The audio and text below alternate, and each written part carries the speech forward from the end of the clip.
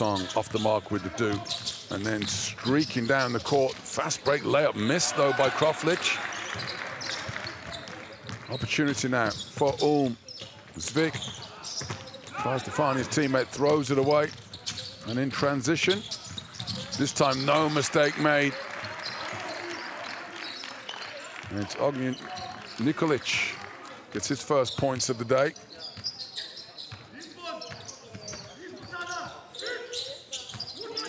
Chefs got no answer there. Look, they're just swarming all around. A Song, they know he's the main weapon, Mega. So Zvik's going to try and make something to happen, and he does. He draws the foul, first foul of the game. And the referee counts it. There's Chefs. Oh, the bump from Kael. And Zvik, rather, was on his way to the basket in his motion. Basket counts. And Joel Zvik, who was so impressive in the Dubai qualifying tournament, gets his first points of the game. And go to the free throw line with his team's first dance at the stripe.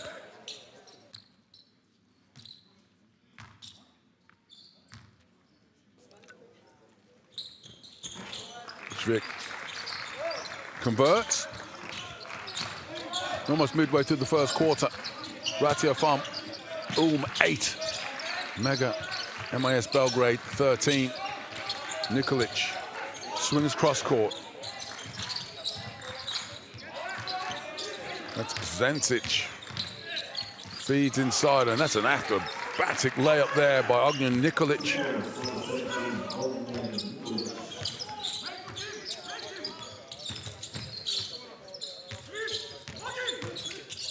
Pick and roll, gets an open look for Ulm, but they can't convert. Sibi with the rebound. Vujinovic drops down low. No look pass, finds a wide open Ognjen Zentic, and then streaking away. Kael with the rejection. Jack Kael with his second block of the game, and has about that for a catch and finish. Abdurrahmani Sibi taking the dime. Beautiful hustle play, first of all, from Kael. And then the other end, Vujinovic just hangs it up there. Sibi lays it home softly. Timeout called by Ulm. They are on the rack early in the first. Ulm 8, Mega 17.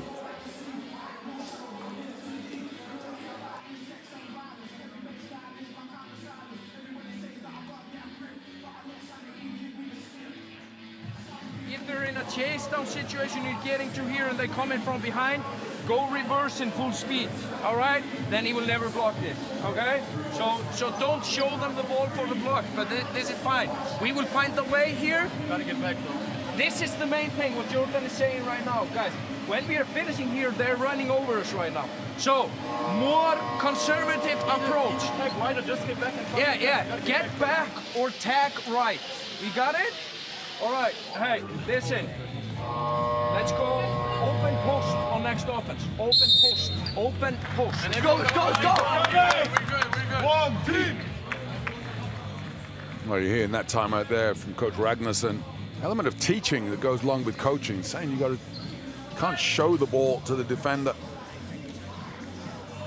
That's why you're getting their shot blocked, although you have to say that second block in particular from Kael. I think he was probably the only person in the gym that thought he was going to come and get it he did.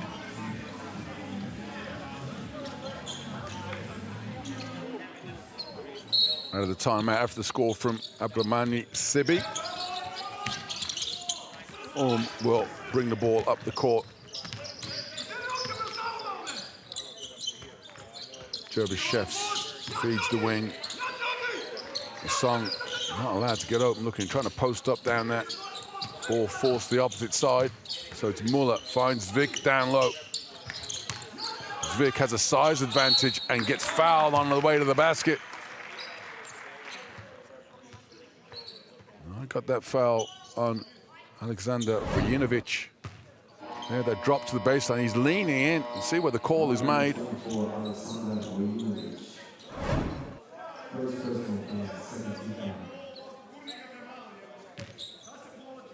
And Joel Vick, player we said to keep an eye on.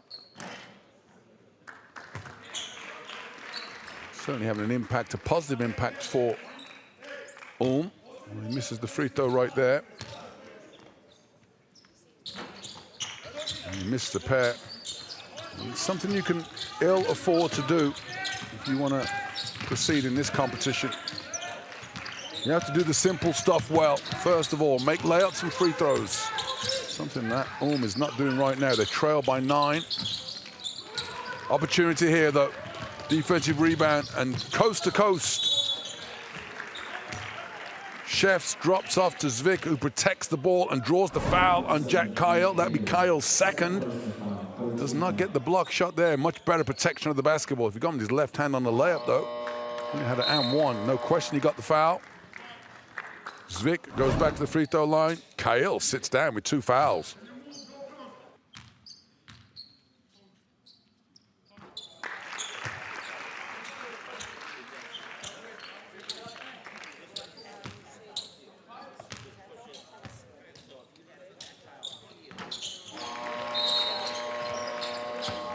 Well, there's nothing like getting the players wrong 4 or 5 times.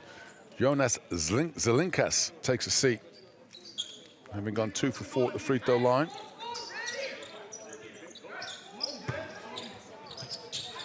He's replaced by Niko Jurkic. Mega by 7. Junovic. Showing why he's, of course you say he's showing why he's been such an effective player, and he throws it away. Loses the handle at half court. Alexander Vujinovic, faultless until that point in time. Commits his team's 2nd turnover.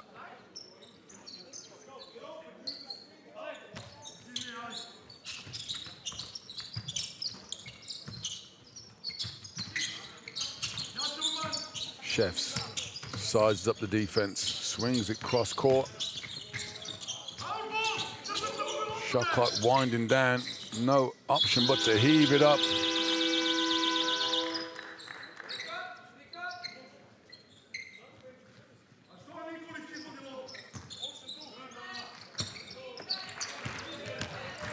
Mega somewhat in control, lead by 7 points. Deep into the first period here. First day action of the ANGT finals in Berlin. We're in the Uber Music Hall. The whistle is blown, foul is called. Both teams now have committed 3 fouls in the period.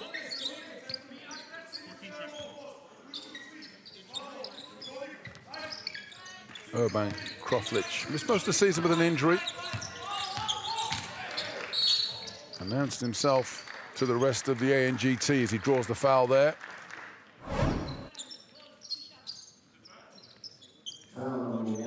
Mega did not perform well in the qualification tournament. Some would say that the likes of Kroflich and Kyle are the reason why they would get the wild card invitation. Mega, of course, champion only 2 years ago.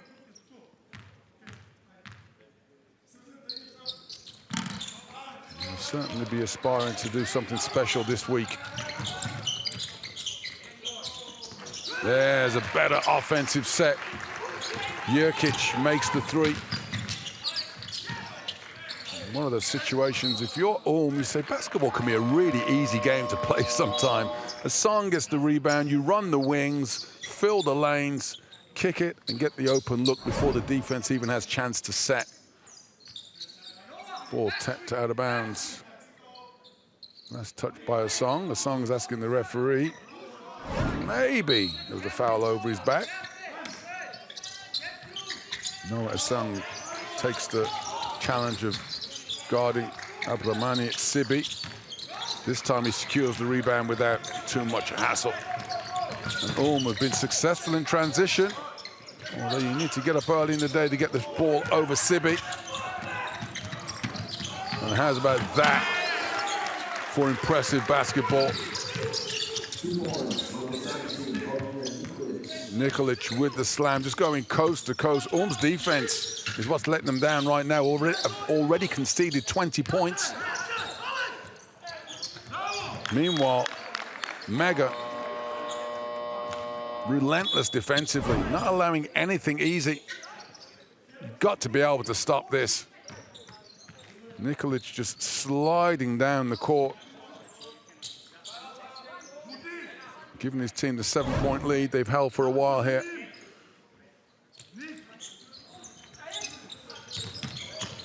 On the drive. Oh, no whistle blowing there. Had a lot of skin on skin as Jurkic drove down the lane. Ultimately, it's a clean block. The ball knocked out of bounds. No points scored on the inbounds, and so it's Mega again in transition.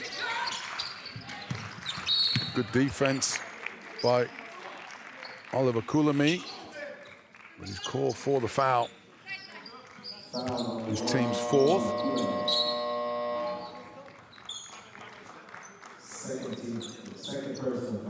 That's the fifth foul, excuse me, not the fourth. So we got free throws the rest of the way in this first period for any defensive fouls by Ulm. Mega still have one to give. First day jitters, an excuse for free throws not falling, perhaps. Petar Milosavljevic. Excuse me, Petar Milosavljevic. Going 1 from 2. And his biggest lead of the game so far. Ratiopharm Ulm 13, Mega MIS Belgrade 21. Song tries to lean through. He's looking for the foul, and of course, when you're playing for a foul, you're not concentrating on making a layup. And meanwhile, while you're arguing the referee, the opposition's coming back the other way. Milosavljevic with the athletic layup. It's a 10-point lead. Strong drive, nice finish there by Kulami over Sibi. Under 2 minutes left in this opening stanza.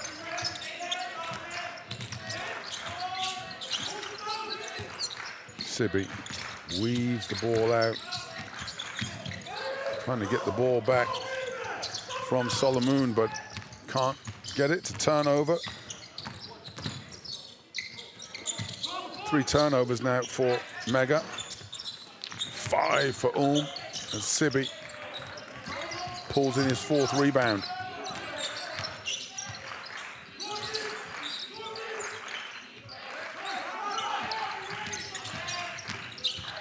The drive, Kroflic gets it partially blocked by Asong. And it is the number 8 of Ulm who goes transition hard for the basket, and he's fouled. I've got that foul on Milosavljevic. No, Asong will go to the free throw line.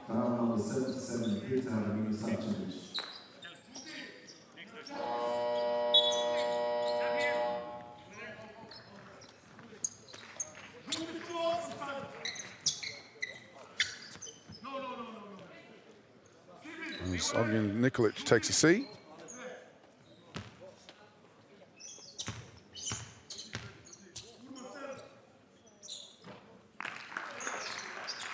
First one is good. One to come for the young Frenchman, excuse me.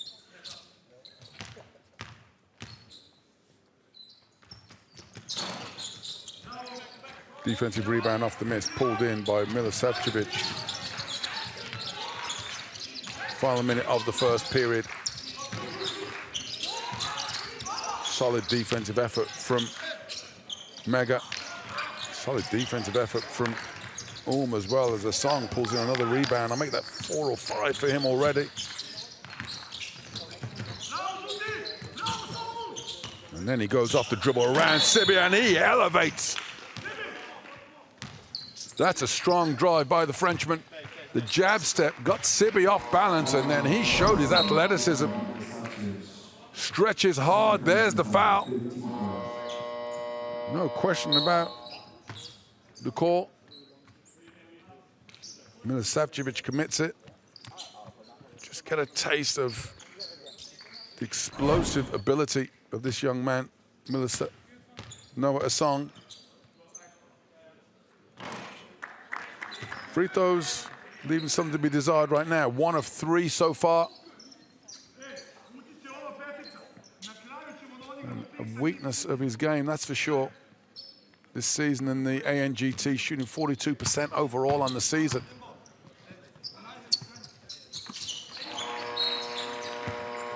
Converts to second. And talk about average minutes played. Managing court time for the players is really important. The song takes a seat. I'd love to have him out there for 40 minutes, but he's a young man, not a machine. Mega checking the clock. Kael playing with 2 fouls. Well, the extra pass probably wasn't needed, although Urban Kroflic shows it was the right thing to do. Vujinovic gives up his shot, and Urban Kroflic drills the triple. And that ends the period. Impressive offense and defense from Mega. Teams head to the benches.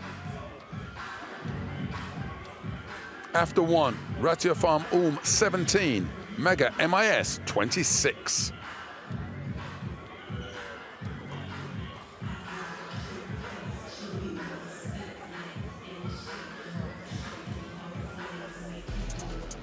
Well, the highlights will show the conversions, but it's been a difficult first 10 minutes for both teams. They've had their highs and their lows. The offense of Mega has been impressive, but their defense even more so.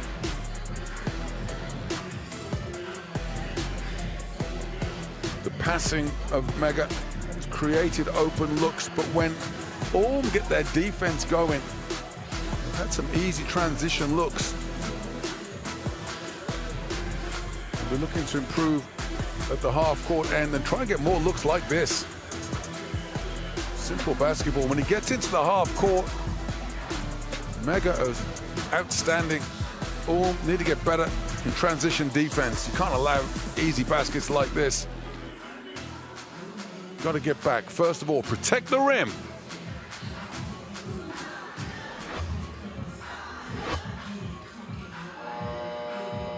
Well, we look at the numbers.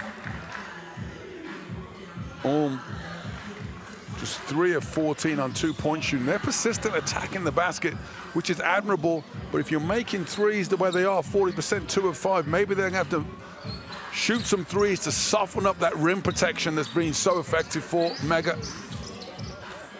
Rebounding tight, just +2 for Mega. Both teams with 3 offensive rebounds.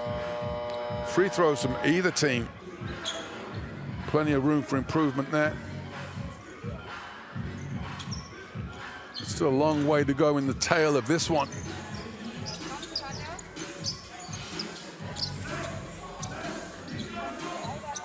Ulm controlled the jump ball at the beginning of the game, so it will be Mega possession to start the second and the third periods. They currently lead by 9. Straight away, Kroflic goes to work on the drive, draws the foul on Sanovska. Lucas Sanovska just got his body the wrong side of him, so then when Kroflic comes back to the basket, he was always at risk of committing the foul. Indeed he does. And Urban Kroflic makes the first.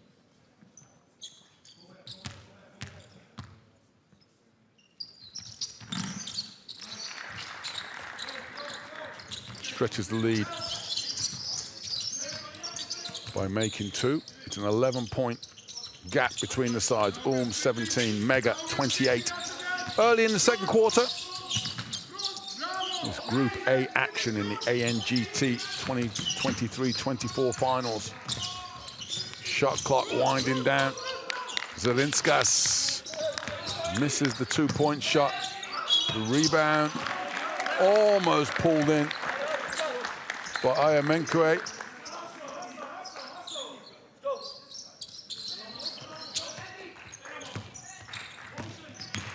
But ultimately it goes back to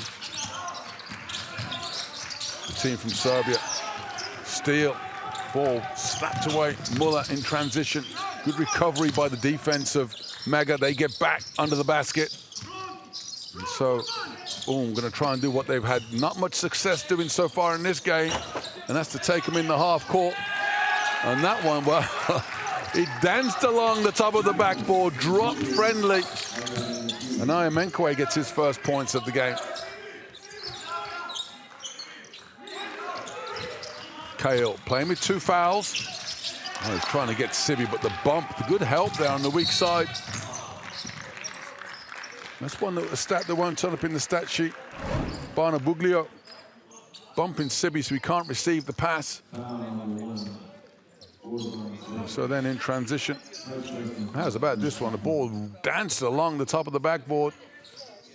Everybody thought it was going out of bounds. Instead, the one man who did not gets the points. All possession on the side. They trail by 9.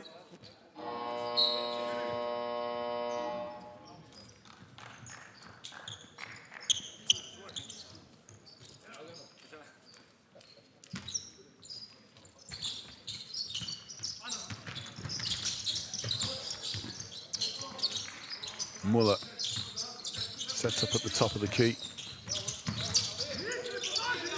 It's a tough pass to catch, but he does indeed pull it in. Ayamenkwe stretches up, brings it home.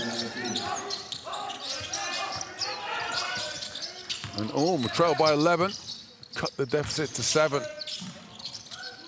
A chance for more if they can get the loose ball. Ball ends up in the hands of Mega, and it's Kael. Hands up underneath, that's a nice pass. Jack Kael just slips through. Emil Savcevic goes to 5 points. Gives his team a 9-point cushion. Sagging man-to-man defense from Mega.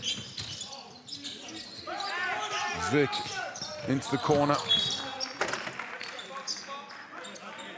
Ball goes out of bounds. Stay here at this end of the court.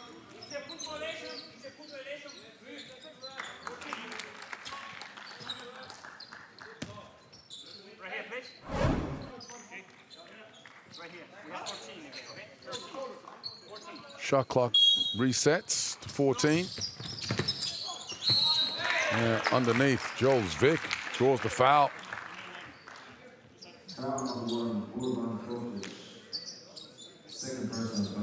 Kroflich commits his second foul, so a bit of foul trouble creeping in for Mega. Kroflich and Kael now both playing with 2 fouls. We've got a long way left until halftime. Joel Vic, number 7, at the free throw line. Second trip for him. Made his only attempt so far. Makes it 2 from 2 with 1 to come.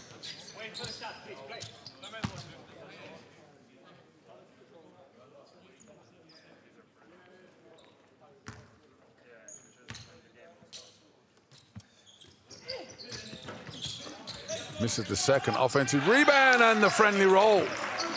Ayamenkwe starting to have an impact on this one. Struggled at the start of the game. Well, struggled, and he gets the block, but the referee calls the foul. Strong move by Ognjen Nikolic, gets Ayamenkwe on his back. And once he's got him there, yeah, the hand on the back, and he gets him on the head.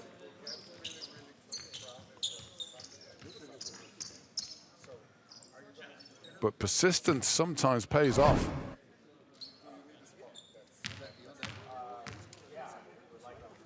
Ayamenkwe getting some coaching. As Nikolic shoots the free throws, misses the first.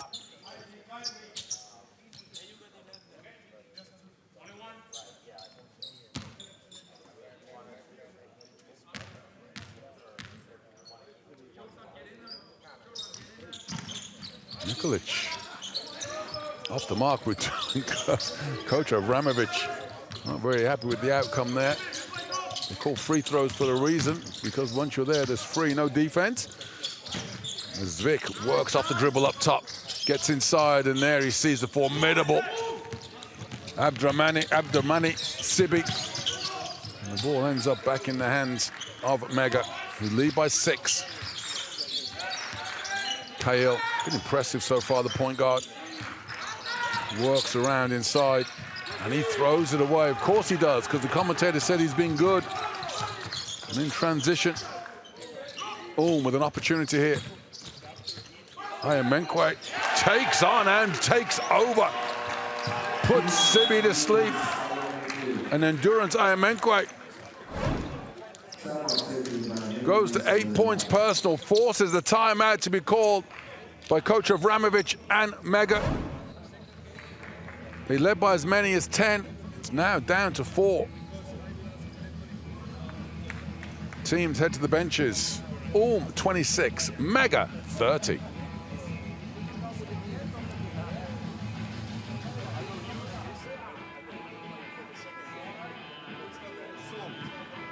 You pass the ball to CB, then you play again, and they're in drop after that, or in switch, whatever. Now, if they play side, CB, open. This guy from this side must go and take the ball, set the screen and roll down. You must move.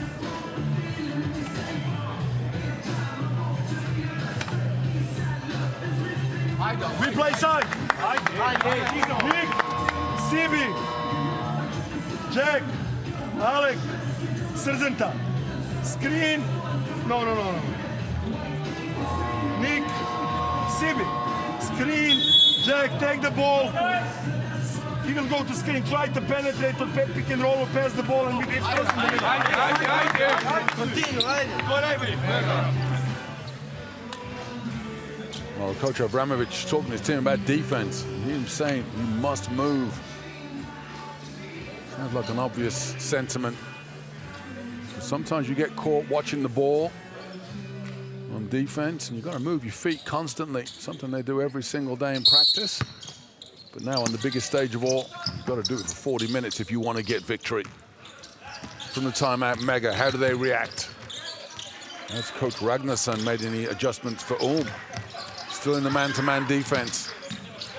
Kyle has his shot swapped away, and Ayamenkwe has really stepped up and starting to take control of this game at both ends of the floor. Endurance, the number 10 of Ulm, forcing the turnover. Yeah, he just comes in, just good hands, good position, moving his feet as well. Was he listening on the timeout of Mega? And then in transition, Zvik draws the foul. Alexander Vojinovic commits. And it'll be an Ulm possession on the side. Jervis Chefs will take it out.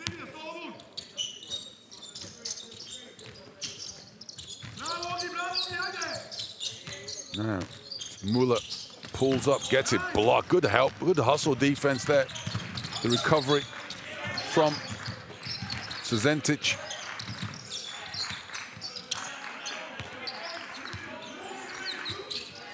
Now, Solomon drives, kicks, the jump shot is away. Off the mark, gets his own rebound, Vojinovic. And he leans in, and Sibi loses out, going for the rebound. Hustle defense, though, again, Vojinovic. Excuse me, it wasn't Vojinovic, the illegal screen is called. It was Srzentic who stepped in. Ayamenkwe, not static. See him walking in, you've got to be absolutely rock solid. The moment you stick your hip out, it's a foul. Ball will go back to Mega. Well, if you're going to set an illegal screen, the worst place to do it is in the middle of the floor, right in front of the referee. Lucas Solomon misses the three-point shot. Neither team really smothering themselves in glory from deep.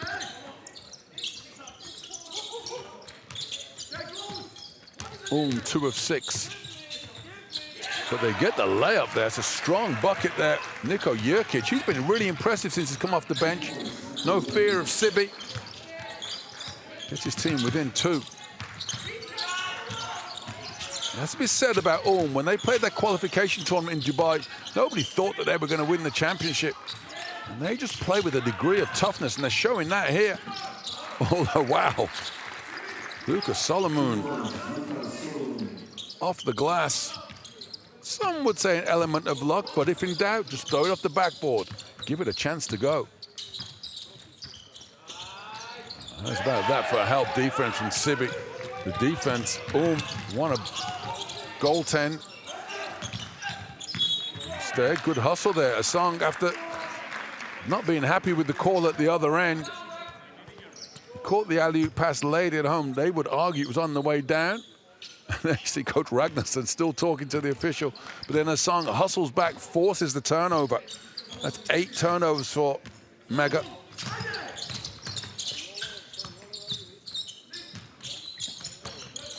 Asong tangled up with Sibi. The screen and roll there.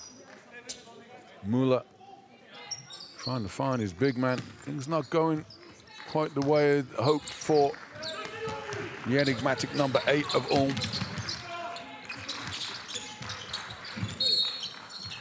Whistle blows. It is a foul, and it was a defensive one that's called on number 14, Niko Jurkic of Ulm.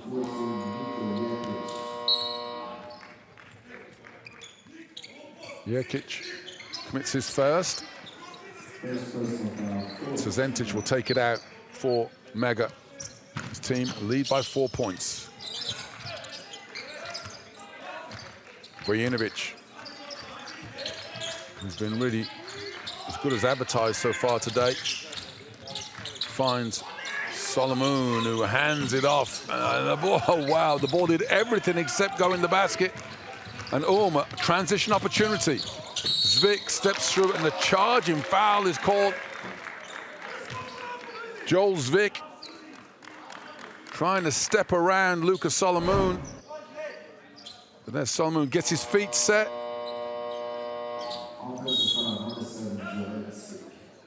Zvik heads to the bench. And committed his first foul.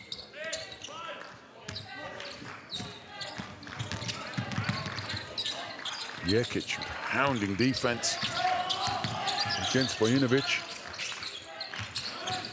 Cezentic takes the extra step. He wants the dunk for Sibi. Instead, he gets the ball back. Shot clock running down. Solomon with the or near half-court heave. Gets nothing but air. And the ball goes out of bounds. Shot clock violation. And if not a violation, well, the ball, either way, goes back to Ulm.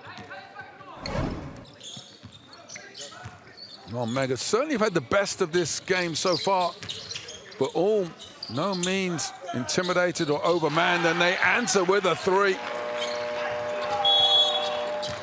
The triple is good from deep, and the timeout is called by Mega.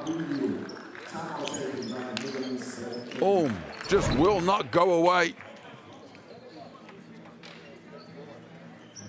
The 3-point score gets them within 1. Timeout on the floor. Ulm 31, Mega 32.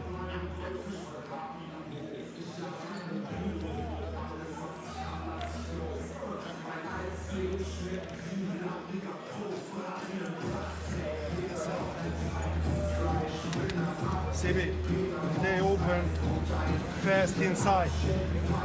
Sibiu, pas, Ale Kranj, Niki, ovdje imamo 2 na 1. Ako to ne bude, da, ako nemamo to, Ale, nadriblamo na stranu, cross screen, Sibi, open, Nik, low post, high low.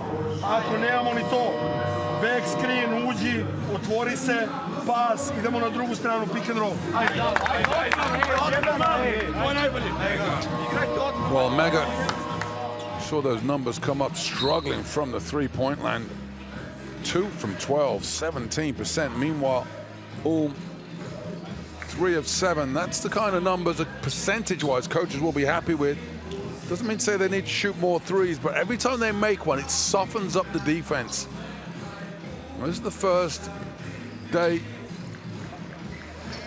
of a tournament. These kids are under 18 years of age, so they've got plenty of energy, but their energy, they don't know how to control it yet. They're not veterans, so fatigue will kick in, and when it does, you'll get easier looks at the basket.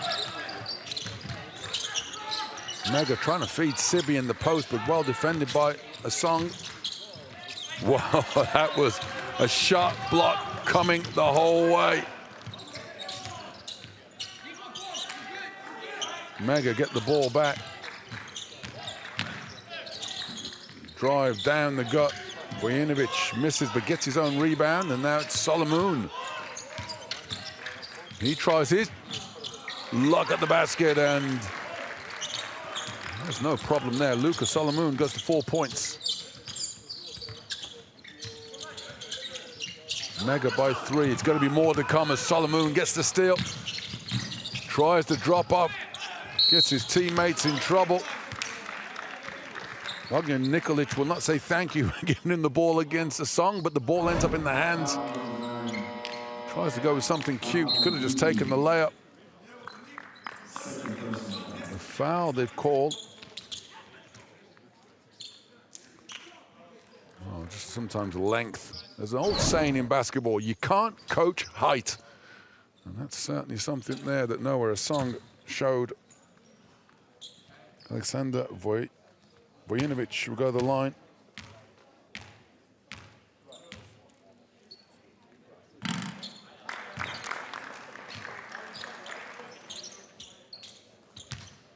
I'd say, fair to say, this is a nervy game so far. Both teams, neither one's really having much success offensively. Mega, after 26 points in the first 10 minutes, have scored just 8 minutes here in the next 8 minutes as Noah Song. Well,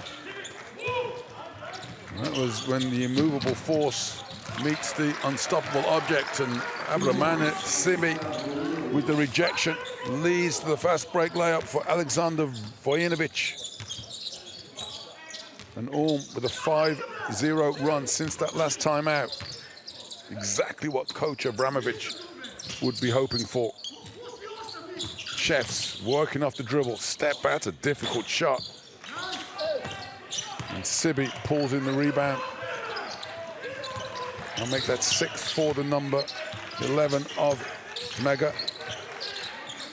Luka left open, Sibi rebound.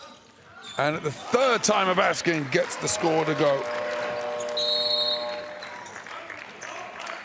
Abdurrahmani Sibi battles away underneath, gets his shot blocked the first time, but then he stays with it, gets the score. He goes to 8 points personal. His team's lead is up to 7. Timeout called by Ulm.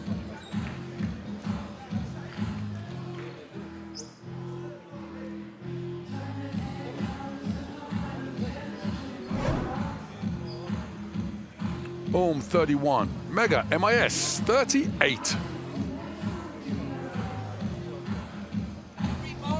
Turning it over on the way up is not the way for success. All right, make sure we take care of that. We good? All right. Hey, let's go open pass wheel. Okay, open pass wheel with you as a screener, and you will through. All right. Okay, let's go. Come on, guys. Good. Whoa, rebound,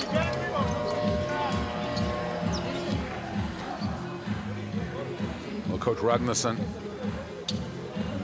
parting on his team, the path to success. Talking about turnovers, his team have thrown the ball away 10 times so far in this game.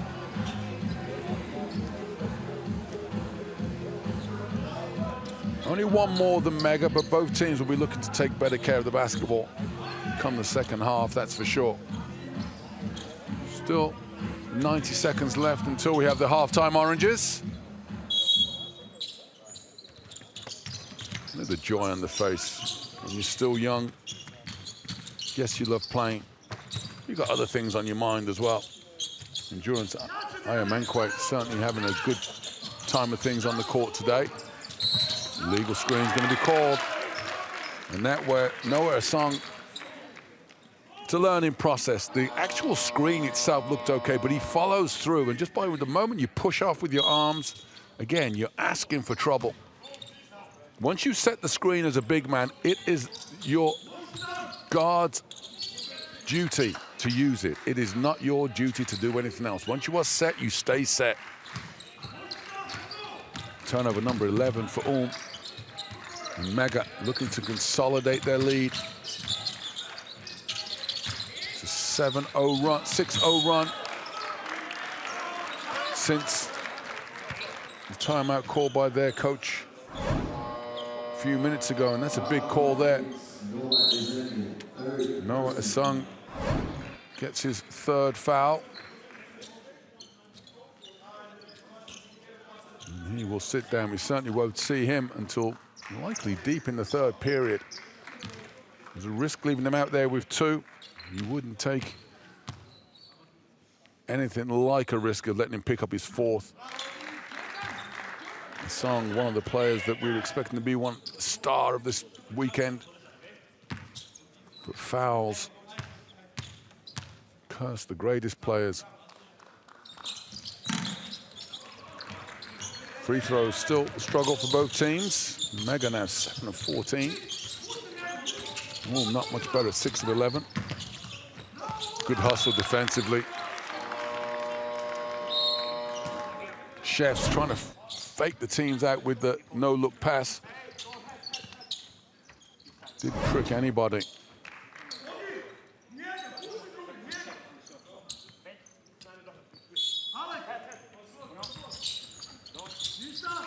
We get the inbounds now. Zilinskas. Hands back to Muller. Shot clock running down. Muller gets fouled in the act of shooting, and he'll go to the stripe. Solomon commits the foul. Just he's off balance there, so then as the recovery call, no, it's not. It's Filipovic who gets him on the arm.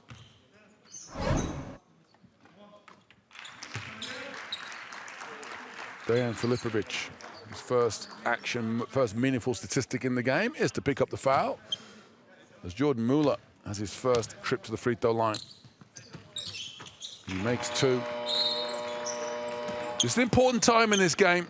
Wherever this game gets at the end of the fourth quarter, we're talking about key moments. The end of this second period has been crucial. Mega lost the lead. Ulm got within one, 31-32. Since then, Mega have taken control, but if Ulm can get a stop and a score here and get in at the half within 5 points, they'll feel like it's a victory of sorts. Certainly will set a foundation for the second stanzas as Abdurrahmani Sibi goes to work down low. Tries to find Nikolic underneath the basket, but the defense from Ulm is strong. It's a toughness that Ulm has defensively. They just throw their bodies around, don't give you anything easy.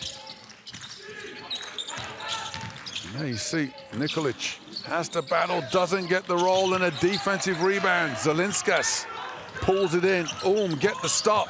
Can they get a score and take momentum in at the halftime break? Chefs working off the dribble. Shot clock, game clock winding down. Chefs gets through, drops into the corner, and the three ball's away, and it is off. But there's a hustle, rebound. Muller missed the three. Zilinskas couldn't get the shot away. And a strong defensive hold from Mega MIS to close out the second period. Teams head to the changing rooms. Tough defensive battle between two high-quality teams. At the half, ratiopharm Ulm 33, Mega MIS Belgrade 39.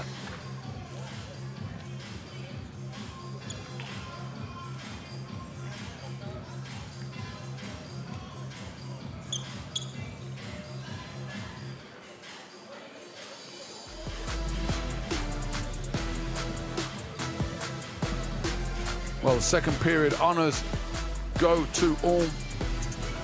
Mega had a big first 10 minutes of action, scoring 26 points. That was halved in the second period, allowing Ulm to get right back in it.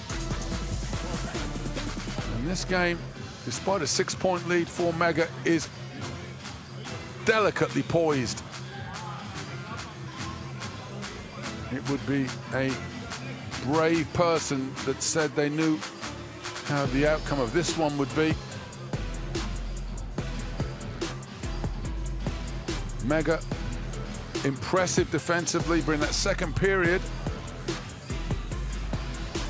Ulm just shaded it Neither team really having much success in general across the floor. It's a game that's been led throughout by Mega. That's one positive for them. But for Ulm, if they can correct some of the easy baskets they've given up, they'll feel confident. The problem for them is finding a way to get easy scores themselves, because Mega, as advertised, have been rock solid on the defensive end of the floor.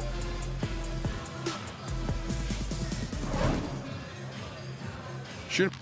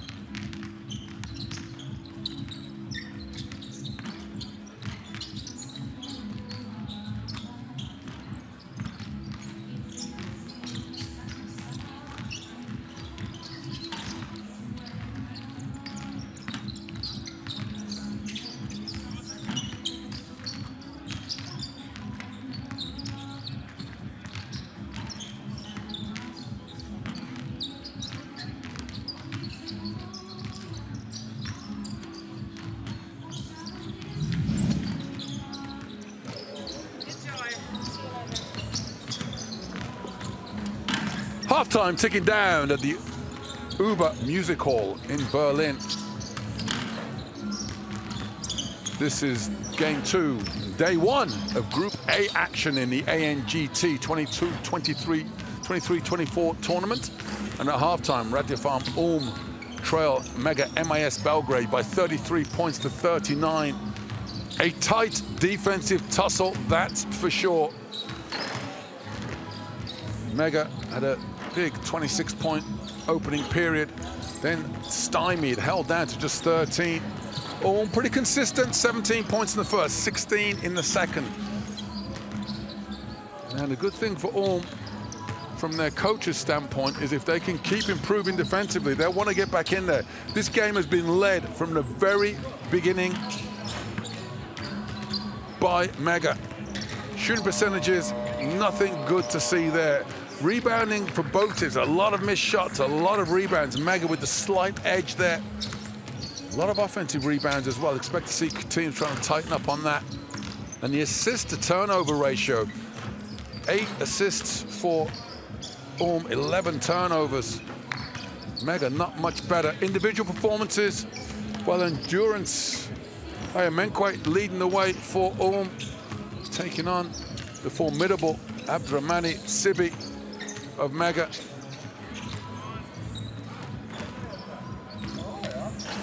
Looking at the Armani Sibi. Got 10 points so far. I assure you he's not averaging 0 points on the season.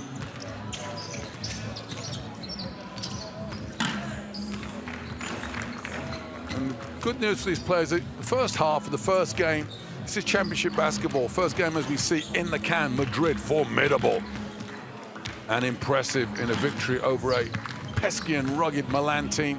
Still to come, Barcelona and Berlin, the hosts, come up next, and then the nightcap, albeit in the middle of the afternoon. It's INSEP of Paris against the overtime elite. The first time we've ever had a team from the United States in the ANGT. It'll be interesting to see the dynamic they add. For these two teams, they're not worried about Americans. They're certainly not worried about the Parisians. They head to the benches, worried about the Germans and the Serbians. Second half about to get underway. Final instructions from two teams, very much in this one.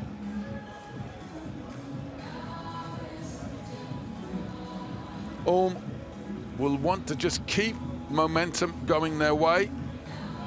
Mega have played in spurts. That's the best way to describe that. And they'll want to have just one more than the opposition. Just have a little boost every 3 or 4 minutes. The way Mega plays basketball, the way that they'll be most successful is if they keep their defense consistent, and then every now and then that defense forces a 6 or an 8-point run where the opposition can't score, and that's how they win. They're not going to blow you away with their offensive numbers. Meanwhile, for Ulm, well, it's just toughness. Hang around. They want to be there when push comes to shove, when we get down the stretch. They won't mind sneaking in here and stealing the victory. We'll see if the starting fives come out. Let's see if the gamble is being taken by Coach Ragnarsson of Ulm. His star player, Noah Asung, with 3 fouls.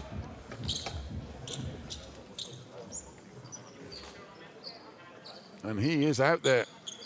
Armani Sibi, the big man of Mega, causing all sorts of trouble. But Asung and Menquite out there for Ulm. Trailing by 6 in possession. It is Jordan Muller who gets us going to start the second half. His big lineup for Ulm starts with a 3-point bucket, which is off the mark. Jack Kyle picked up 2 fouls, but also 2 really impressive blocks in the first half.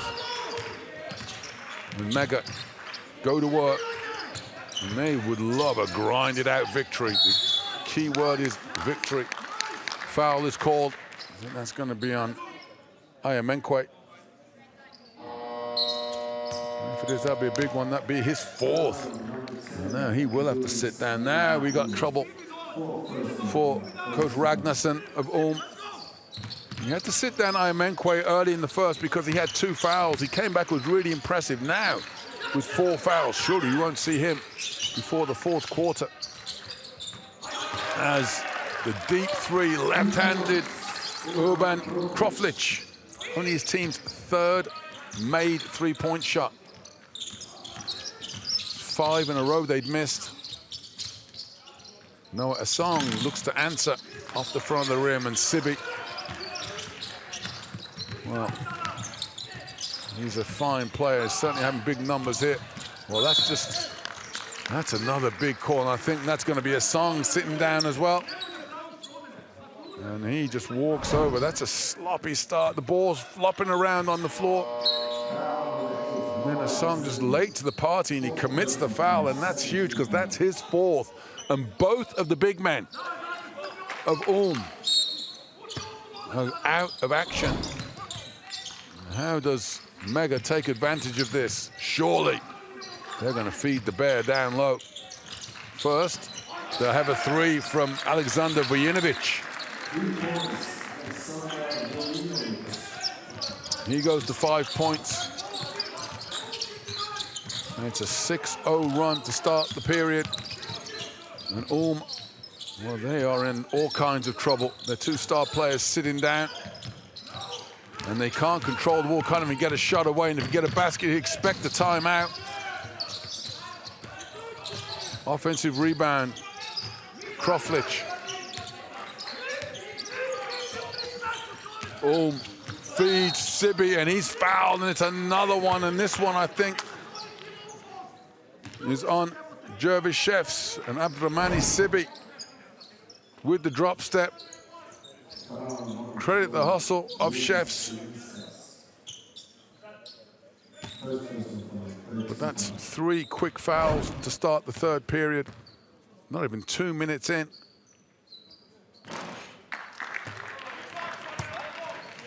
And while Mega continue to have their woes at the free throw line,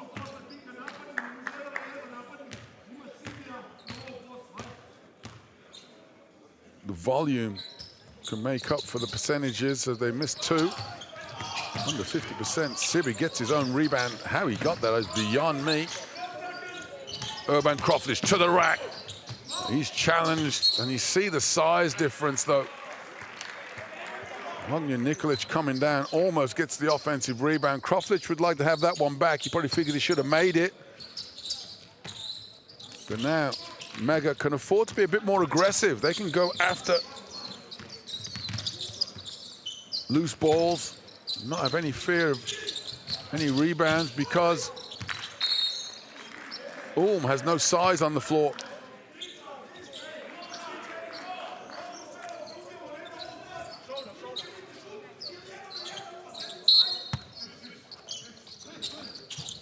Nine on the shot clock. Ulm gonna have to get hot from somewhere, anywhere. Got to get a shot off first. Chefs is fouled on the way. Whistles coming thick and fast at the start of this period. Abdurrahmani Sibi commits the foul. Good news for Mega, that's just his first. Jervis Chefs will go to the free throw line.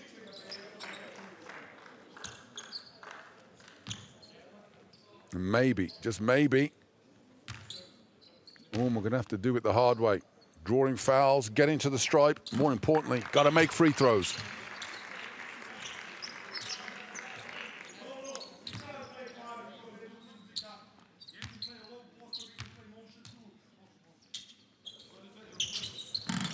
Chefs gets the friendly roll on the second free throw.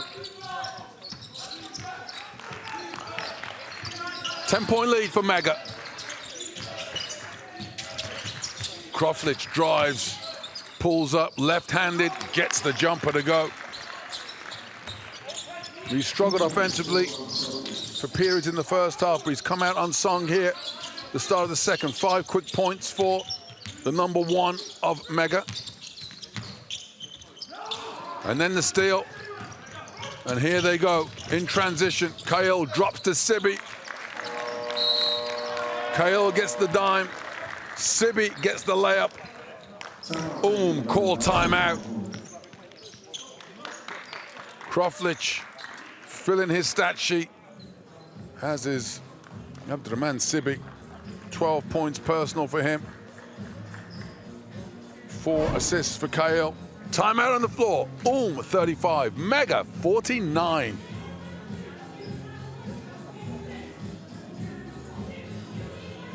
Can't even get open on a single fucking chin screen.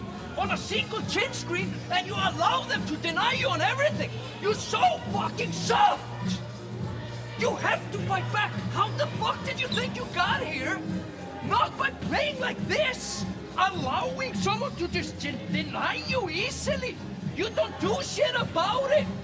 You got here by playing like a warrior, not like this. You have to fight back. We got that? That's it. Let's go line fist wheel if you want the fight. Line fist wheel with speed. We need to do something here because this is embarrassing to watch. Let's go. Team, 5 left points. Well, apologies for the colourful language you may have heard in the timeout.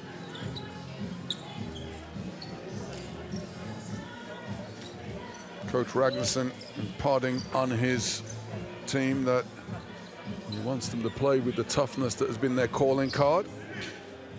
Well, I hope for a better selection of language in the future. Back on the floor, the biggest gamble he's got is Noah Song is back out there with 4 fouls for And let's see how they respond. Mega have the bit between their teeth. They lead by 14. It's a 10-2 run to start the second half. As the Song goes to work off the dribble, draws the foul on Sibi. That's his second. The Song just 2 of 4 at the free throw line. Well, nobody wants to have foul trouble. If you're Mega, given that a Song is playing with 4 fouls, you can afford to go after him. I mean, defensively as well on the offensive end. He's not going to play with wild abandon, so you can try and step in there, draw charging fouls. Anything to get him off his rhythm. This player had a PIR of 54 in the championship game in the ANGT Dubai qualifier. And today, he's at 1. Make that 2 as he gets his free throw to go. 6 points, 7 rebounds, 3 blocks. But more important for him, his team trail by 12. Sibi working against the Song straight away. They want him to foul out, but he has to kick it back, and there's an open look. Missed 3-point shot. Chefs working off the dribble. Muller, excuse me. Drives inside. Song with the 3. Doesn't get it to go. So they go right down the gut at him. The miss from Kroflich. And in transition, Muller, a little bit optimistic there with the 3-point bucket. Not so much there from Mega. A Song with the defensive rebound. That's his 8th. 9th rather. 9 offensive rebounds for Noah Song. Hasn't got a single offensive rebound yet. And doesn't need to get one here as Joel Zvik gets the layup to go. Positive response from Ulm. They trail by 14. They've cut it to 10. But it's that young man again, Alexander Vujinovic, off the bench. 7 points, 3 assists, 5 rebounds for him. This performance from Mega, no individual hero. It's been a collective. Chefs gets the basket. Still a 10-point lead. Now Asang has to stand back, just watch. And there, the inside points. That's the help defense there. Jerkic wasn't helping. Should have bought a ticket for that defense. Allows Nikolic to go to 7 points. And that is it. Noah Asang called for an illegal screen. That one's marginal. For a player with 4 fouls, you question whether or not you either want to risk making that play.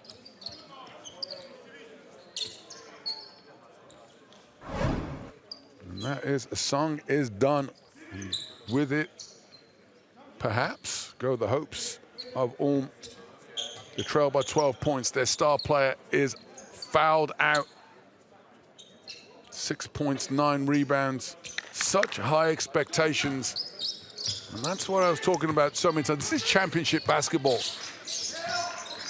Your reputation means nothing when you step on the floor. You've got to get out there, you've got to get the job done. And foul trouble stops many a player and unleashes the fury of Abdurrahmani Sibi. Now the game's leading scorer with 14 points. Ulm on the rack. And it's going to get worse as Bojinovic goes coast to coast after the steal. 9 steals for the team, 18-point lead for Mega. Ulm are being put to the sword right now. Zvik tries to take on Sibi, who grabs a hold of the basketball. And we'll have a jump ball, and I would only expect one winner in this one. It's a possession arrow, excuse me. Yeah, see, you've got to grab the hold of it.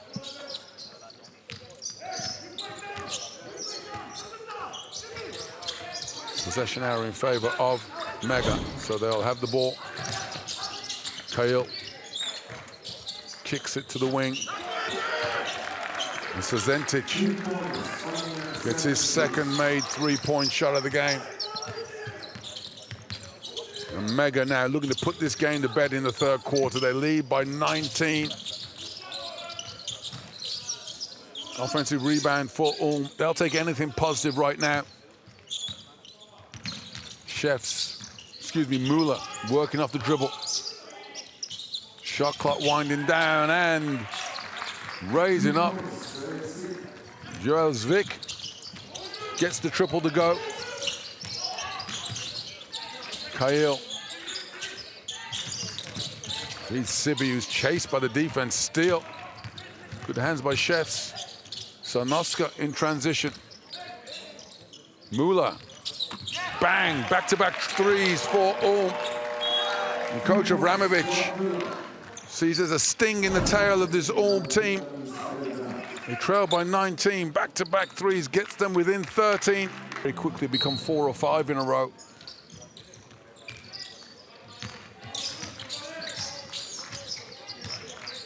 So you stop the action, reset, and get back to work. Kale working off the dribble. Shot clock hits 10. Kroflich. Right moment to move it on. And then at the other end, the defense again from Mega. Bend but don't break. Allow the shot, force the miss. That time, Jerkic misses. Now opportunity for Ulm in transition. Sarnovska, left-handed layup. Well, the toughness that was advertised from Ulm is starting to come back. But they need to play pretty much error-free basketball now if they want to get back into this one. Zelinskas hands off. Kulami misses the jump shot. Or goes to the stanchion at the back of the basket, so it will be Mega possession, leading by 16. We're in the dog days of the third quarter here in the ANGT Berlin. Group A action. Ulm 49, Mega MIS 65. Make that 68 as Ognjen Nikolic bangs home the 3. Nikolic, been impressed off the bench. 12 points, second leading scorer in the game now.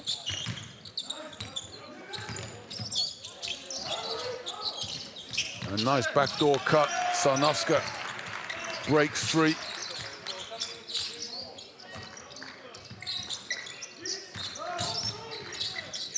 10 assists for Ulm, 18 for Mega. The difference between the teams is becoming stark. There's Urban Kroflich trying to feed Sibi down low, gets it, Sibi, second chance. And there was only going to be one winner once he got the ball that close to the basket. Abdurrahmani Sibi, 14 points, 10 rebound, double-double. PIR of 27. Almost taking care of Ulm by himself. And then the foul, and it's unsportsmanlike, he's called. Lukas Sarnowska. Well, he misses the jump shot. Kael's got the rebound, ends up with the loose ball. And that's why it's unsportsmanlike. He's lucky to get away with just unsportsmanlike. He grabs a hold of the foot of Kael. It'll be 2 free throws for the number 7 of Mega, and then possession on the side. Well, Mega have been pretty atrocious at the free throw line tonight. That's 8 of 17 they've made.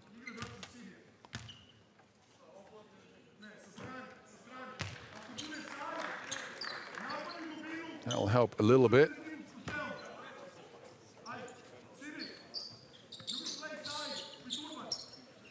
Kael, first points of the game for him. 8 assists, 4 rebounds though, so can't, and a couple of blocks, can't underestimate the impact he's had. Kroflich working up the dribble, showing his one-on-one skills. The step back is up, away, is off the mark. Sibi with the rebound, but he goes to the Ulm player, and in transition, that's a rejection to remember at the end of the 3rd period.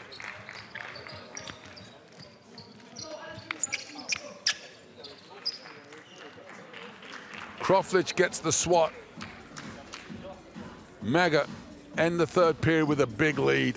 They're led by 6 at the half. Now it's 21. Ulm 51, Mega 72.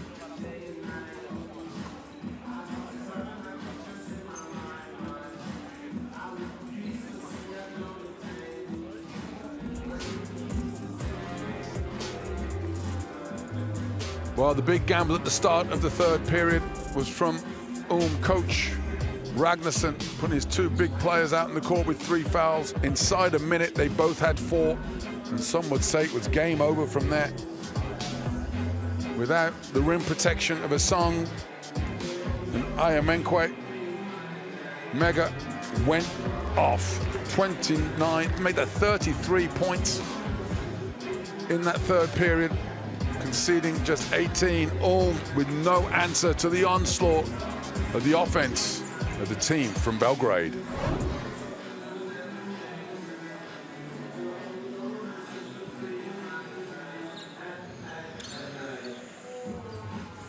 Well, we look at the stats, and the one that leaps out is the assist.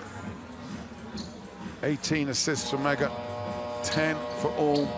We're not going to see the foul count, but the foul count is significant. Ulm have committed 18 fouls, Mega 11. 3 of those fouls from Ulm have been illegal screens, and that's something that is significant because those illegal screens have got their big men in trouble.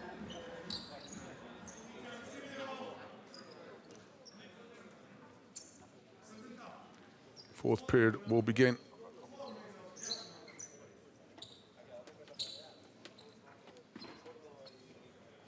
With the Ulm possession. The youngster Zoran Milicic, who got a shot blocked at the end of the 3rd period, will inbound the ball.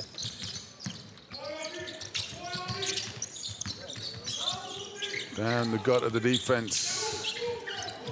Hard drive by Oliver Kulami. He gets nothing though. Kael pulls in a rebound. And here comes Mega again. Looking to extend their lead with the 3, and it is away, and it is good. And Ognjen Sazentic with his 3rd 3-point basket of the game, 3 of 5 from deep. And there's a foul on the missed shot. That foul's committed, I think, by Milicic. Although we're staying at this end of the floor. Yeah, it is. Zoran Milicic with a shove in the back of Alexander Vojinovic. Very quietly had an outstanding game for Ivanovic. 9 points, 3 assists, 5 rebounds. And there, give him another assist as he drops off the dime to Ognjen Nikolic. Both of those outstanding contributions off the bench.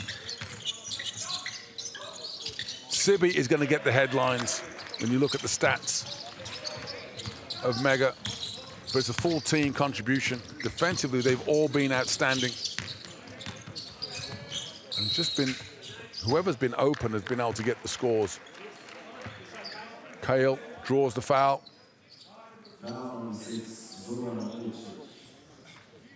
Coach Abramovich relatively relaxed now, but he's going to want every player to keep playing throughout this game. There's no easing up at this level. 2 more games to come. Tomorrow, Mega will go up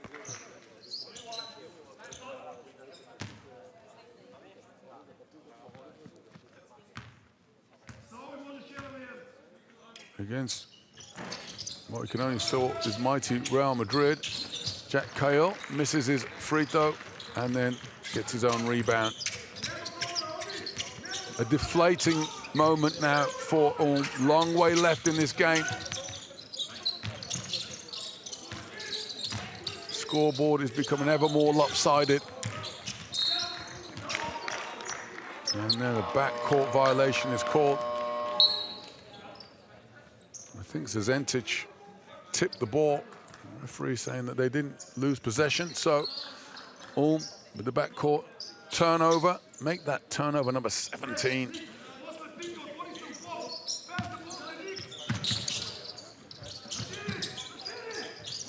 Despite playing hard, there's just not enough size on the court. Agnew Wenke is back on the floor. Wow, and that's it. He is, say he's back on the floor. He's back on the floor long enough to have his name announced by the look of things. And Endurance Ayamenkwe, no sooner is he on the court than he is fouled out. Well, 2 more important players couldn't have fouled out for Ulm if you asked them. And now they really are, well, vulnerable is not the word. Down by 29 points as Jack Cahill is eyeballing a double-double, a unique kind so far in this tournament. We've had 3 players with double-doubles, points and rebounds. Jack Cahill is just 1 assist and 1 point away from doing it of the passing variety. Oliver Kulami draws the foul. Ognjen Nikolic, 14 points off the bench, joint second leading scorer in the game. Milicic, double team, moves the ball on well. Sarnovska in the corner, can't get the 3 to go. Solomon off the bench, breaks the pressure. And there on the wing is the drive and the lay and the score for Ognjen Zezentic. It's becoming oh so easy now for Mega to find points. Milicic having the battle through the defense, can't get it to go, and they're in transition. Cahill, oh, he missed the layup. Sarnovska kicks to the wing, and there's the risk you've got when you go full ball. Luka Sarnovska sailing to the basket, clangs into the body of Luka Solomon. No question of the charging foul.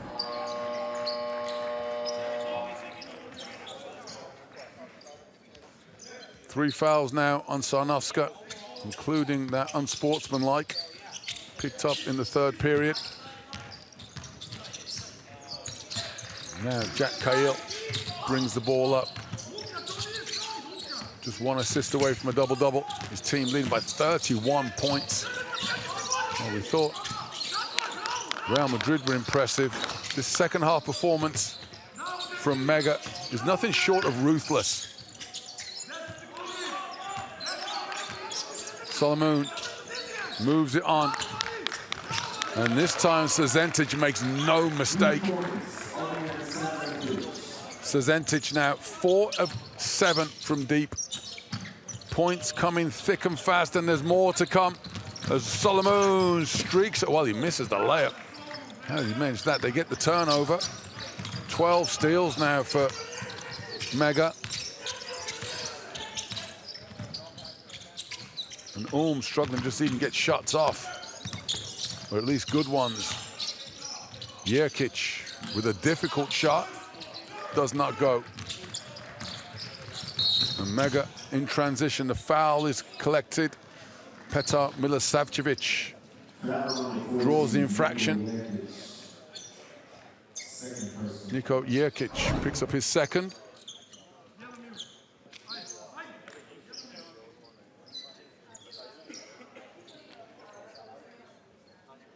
And with that, free throws will begin. 5 team fouls now, 6 minutes left in this game. Painful lesson to be learned from Ulm.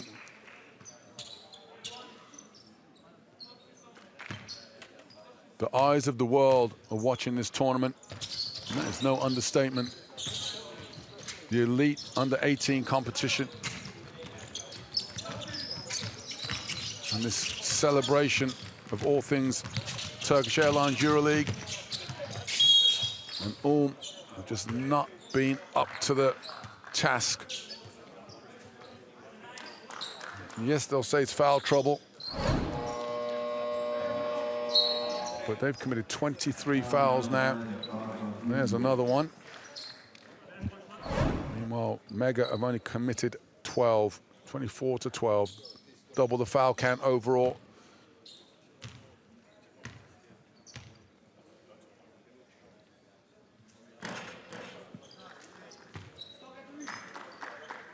Ognjen Sezentic. He's starting to rack the numbers up. Was the first player to make a three-point basket today. And now he's going to sit to the bench with as the game's leading scorer. We've got a timeout called by ratiopharm Ulm.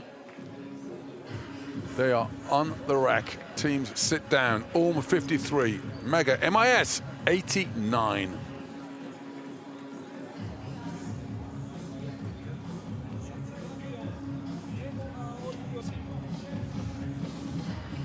I know it's super fun to get more chance to play, okay? But we need to do something and play something. If we get the ball, we pass it to the wing and we go like crazy, okay? Listen, get control, work with fist and twirl, and try to run some offense now, and work together, okay? We got this? Try to play together. Let's go, Right. guys. One, check this pure score. Well, hard to see a path back to success for Ulm. But in these final minutes, it's important to work on doing good things. Get better individually and collectively. You don't become a bad team just from one bad loss, that's for sure. And Ulm will have the chance to show that tomorrow when they take on Milan. On Petar Milosavljevic.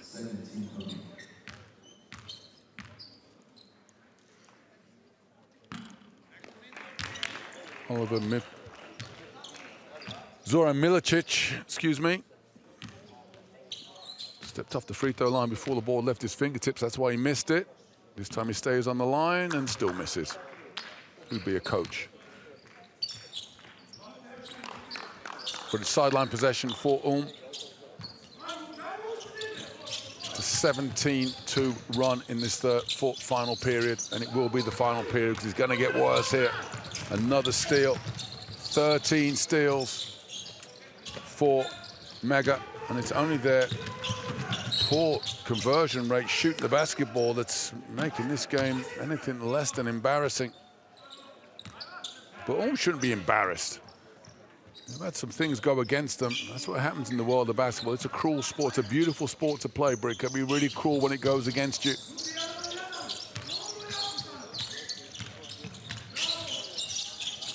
Good solid defense there in the paint. But now, as I say, you don't go from being qualifying tournament champions to scrubs in one day. You've got to find a way to bounce back. You've got to find a way to keep playing. That's what they're doing there. Milo Murray with the offensive rebound. Now down low, Zelinskas gonna have to make something tough happen, and he does. The old up and under. Steps through at the shot clock buzzer. Midway through the fourth period, the 34-point lead for Mega. Almost assured of getting this victory. And they have to do the preparation now to think about Real Madrid. Block shot there for Ulm, but it's stolen back. And Nikola Karalic gets his first points of the game. In games like this is opportunity to clear a few milestones. Maybe don't give up 100 points is one that Ulm can concentrate on. If you're Mega, just keep playing, stay within your system.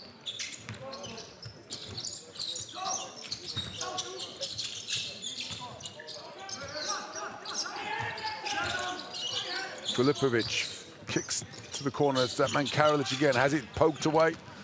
Opportunity here for Ulm. Transition. Murray steps around the defender. And that's how you avoid giving up a charging foul. Milo Murray with his first bucket of the game. Damage limitation now for Ulm, which is not going to happen as the foul is called. Not sure the referee's called it on.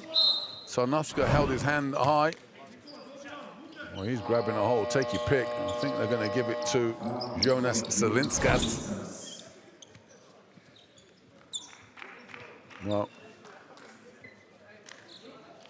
Kroflich, Kale, and Sibi, that's the core of this team. And all three of them certainly performed to a very high standard. But what you're seeing is the depth of this team as well. Because Nikolic, 14 points, Zezentic, 18 points, the leading scorer.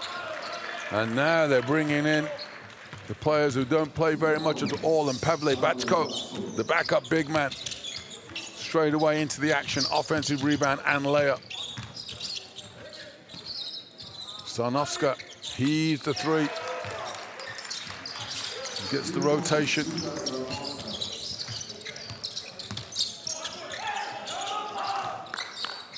Under 3 minutes left in this one. And good steal, good hustle play there. Kulami feeds Bulio. He's on the board now. Ulm 62, Mega 94. About 2.5 minutes left in Group A action in day one of the ANGT 23-24 Berlin finals. First game comfortably won by Real Madrid. This one is going to be comfortably won from the team from Belgrade. Well, there's a late spurt here from Ulm, looking to at least try and win the quarter. There's a whistle on the weak side. Ball poked out of bounds. Murray judged to have knocked it out. Final 2 minutes. Mega looking at that 100-point mark. Ulm looking to get this one down under 20. Wow, opportunity there turned down by Zelinskas. And that's why, because he finds a wide open Oliver Kulami.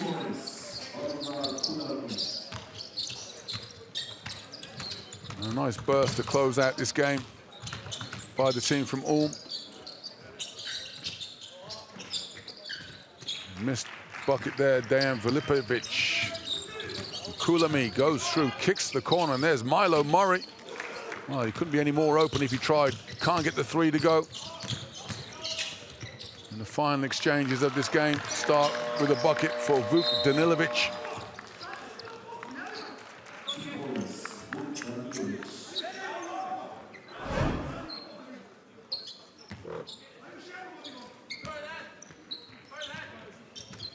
And the backup players are doing their club proud for Mega. There's a foul called there, Mega with fouls to give. So Kulami, who's played hard every moment he's been on the floor. 7 points for the young number one.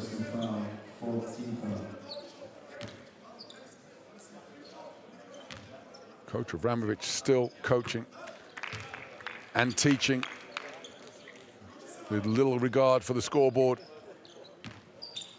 He wants his players to learn the whole way.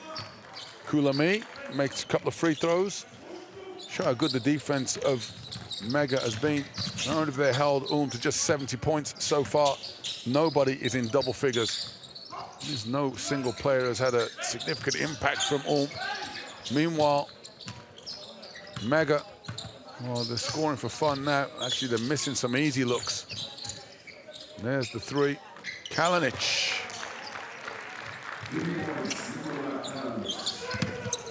Kalinic goes to 5, personal. And there, Mega 1 point away from that important psychological 100 mark. Looking to get it here, and they'll have the opportunity as Luka Sarnowska picks up his 4th foul. And that will send Vuk Danilovic to the free throw line. He'll have 2.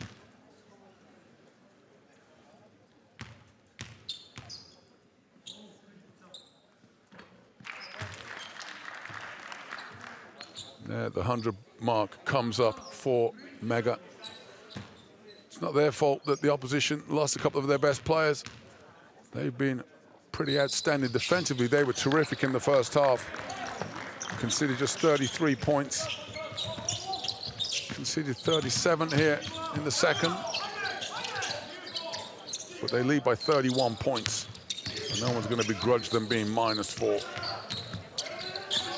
6 seconds between shot clock and the game clock. Oliver Kulami stumbles, fumbles, kicks the ball. Zoran Milicic is off with the 3. And that should be just about it. 4 seconds left in this game to Mega possession on the baseline.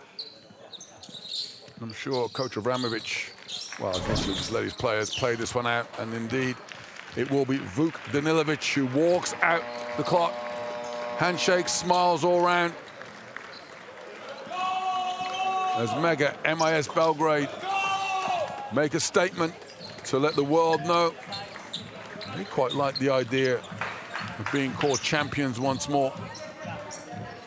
For Ulm, lick their wounds. The good news for them is it's only 1 game out of 3. Final score, ratiopharm Ulm 70, Mega MIS Belgrade 101.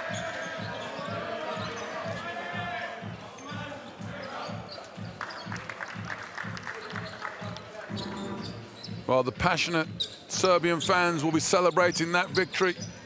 Disappointment for Ulm, they will have better days. And I'm sure their coach will tell them, you got 3 games.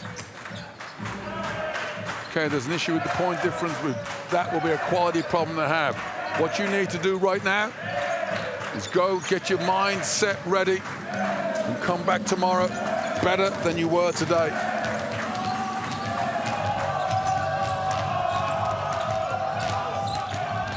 The MIS Mega Belgrade machine rolls on. What a performance. What a job that man's done there. Credit to Coach Avramovic, champion 2 years ago, and has brought his team back here ready to go to work.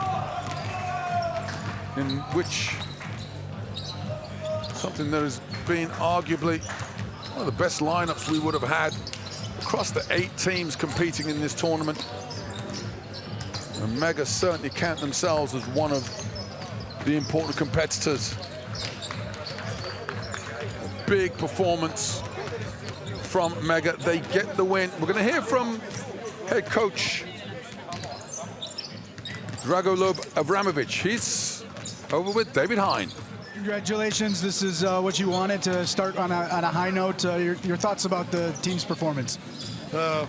Like on every other tournament, the first game is the most important because everybody's so upset.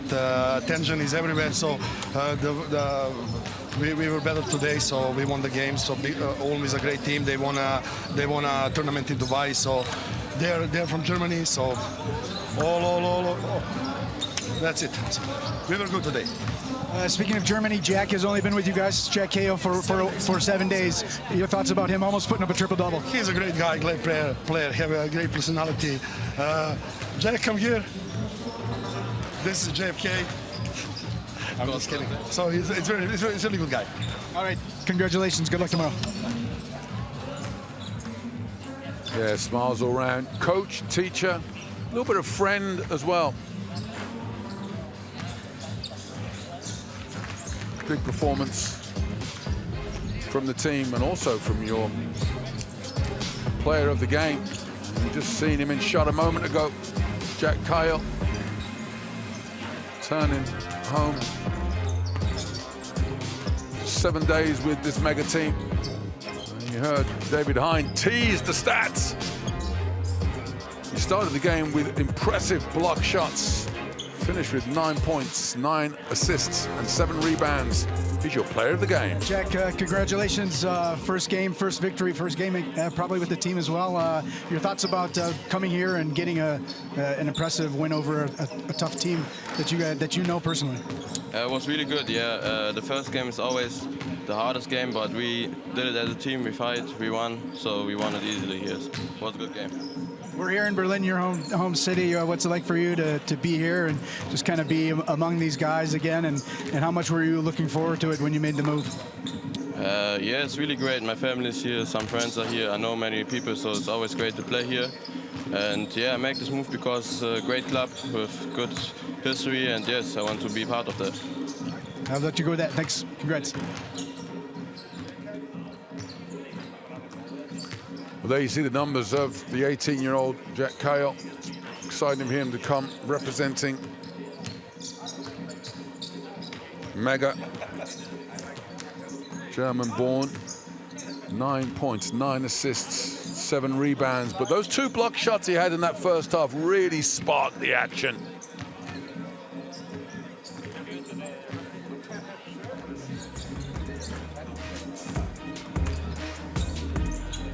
Well, the highlights roll on an entertaining conclusion to Group A action for today. Mega making the statement, trumping the ace of Real Madrid, who had a big win in Game 1. Mega came back even better in Game 2 against a rugged Ulm team that will have better days. Foul trouble really put Ulm on their back foot. And with no big men to protect the rim, it was left to that man, Armani Sibi, to just dominate in the paint.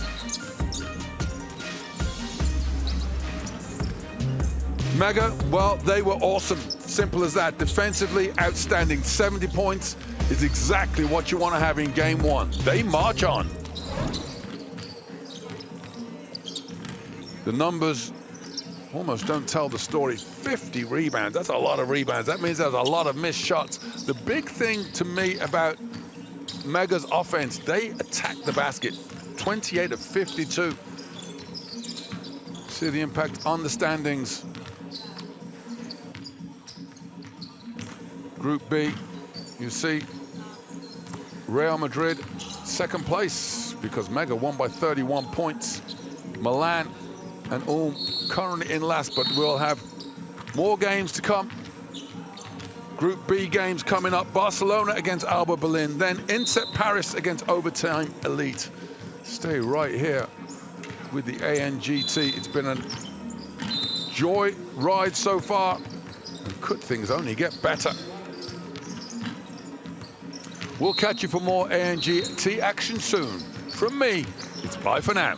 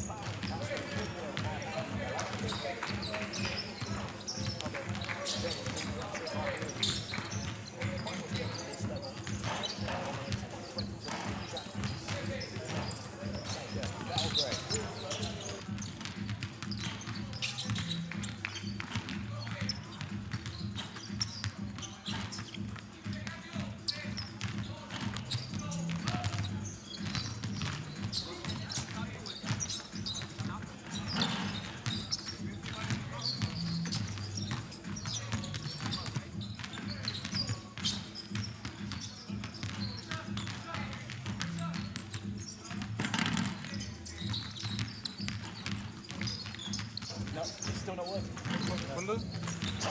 Jörg, bitte, der Kommentator sitzt jetzt auf seinem Kommentatorplatz. Mal ansprechen, bitte.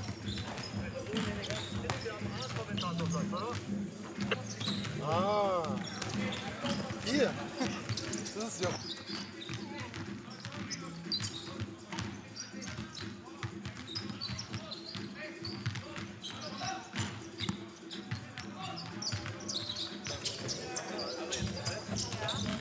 So welcome back to the Uber Eats Music Hall in Berlin, the Group B opener at the Euroleague's ADIDAS Next Generation Tournament Finals 2020 for Barcelona, champions in 2016, taking on the hosts of this week's event, ALBA Berlin. The first of 3 group games for both of these teams over the next 3 days, with the group winners going to Sunday's championship game. Barcelona warming up, playing at the ANGT finals for the 11th time, winning 1 championship and reaching the championship game another 3 times. And, they will be a legitimate challenger again. Will focus on their standout leader at point guard, Lithuanian Kasparas Jakučionis, a 17-year-old who made his senior EuroLeague debut this season. And at this level was MVP of Barca's qualifying event for a 2nd straight year, having also impressed at last year's finals. Dame Saar as well, playing his 3rd year at this level, his 2nd with Barca in qualifying in Belgrade, averaged a team 2nd best, 15.5 points, 4 rebounds, and team joint 2nd best, 3.8 assists, a team high 2.5 steals a game as well. Jakučionis, the point guard, putting up team highs of 17 points and 6.2 assists on average. ALBA are playing at their 3rd ANGT finals, all of them qualifying as hosts of the event, only winning 1 of their previous 6 games at this stage. They're probably the biggest underdogs amongst the 8 teams here to have a chance of causing an upset. They're going to lean on 18-year-old forward Amon Doriez.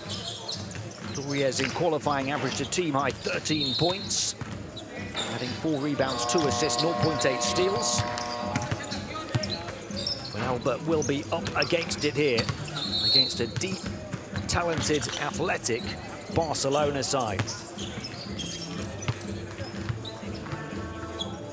If you're tuning in for the first time, 2 groups of 4 teams at these ANGT finals. The winners of each group will face each other for the championship, doing so just a few hours before the big arena just across the Uberplatz hosts the EuroLeague championship game on Sunday.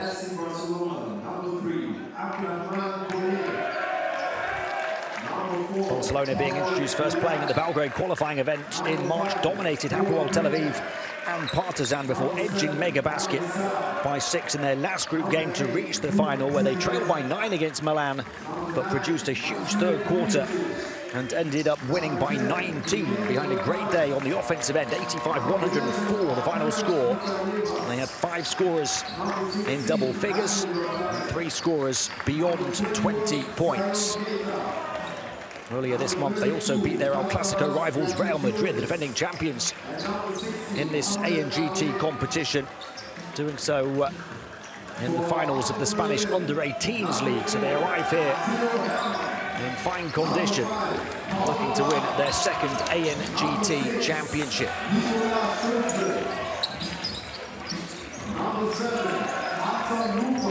ALBA Berlin, a wildcard team as the hosts of this event, having only finished 6th out of 8 teams at their qualifying event in Podgorica in January. They lost by 40 to the Next Gen Select team, by 34 to the host Podgorica, and did have a 4-point win over Cholet of France, but then a 7-point defeat to Venice in the 5th place classification game. It's an illustration of how much they are up against it here, against the likes of Barcelona.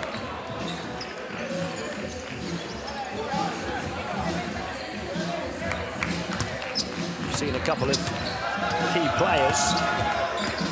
The tip-off will take a check on the full rosters, and indeed the starting 5s. The opening game for these 2 teams, the opening game in Group B, the ANGT 2024 finals. ALBA have a team comprised almost totally of German-born players. One-man Dorian Grosper from Luxembourg, the rest hailing from here in Germany.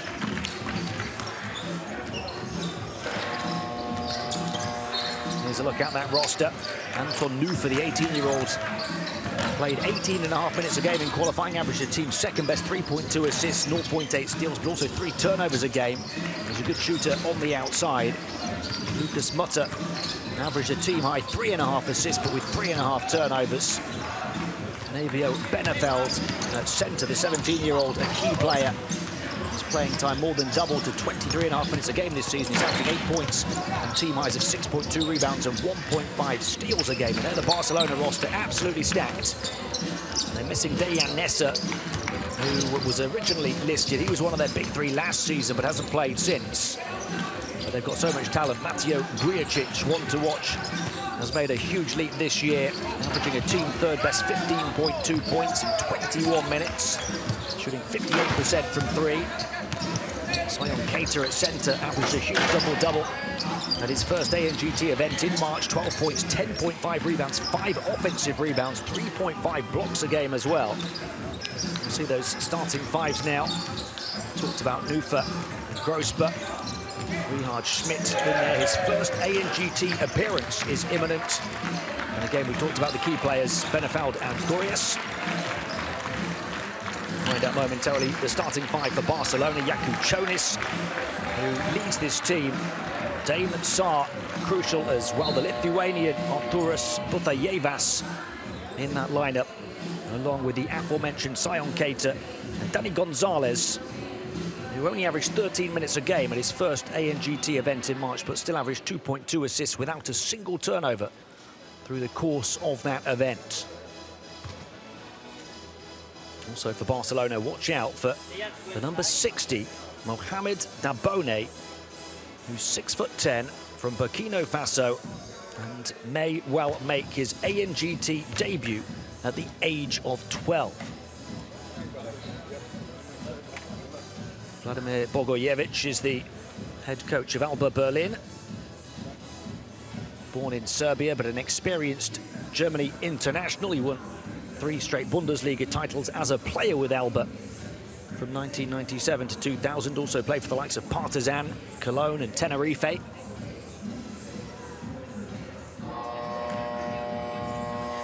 On the Barcelona bench, Carlos Marin, a coach since the age of 16.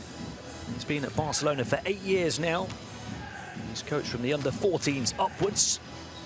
And this season took over as under-18s and second-team head coach. Of course, the previous coach at this level, Roger Grimau, was promoted to head coach of FC Barcelona's senior team.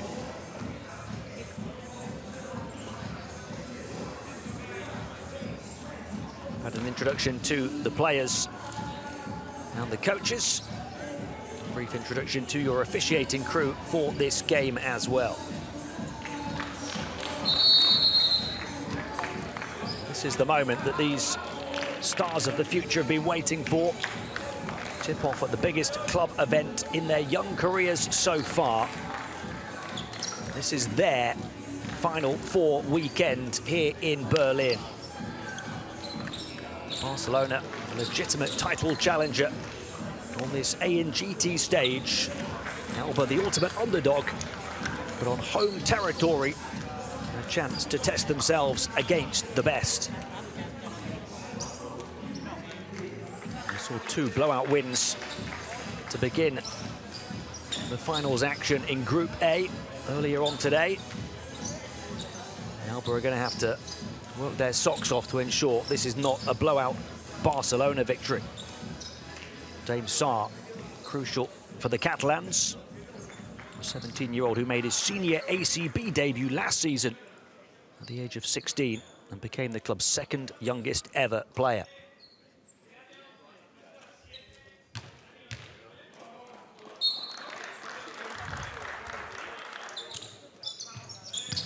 The finals are underway for FC Barcelona and ALBA Berlin. Barca start with the ball. Jakučionis, the early touch.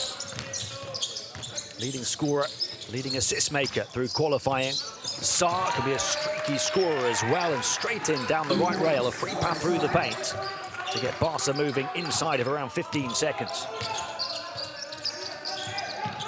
That sets the tone. Not a good defensive start for ALBA. The first foul of the game, though, goes on Barcelona.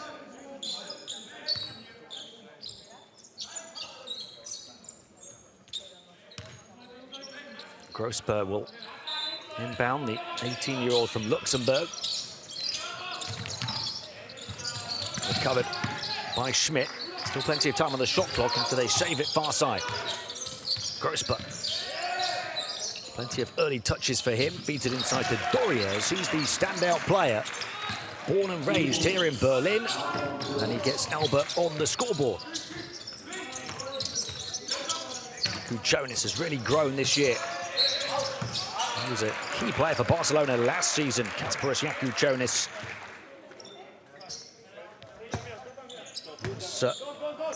MVP of the qualifying tournament a year ago, but even better this year, won that MVP in qualifying again. He's become a real leader, grown in confidence, become an all-round player, according to his coach. Big finish off the offensive rebound. Sion Keita with the two-hander. Keita, that player who averaged a double-double in that qualifying event in March. Capable of dominating the paint on offense and defense. Right defense from Grosberg.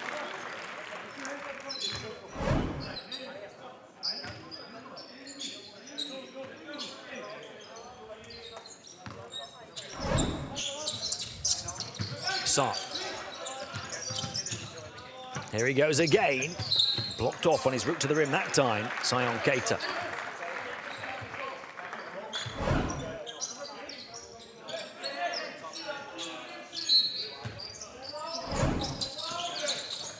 Jakučionis inbound, the flash and the finish with the off-ball movement from Danny Gonzalez.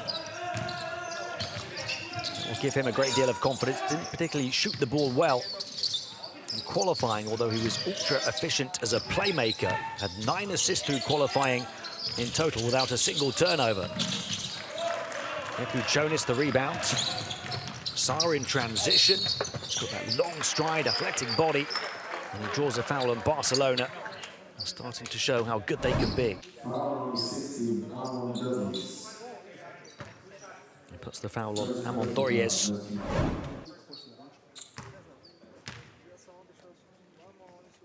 First foul on ALBA.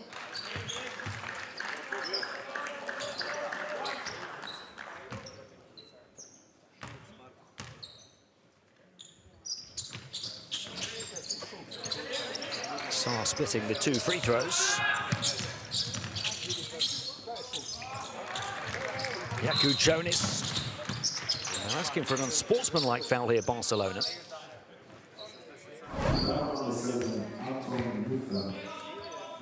It seems to be a legitimate attempt to get towards the ball from Anton Luther. The learning process very much underway for ALBA Berlin early on here. Barca by 5. Nice passing onto the interior, and the foul again. 3 on ALBA in quick succession.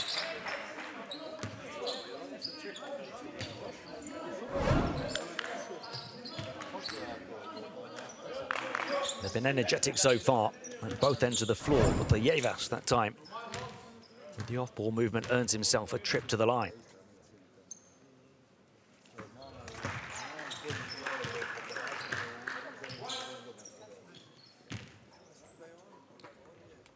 One of a couple of Lithuanians on this Barcelona team, along with Jakučionis, his point guard. Barca up by 7.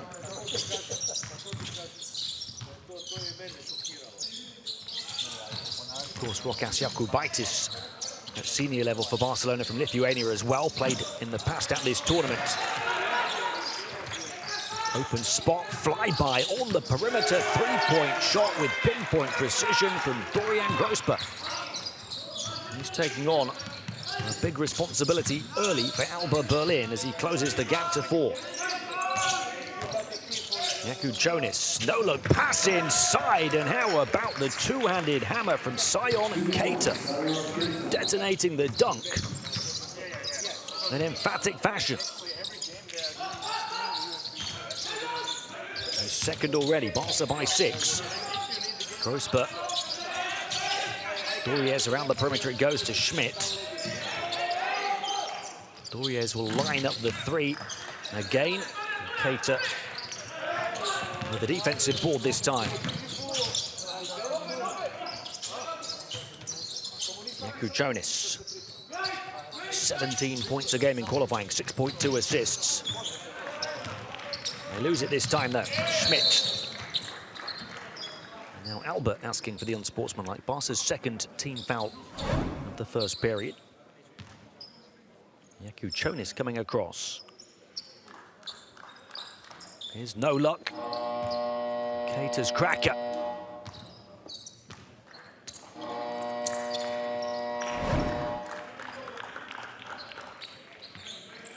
$11 points in 3.5 minutes to start for Barca. A turnover the last time down the floor, though. Jaku Jonas trying to iron those turnovers out of his game. 3.5 turnovers a game in qualifying. He averaged 4.1 a game last season. Really his only Achilles heel at the moment, becoming that all-round player.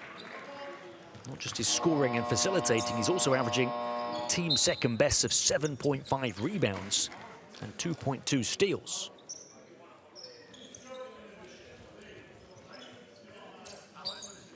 Schmidt out, and Paul Barn comes in, his second year at this level. Made a big leap to average a team second best 11.5 points.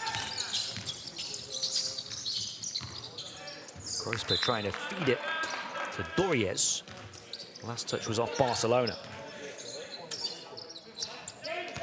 Barca so far 4 of 6 from the field. ALBA only 2 of 6. Only down 2 possessions though. Tight defense. Saar, the suffocating shadow of a shutdown from behind. Barca let it slip in transition through the hands of the 12-year-old Mohamed Dabone. He's just come into the action. The number 60. A remarkable accomplishment just to be on the floor in this 18 and under competition at the age of 12. Oh, we get a trip to the line. That man again, Grosper. Going back to Dabone. He's been dominating under 15 and under 16 tournaments at the age of 12 this season. Doesn't turn 13 until late October. Just an incredible athlete, a mobile big for his age. And a player on the court right now who will command the attention not just of Europe but of the world.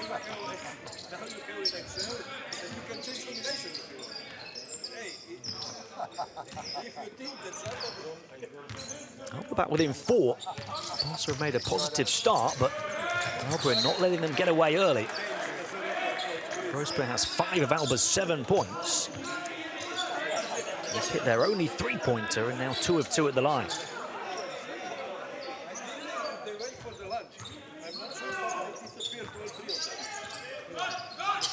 Look at the long quarterback inbound. Up towards Saar. Incomplete pass.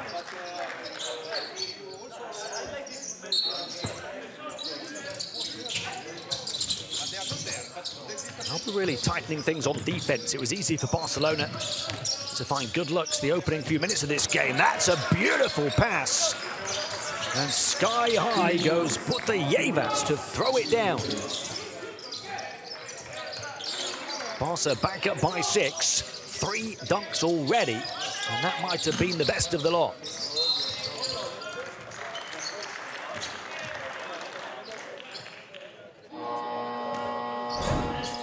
Jaakko Jonas pulling the strings.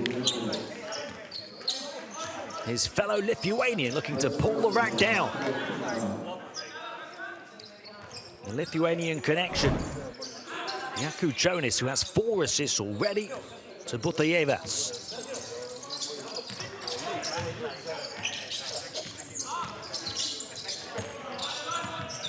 Klubenet. Saar to Jaakko Jonas. Says, keep up with me if you can. And ALBA can't. They're chasing shadows right now as Saar puts it in. 8 the lead for Barca, midway point of the first period.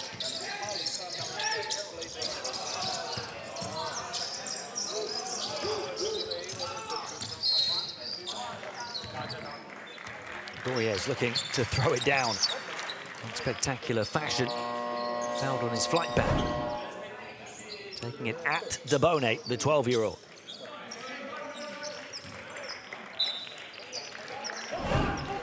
So the first mark in the box score for Debone at ANGT level is a foul.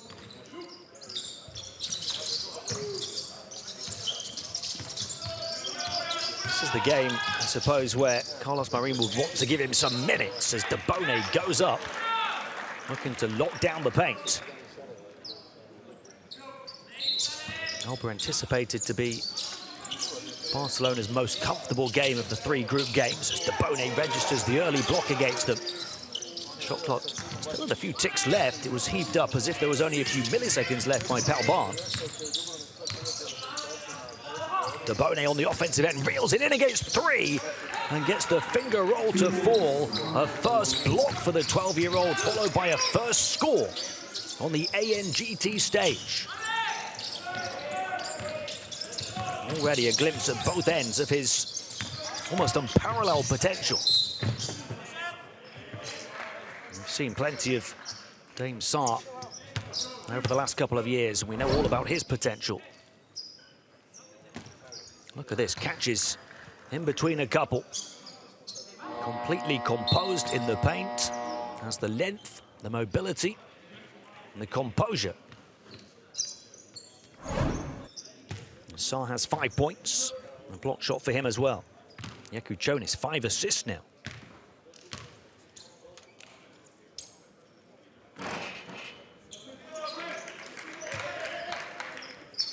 Barcelona have gone up a level. We said that ALBA were keeping it close at 11-7. Debone, first offensive rebound, misses the shot. Carlos Marin's team on a 7-0 surge, though, lead by 11. Saar goes out. 6 points, 2 of 2 from the field, but only 2 of 4 from the foul line.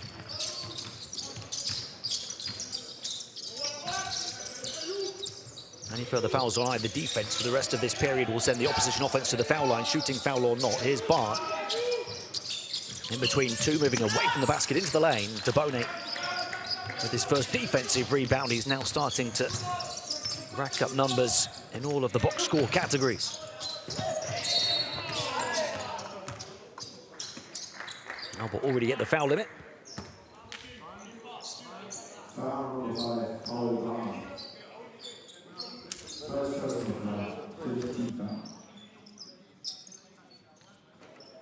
Now we're going to see the free throw shooting ability of Debone.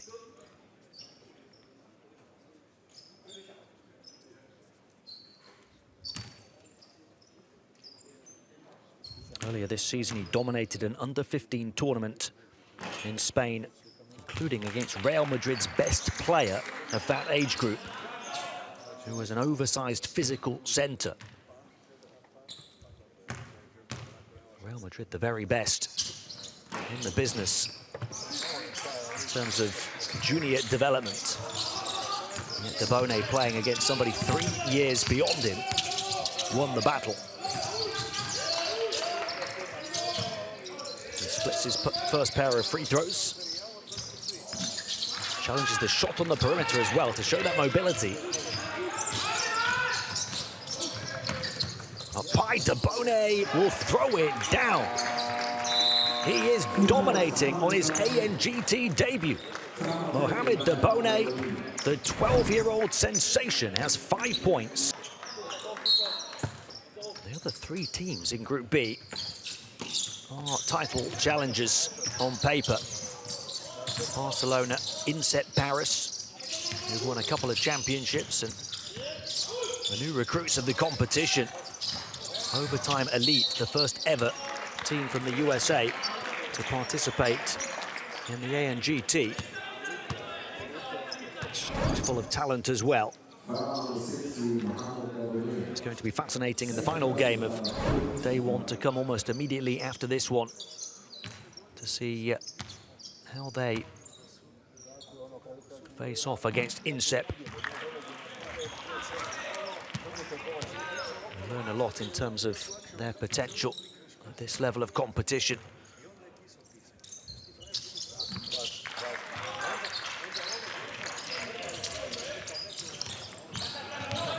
Dabone has just picked up his second foul, so he becomes the first Barcelona player to pick up 2 fouls. Might be the only way to stop him. 3-point shot for Barca off front iron. Chance for ALBA to gain at least a little bit of momentum. Yuna Druka, not originally on the roster, has just come in. The number 14, turnaround, nice score for Navio Benefeld. Talked about him in the build-up, 17-year-old centre.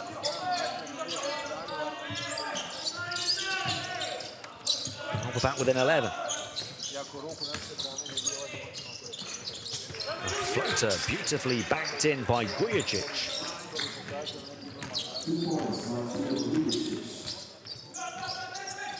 First score for Mateo Grujic, the 16-year-old who's just come in over the last minute or so. He's really improved this year, up to a team third best, 15.2 points per game in only 21 minutes a game in qualifying.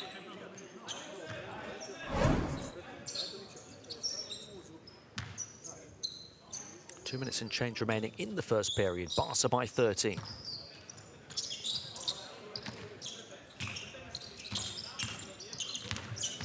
Vila. 2 assists in his 3 minutes since coming in, Vila. Barca have 9 assists as a team. Another strong attack disrupted mid-air though, Keita. Grujic again, that's even better. They wanted to count on the Barca bench. Grujic, who banked in that last shot, now gets one absorbing contact while moving away from the basket.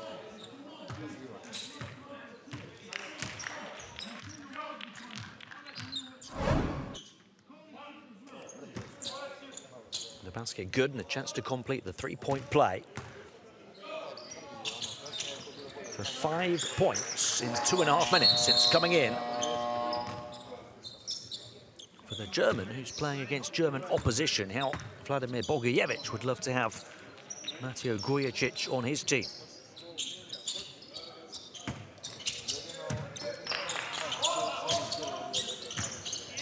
Barca by 16, pouring in the points. Path into the paint opens up, and a foul as Antoine Kemmer attacks the basket.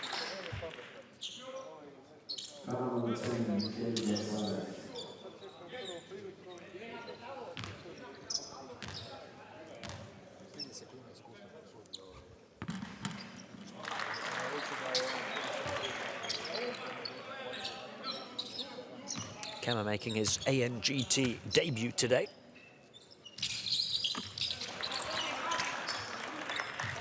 Five of ALBA's 12 points have come from the foul line. They're only shooting 2 of 5 from 2 and 1 of 9 from 3. Too long on that one from Grujic for Barca, but they get the offensive rebound. Down the baseline on the burst and finishing on the reverse was Plubenin, using the basket to keep the shot blocker away.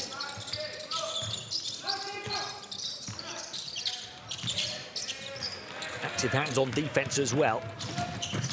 Disrupting, deflecting, providing the platform from which to launch the offense.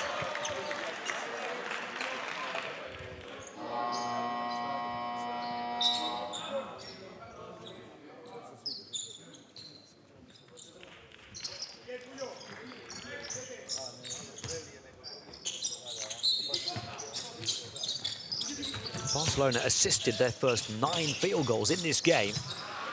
They've had a couple since unassisted.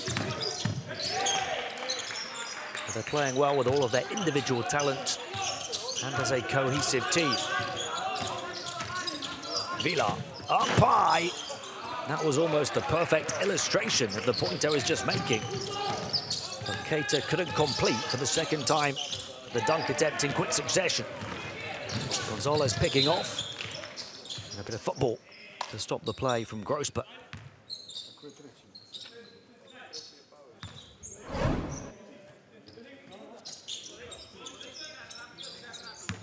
We've seen the powerful dunking already of Sion Keita, 16-year-old Mali centre.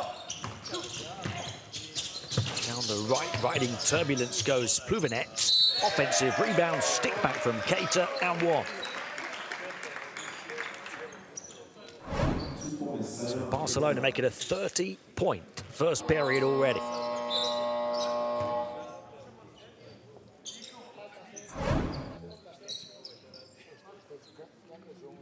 They're 12 of 22 from the field. But on the 10 misses, they've grabbed 8 offensive rebounds now.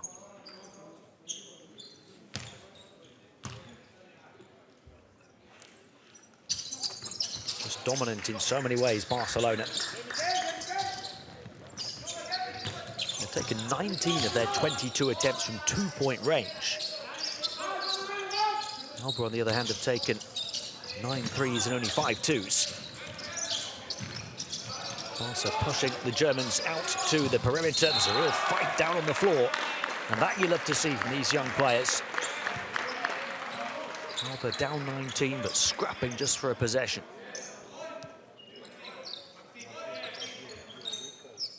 Shot clock turned off at the end of the first period. Almost 10 seconds for ALBA.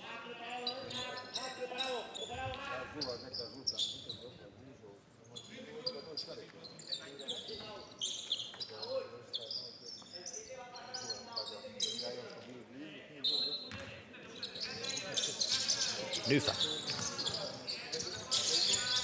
Grospa gets in, bumped by Barca bodies, and a travel forced. And that work on defense to close him down.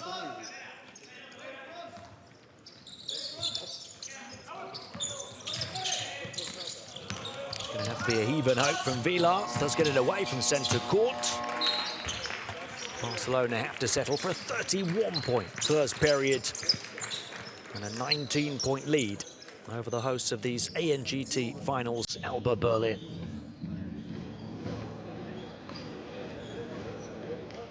Team display led by the 7 points of Keita, 6 for Sarr, 5 for the 12-year-old Devone. They lead 31-12 at the end of one.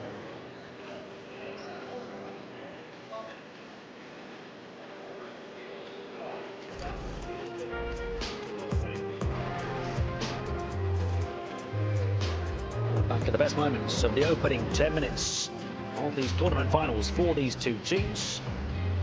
ALBA did well the first 3 or 4 minutes to keep it close, only trailing by 4 at 11-7, despite Keita throwing them down early on, and Jonas orchestrating the offense to perfection for Barcelona. Jonas with 5 assists in the first 5 minutes of the game. It's an absolute delightful dishes amongst them. Devone came in and changed the game. Played 4 minutes and 14 seconds, 5 points, 2 rebounds and offensive rebounds, a block shot, and also a couple of fouls to keep him out. 31-12 at the end of one. Barca 0% on the outside, but only taking 4 attempts from 3, 19 attempts from 2, making them at a high percentage, 8 offensive rebounds for Barcelona on their 11 missed shots. ALBA really struggling with their shot from the field. Got 5 of their 12 points from the foul line, 5 of 6 shooting. They've been able to grab a couple of offensive rebounds despite missing 11 shots from the field. Committed 9 fouls in those opening 10 minutes to try and stop Barcelona as well, and also 7 turnovers. ALBA with a -1 PIR as a team in the first period. Barcelona a 46 PIR, absolutely dominant.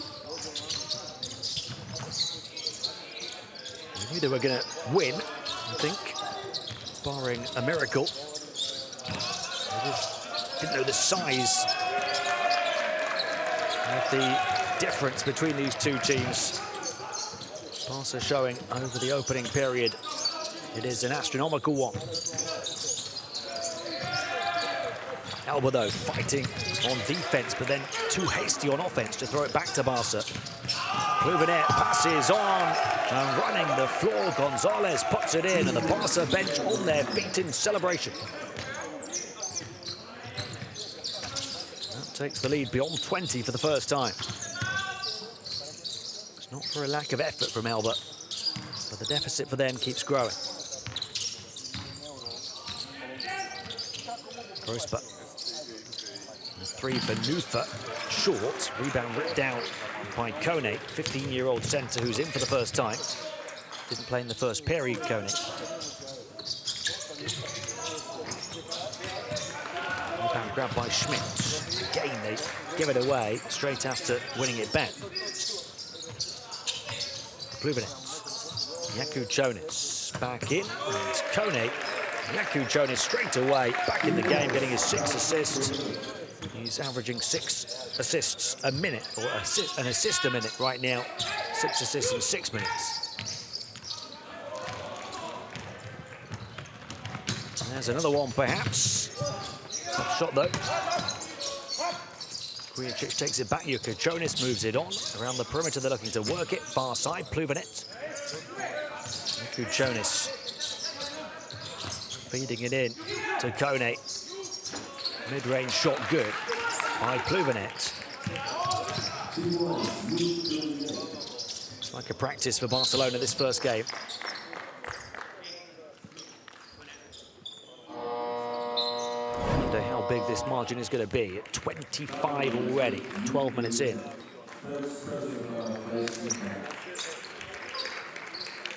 Time the assist for Kone, but off the entry pass of Jaku Jonas.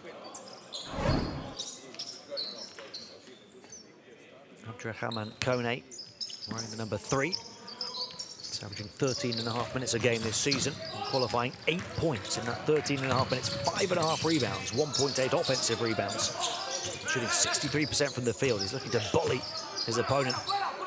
He's waved away by Jaku Jonas, who wants to go one-on-one here with Nufa, and finally gets a pass wrong.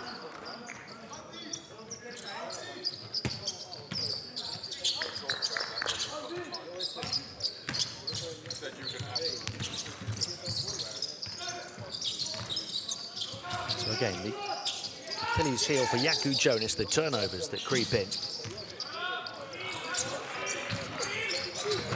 He's become a better rebounder, he's become more of an efficient scorer. The turnovers are starting to reduce, but they've reared their head again here in game 1. I'm talking about a player of the very best caliber at this level.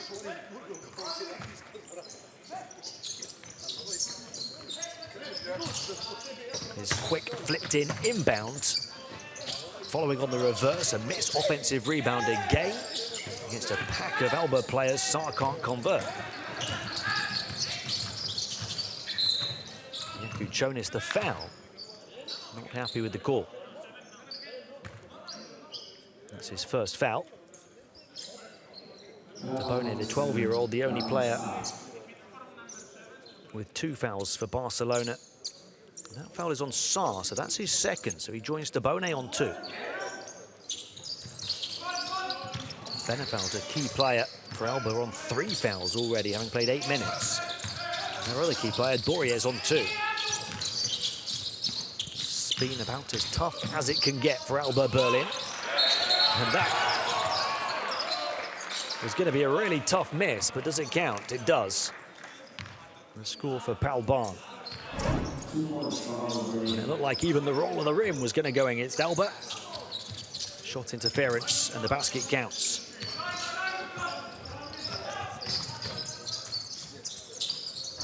Can't touch the ball when it's on the rim. Inside the hoop.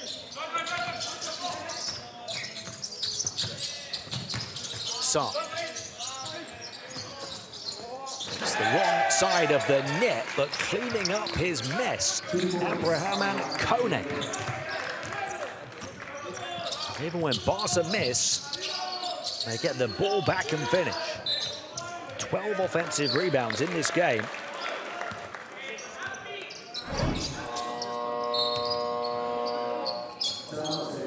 It was a long way under the hoop. The outside shot from Saar. Kone telegraphed it to perfection. Barcelona lead here by 23 points, 37-14.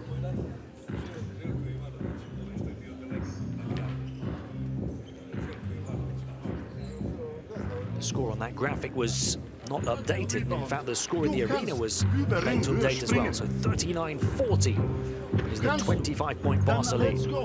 Du kannst dich genau durch die Gegend schubsen. Ich weiß, dass die attackieren dich, wenn du 3 Fouls hast. Du musst einen Weg finden. Wenn du dich einmal trifft, musst du dich einmal fallen lassen. In der Offensive. Ich bin sicher, dass du gegen ihn das machen kannst, um 1 gegen 1 zu spielen. Ich könnte, es ist ja kein Problem. Guck nicht nach oben. Nur ich will nicht, dass wir entmutigt spielen. Das ist halt mein Problem. Das nehmen so ein bisschen Feuer, ein bisschen Eier, ein bisschen Cojones. Ist egal, was passiert, aber bitte.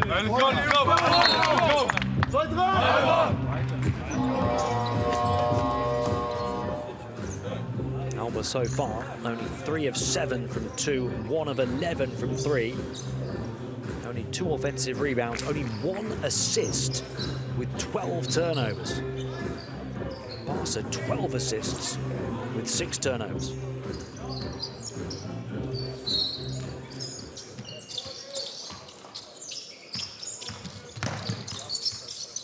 Yaku Jonas, Saar. 2 key players for Barca at this level, even last season. Kone disrupted as he tried to grab another offensive rebound. The final touch off Matteo Herman.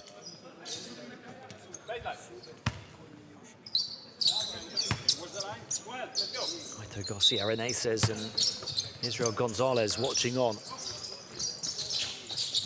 Former head coach and assistant coach to each other of ALBA. Israel Gonzalez, now the head coach, of course, sat alongside his mentor. ALBA renowned for bringing through young players, but more with their scouting network from finding them further afield.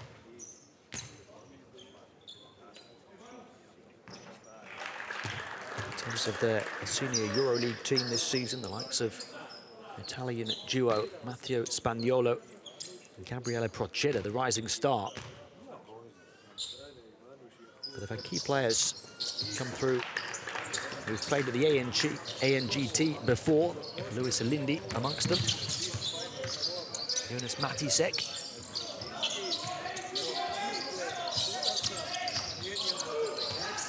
Herman.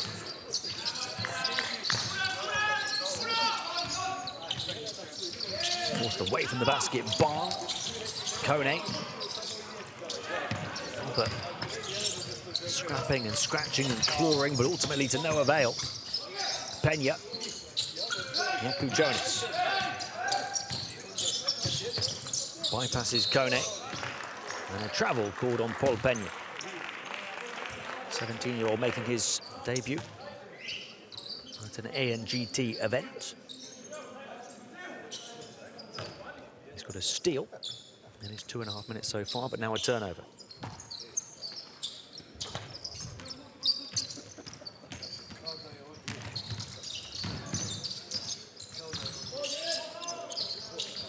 Midway point of the second period, 27 the lead.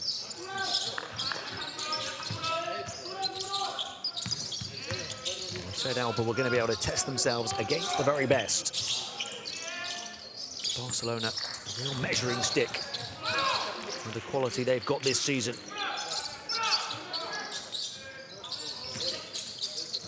Only the 3rd offensive rebounds for ALBA. Can they make something of it? No, they don't even get a shot away. Pass down the floor. Following up, Kone again will go to the line for 2. ALBA's 3rd foul of the second period.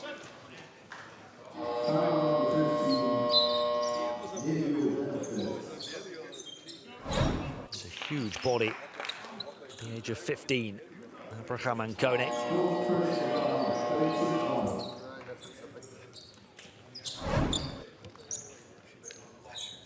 2 meters 6 in height, but the widest body of any of the players on these two rosters. In the final of qualifying, he played only 9.5 minutes, but had 8 points, 5 rebounds, 2 offensive rebounds. He only shot 2 of 7 from the foul line in qualifying. But he hits his first one here.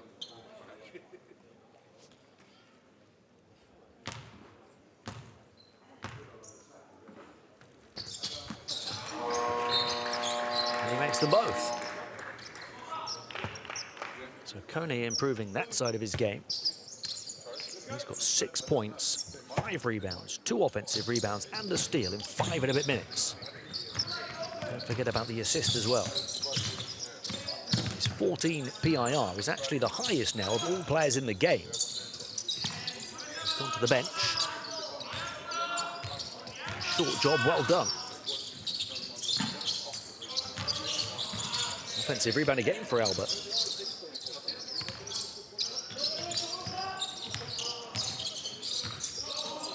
Tabone back in, challenging this shot, winning the battle up against Doriez, who's also back in after foul trouble. Saar penetrates the paint, can't pick up the points. Offensive rebound again, Barca. Open shooter, Butayevas. Can stretch the floor, the 2 meters 6 Lithuanian forward. He shot 39% from 3 in qualifying. Jakučionis, disruptive on defense. Saar fast on offense, fouled by his point guard. ALBA getting back well in transition. Tabone, can he shoot a 3? He banks it in. The 12-year-old from downtown. The bank is open for a man barely old enough to open an account. Call him a man. He looks like one. He's playing like one.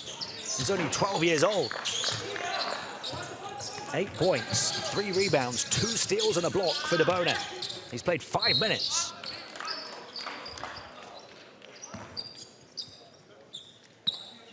He's 2 of 3 from 2. 1 of 1 with that crazy 3. 1 of 2 from the foul line. But he commits his 3rd foul there. A glimpse into the greatness.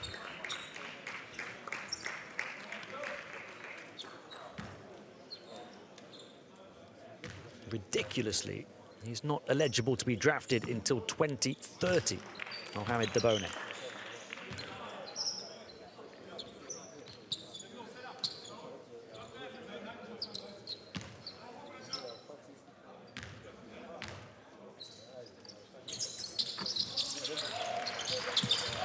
ALBA got to the line well in the first period. One thing they did well, and Tabone!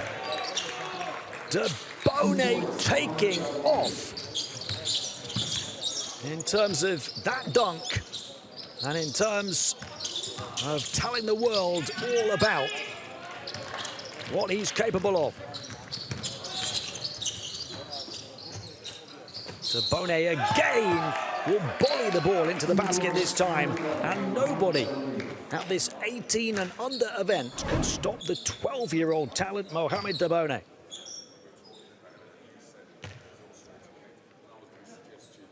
We are witnessing the green shoots of greatness.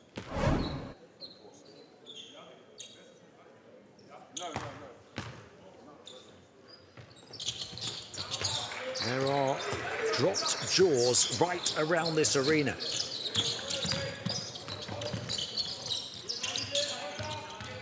(51-15), 13 points for Tabone in 6 minutes. 2 steals and a block on defense. Doriez will take it right back at him, trying to volley his way to the basket, and puts the 4th foul on Tabone. That's been the problem. But it has been a take notice cameo.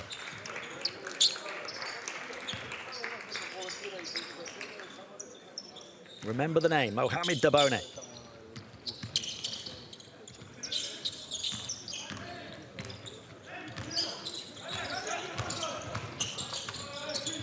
36 the Barca lead. 2 minutes and change remaining in the first half. Corner 3.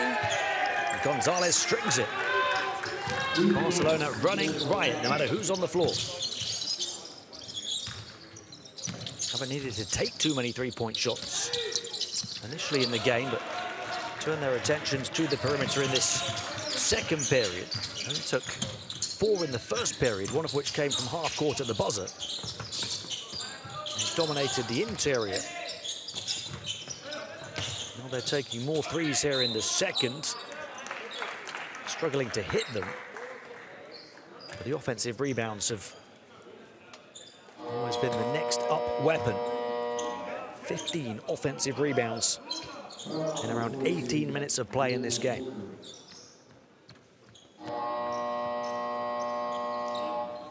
Sion Cater at the line has 3 of them, but it's been a team effort.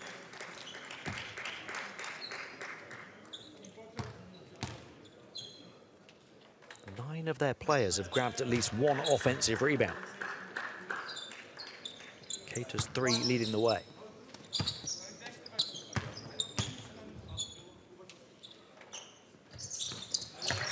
It's a 41-point margin. Not what they would like to see in terms of the scoreboard.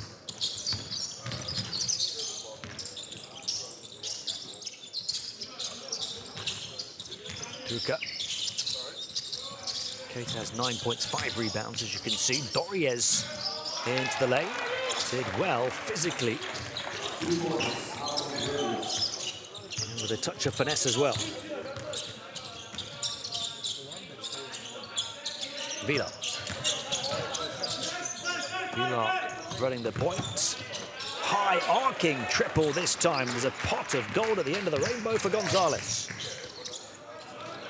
Now Gonzalez 2 of 3 on the outside. The rest of the team only 1 of 9. ALBA looking to respond in kind, and they do. Lovely stroke that time for Anton Kemmer, the 15-year-old. You know, we usually talk about how impressive it is to put up good numbers and good highlights at this competition at the age of 15. It all seems redundant at the moment when we're talking about a 12-year-old dominating.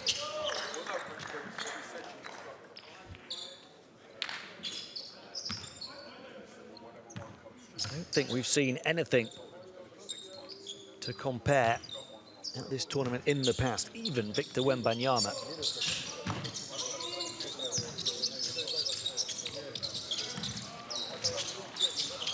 ALBA battling on the Barca backboard to no avail. Chance to take the leads beyond 40. It's a calculator margin, final seconds of the first half. Vila. An offensive foul against Barcelona though.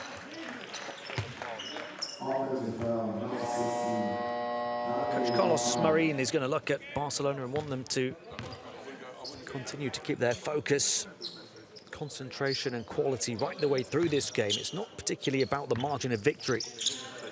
Not so much about the numbers, more about the performance and the development. You can't become complacent ahead of 2 tough games to come the next 2 days in this group. He from centre court. Too heavy from Gonzalez, who has hit a couple of threes in that quarter. Barcelona at half-time are completely out of sight. And Mohamed Debone has been a key part of it. The 12-year-old centre leads the way of all scorers with 13 points. As Barcelona pour in 59 points through 20 minutes to lead by 39 at half-time.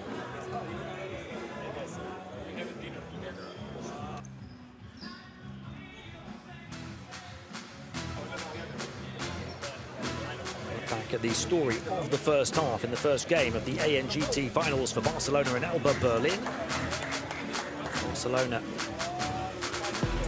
always strong favourites to get the win. They've played strong indeed, particularly at centre with Cater and then Debone.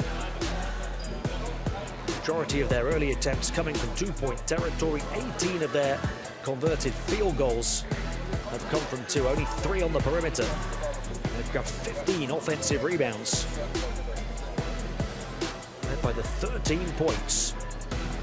The player who's not even 13 yet, Dabone. 5 of 6 shooting, including a 3.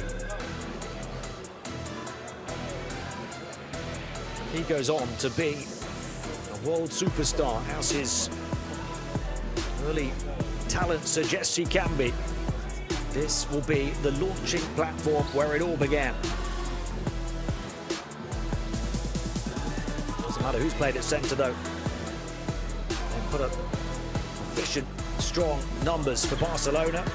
Kone has 6 points, 5 rebounds in 5 minutes, a steal as well.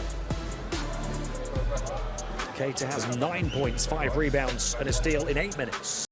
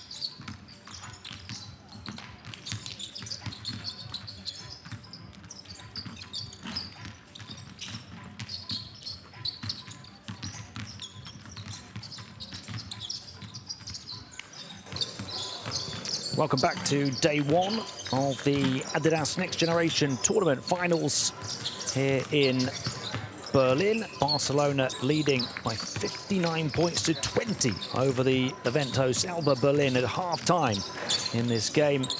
And the game is pretty much done as a contest, but the story is still developing. And it goes by the headline, Mohamed Debone, 12 years old.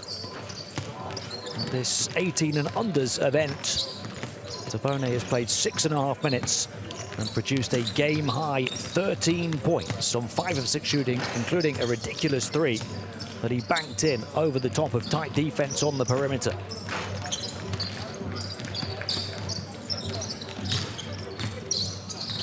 ALBA hit hard by a barrage of blows on the interior from Barca's bigs.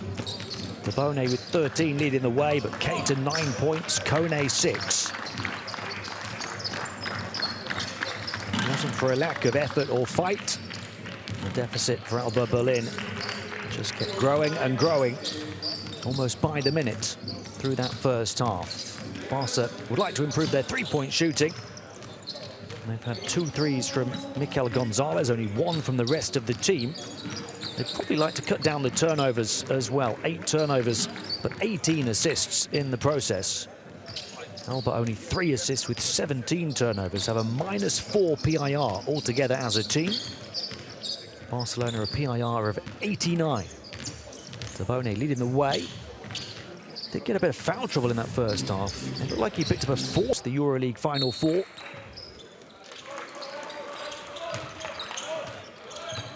Second half underway, Jakub Jonas, 9 assists, 3 steals, but also 4 turnovers in the first half, orchestrating the offense for Barca. Son. Didn't have the best time in the first half, Dane Sarr. 2 of 7 field goal shooting, en route to his 6 points in 10 minutes. Now 2 of 8 after that miss, but again, second chance scoring opportunity. Abrahaman Kone converts. He's got 8 perfect points, 3 of 3 from the field, 2 of 2 from the foul line.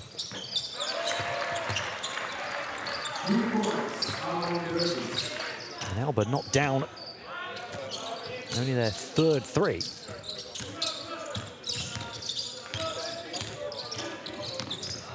Doyes who gets it, so he's converted 3 of their 7 field goals in the game. Amon Doyes, he had foul trouble early on, picking up a couple. Hasn't had another foul since. He's now their top scorer on 7 points. Jakub Jonas. Passing on to a flying Kone. And it's that point guard big combination. Jakub Jonas so often finding whoever the number 5 is for Barcelona at the time, whether it's Kone, Keita or Debone.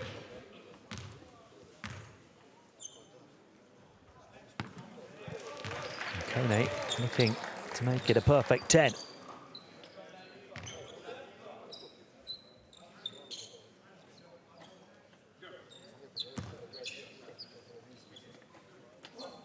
With Debone's rising start taking off here into the ANGT sky, Kone is the under-the-radar young gun who now has the highest PIR of all players in the game at 20. 10 points without a miss, 5 rebounds, 2 offensive rebounds and 2 steals. 0 turnovers as well. He's only played 6.5 minutes. 40 the lead.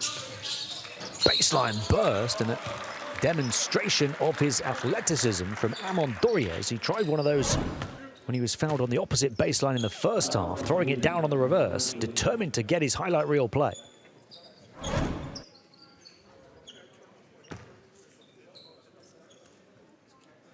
Part of the ALBA team that won the Under-19 German Championship last year. Says he's absolutely buzzing to be a part of this week, playing against the best young talent in the world, but also watching the Final Four. Says he's more of a Euroleague fan than an NBA fan. sure those two will be at the Uber Arena to watch the semi-finals of the Turkish Airlines Euroleague tomorrow as well. Olympiacos, Real Madrid to start, a rematch of last season's championship game won by Real Madrid. And Panathinaikos, Fenerbahce, the second semi-final.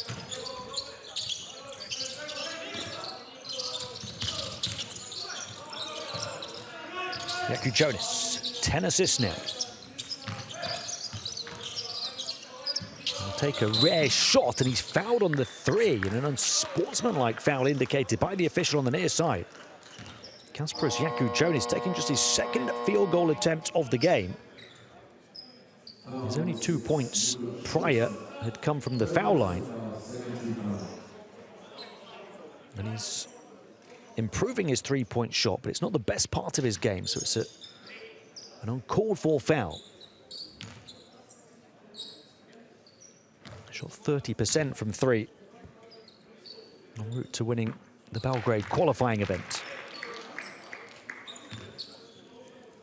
He also shot 100% at the foul line. He's looking to go a perfect 5 of 5 here.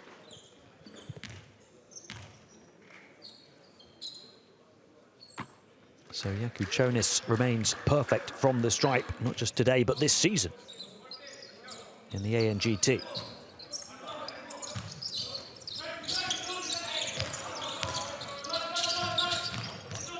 Barca get the ball back off the back of the unsportsmanlike foul. Jonas finds Saar, who's not set his shooting radar right today. Turnaround second chance opportunity, good for Butayevas. 6 points for him. ALBA quickly down the floor before that Barca defense can set. 6 points the first 2 minutes of this period is a good output for them. They only scored a point a minute in the first half. Jonas, the young man who's usually throwing those passes, points an appreciation at his teammate instead. First field goal for Jonas, who's dished 11 assists himself, receives a beauty that time. 22 assists as a team for Barcelona, Jonas with half of them. Doriez, well, he's been the key for ALBA, getting back in after that early foul trouble. They've now got 8 points in just over 2.5 minutes of this period. Kone, not fazed even a little bit by the 2 or 3 ALBA bright yellow jerseys around him. One bounce, puts it in. 12 points without a miss.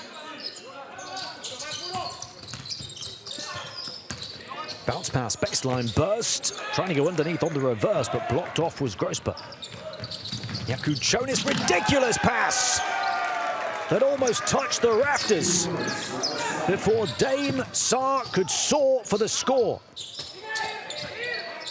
Jonas' 12th assist, the best of the bunch.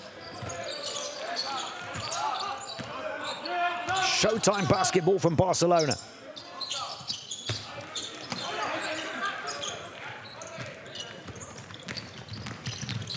Saar, after that alley-oop conversion, misses his next shot.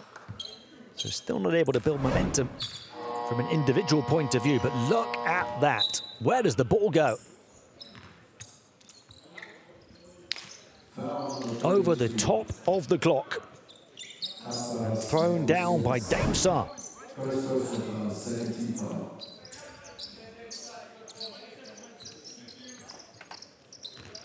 That might be one for the all-time highlight reel at the ANGT.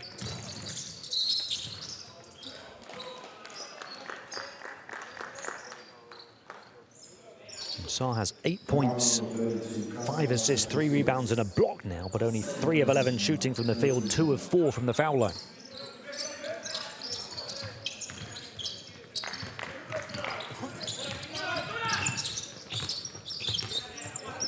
Four minutes into the second half, 74-28 the score, moving away from the basket to miss for Doriez, who's taking all of the shots for ALBA back in the game now.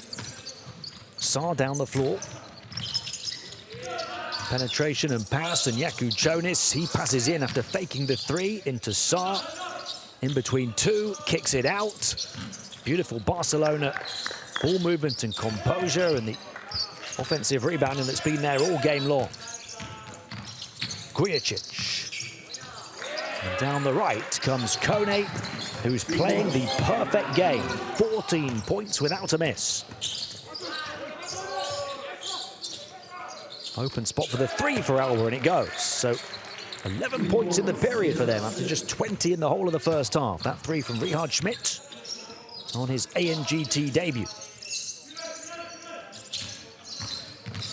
On the bounce, left-handed, Gujicic. Jakučionis receives it from his fellow Lithuanian. The slice and the pass, and the dice, and the drop. And Dame Saar hits the target for a triple.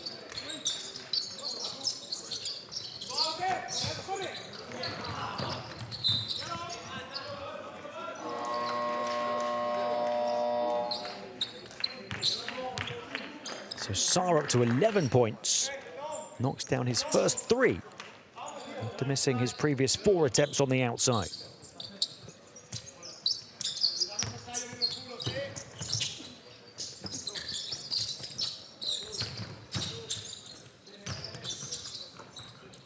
Three-point shot without hesitation from Nufa graces the wrong side of the rim. Saar rebound, his 4th. It's Keita back in it, center, with Kone going to the bench. We've not seen Debone yet in the second half. It's been Keita and Kone instead. Barcelona demonstrating remarkable depth in that 5 position in this first game of these finals.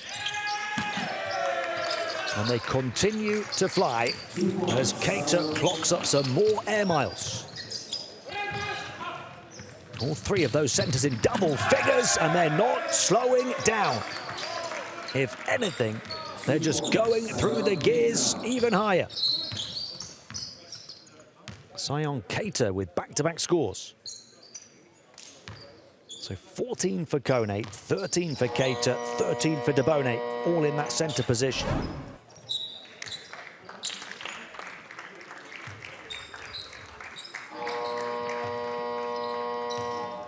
Barca playing more above the hoop than they are on the floor.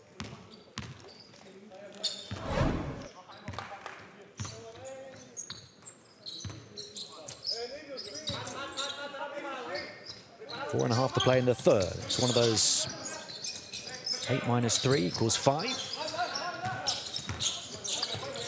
3, take away the 1, 52-point margin.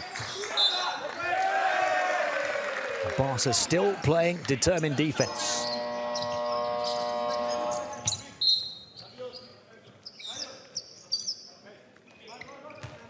Four blocks in the game, 1 from Debone, 1 from Saar, 2 from Butejevas.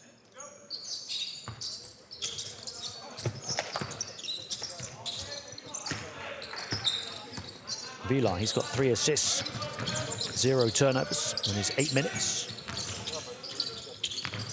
And Keita, they just cannot keep him down on the ground.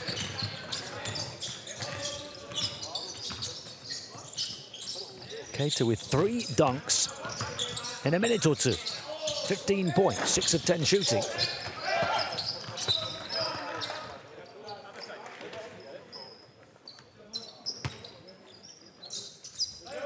The bigs are dominating for Barca. Saar that time up high, his 6th assist. Jakučionis has 15 assists.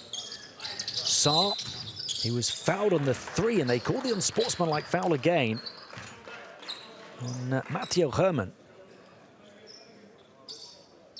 So Saar will shoot 3, and Barca will get the ball back. Chance to hit 90 if they play their cards right before the end of this possession. Vladimir Bogojevic and his ALBA coaching staff slumped back in their seats. As are Aito Garcia Reneses, the former ALBA head coach, and the current ALBA head coach, Israel Gonzalez, watching on from the stands.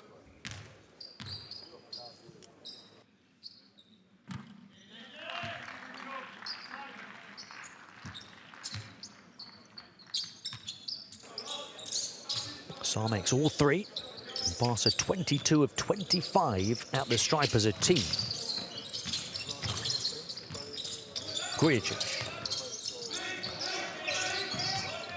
Keita runs interference, runs back into the middle. Grujic, three-pointer short. Saar, offensive rebound number 18 for the team. Saar's been picking up pace in this third quarter.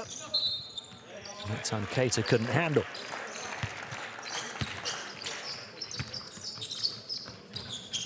Maybe one of those by the time it's done. To check the record books, because Barca are putting up some huge numbers. 29 assists now, 18 offensive rebounds. And we're only into the final 3 minutes of the third quarter. Keita on the turn, he'll go to the line.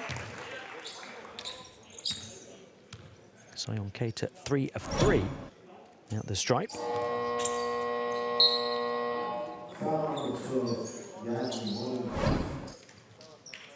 ALBA at the foul limit as well in this third quarter. Barca with one left to give. 88-31, a 57-point lead that Keita can look to stretch here. 6 of his 15 points already have come in this period.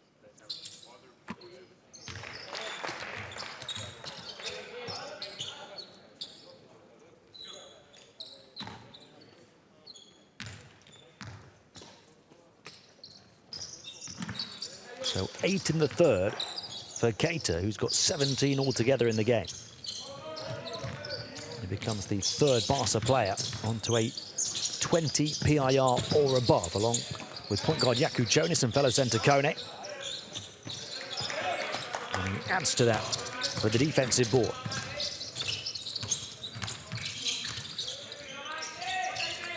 Keita to Vila. Keita rolls back into the centre again. They open up the perimeter. Grujic down the left. Great defense, Grosper. The chase back, clawing rejection from the number 8. He's impressed.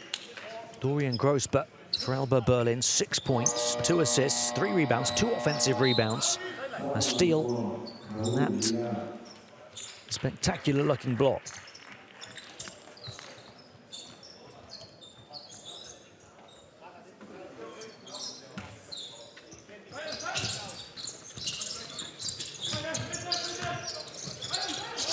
It's already been ALBA's best quarter of the game on offense. We've still got 2 minutes to add to it. Grosper for 3, knocks that down as well. Dorian Grosper leaving his mark at both ends of the floor. Gonzalez swings it far side. One Gonzalez to another. The number 16 is Danny, number 10 is Mikel. Vila stops and pops at the stripe and knocks it down. 92 for Barca. This has been their best offensive period as well. So for ALBA, their best period in attack has been their worst period on defense. So 33-14, third quarter in favor of the Catalans. Barca's worst offensive period was 28 points in the second. Grosper up to 9 points.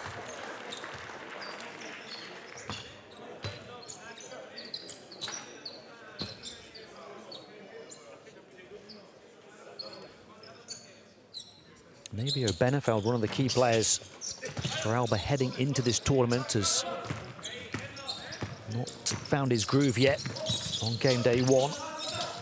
He's played 13.5 minutes, only 3 points on 1 of 5 shooting from the field, 4 fouls, 3 turnovers, does have a steal and a block on defense. And swivel on the foul, Mateo Grujic to the line.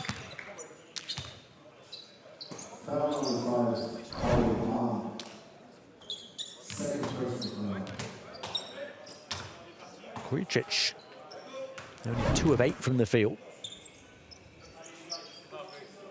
Barca's third top scorer in qualifying.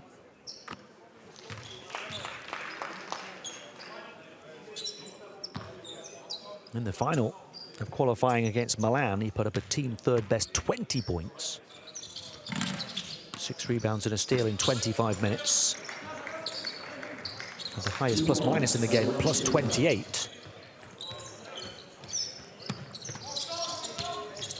Final minute of the third. Barca 95, ALBA 35. The lead stretched to 60. Grosper, though, undeterred by the deficit, just playing his game. Doriez has been at his best here in the third as well, and he knocks down a three.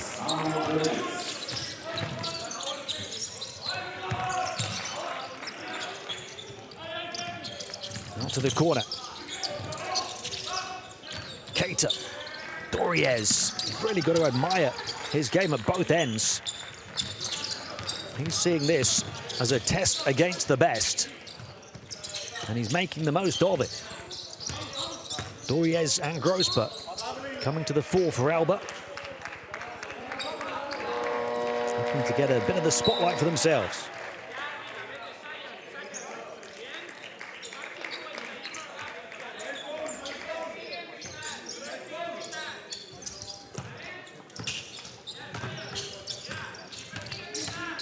Keeping our eye out for Jakub Čonis coming back into the game in the fourth period. He's chasing records in terms of assists. I'm sure we'll get him back on the court in the fourth. But at the end of three, Barcelona leading by 57 points over ALBA Berlin. A 36-point third quarter in their favor. ALBA producing 18 points in that period after only 20 in the whole of the first half. Grosper and Doriez playing well.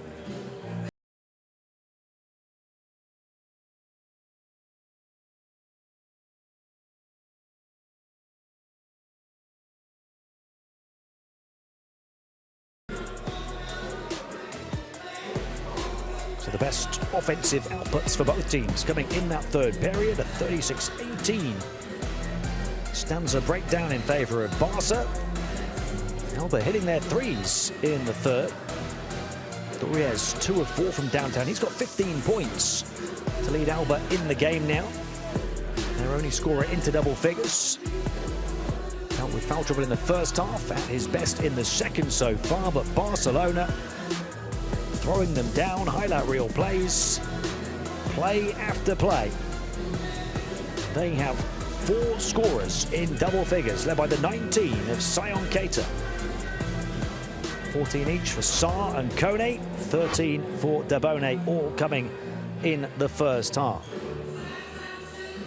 64% two-point shooting to Barca to just 27% to ALBA really stands out. 30 assists to 8. Now, half of those 30 assists for Barca have come from Kasparis Jakub Čonis. That is already an ANGT finals record, topping the 13 assists done by 3 different players. He's only 1 assist now, Jakub Čonis, off the all-time ANGT single game record, which was done twice before, and both times by Lithuanians. Both playing for Žalgiris. Marius Grigonis did it all the way back in 2011-12, and Arnas Velitska in 2015-16. So Jakub Čonis has 1 period of play to try and tie and then surpass the all-time record. He's not yet back on the court, though. Dabone is, the 12-year-old centre who had 13 points in 6.5 minutes in the first half.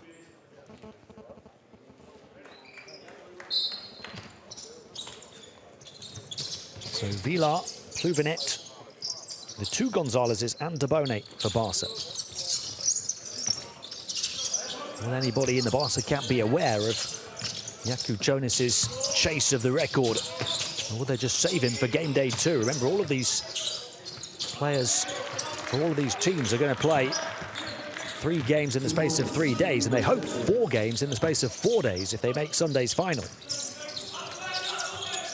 So coaches will want to rotate, particularly with Barcelona out of sight. Up by 55, no need to risk anything. So it would seem inevitable in terms of his assists per minutes played rate that Jaakko Jonis sets a new record, but he might not get back on the court. Tabone.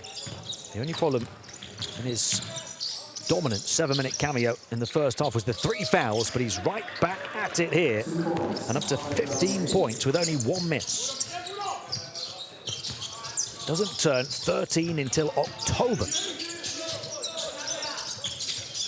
9 minutes to play. Barca, 1 3-point shot off the century.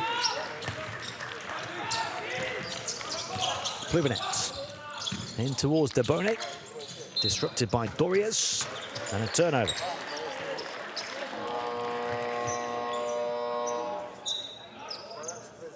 Paul Peña is going to come back in.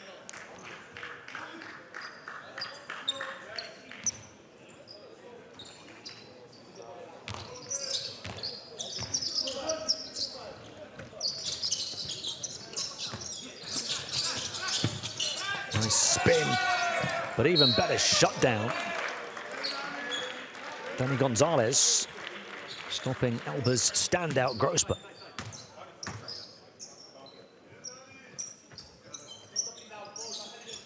Had a solid first year at this level last season, Grosper. His numbers dropped in qualifying this year, but he's showing the level of his potential in this big first game of the finals for him. As is Amon Dorias now, the other 18-year-old. 2 of ALBA's more experienced talents. 17 for Dorias, 9 for Grosper. Here's Tabone, look out! There he goes again to rock the rack one more time. Mohamed Tabone, 17 points on 7 of 8 shooting. Gets another rebound. Swiftly hands it off as well. Barca looking to surpass the century mark with around 8 minutes still to play. Peña. Gonzalez. Dorias. The long wingspan on defense. Grosper.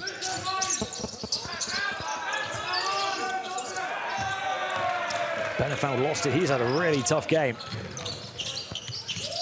And Barca, terrific in transition.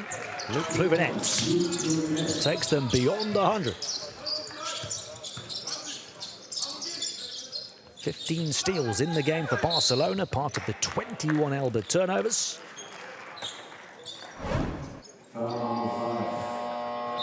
This is as dominant as you will see in a game even at this level.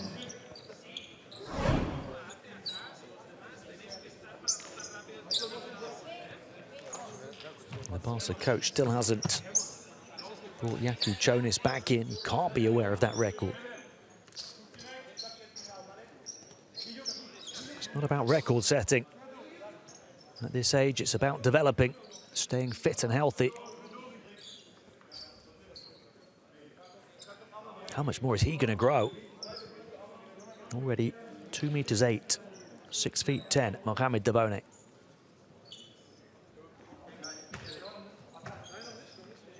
He's beyond where Wembanyama was at this stage of his development in terms of physicality. Ball handling, of course, is something that sets Wembanyama apart as well. Tabone doesn't have that, but he's got so much. And the spatial awareness to try and salvage possession on the baseline as well.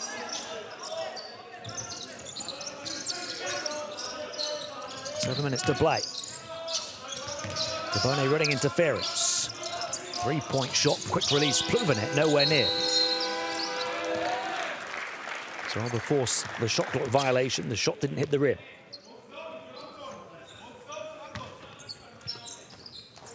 And they've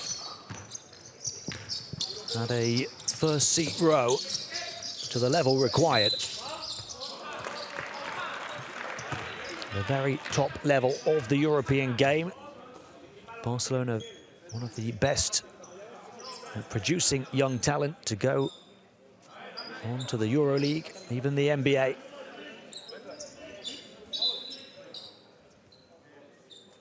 This is the level you have to be at to have a chance to make it.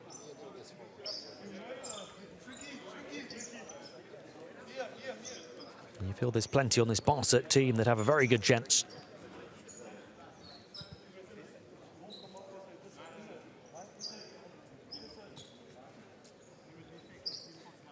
Four players for Barca now who have a PIR of 22 or above.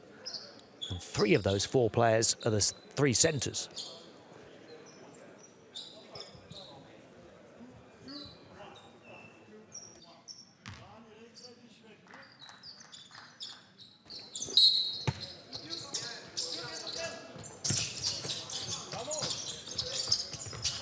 Barm with the outside shot. Gonzalez the rebound. One more game to come on game day one. INSEP Paris against Overtime Elite. Lots of excitement and anticipation in the build-up to that game. It'll be a debut on the ANGT circuit for any team from the US.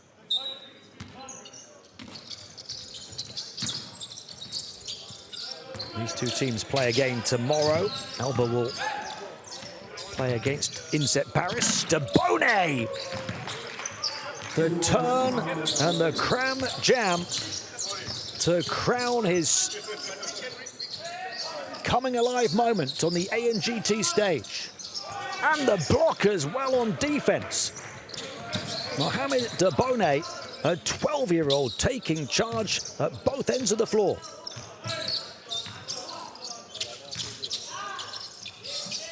That time a hand in his face, misses the mid-ranger.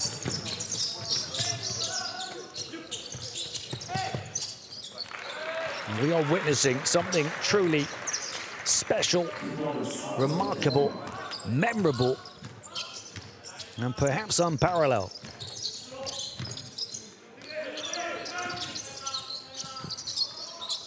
"19 points, 5 rebounds, 2 offensive rebounds, 2 blocks and a steal in 10.5 minutes for Debone.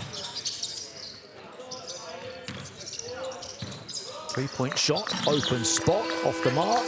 Offensive rebound, put back in really well by the little man in the land of the giants, Paul Pena. A 180 guard with the offensive rebound and stick back. Debone able to tame the ball, grabs his 6th rebound. Midway point of the 4th quarter, he's resisted picking up that 4th foul, Debone as well, so he may well play the rest of the way. Pena knocks down the 3 now. After the 2, then the triple. 5 quick-fire points for Paul Pena. And Barca, 108 points. As ALBA call a timeout, and Debone continues to dominate. A turnaround, one-handed dunk, followed by the big block on defense.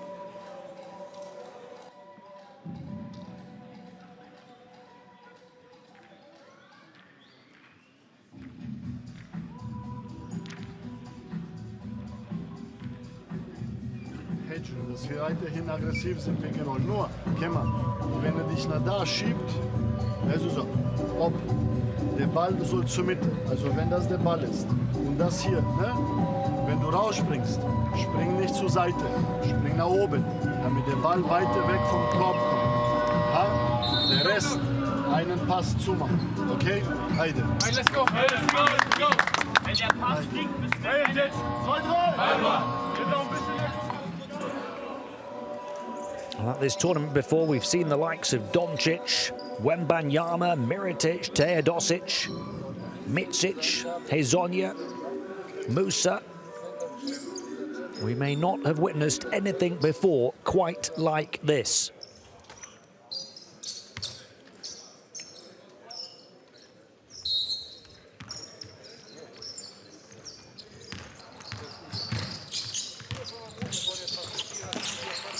This shouldn't just be the story of the day at the ANGT finals. It should be one of the stories of the day in the game of basketball across the world. Jaku Jonas is back on the floor on those 15 assists. So a chance for him to set a new record. Debone couldn't convert that time. The tuck flight just couldn't land the plane. Barca still working ever so hard on defense. You wonder if they've got a chance of breaking a record in terms of margin of victory as well. There have been some blowouts out this tournament down the years. Debone slips through a gap and soars and scores again. He is unplayable in the paint. 21 for the 12-year-old Mohamed Debone. He's 9 of 12 from the floor. 2 blocks, a steal, 6 rebounds. And he goes to the bench, having truly made a name for himself here in Berlin. It's taken him only 12.5 minutes to do it.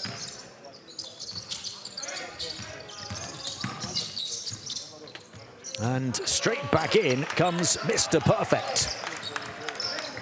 Abdurrahman Kone, 16 points without a miss. Like a superstar center for a superstar center. No rest for the wicked for ALBA Berlin.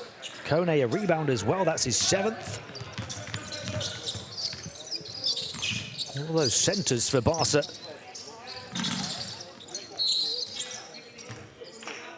Are battling for the player of the game and keep taking each other over in terms of PIR, but actually the leader now is Jaku Jonas, who's just dished his 17th assist, which breaks the finals record here in the 21st edition of the ANGT. Kasparas Jaku Jonas, 17 assists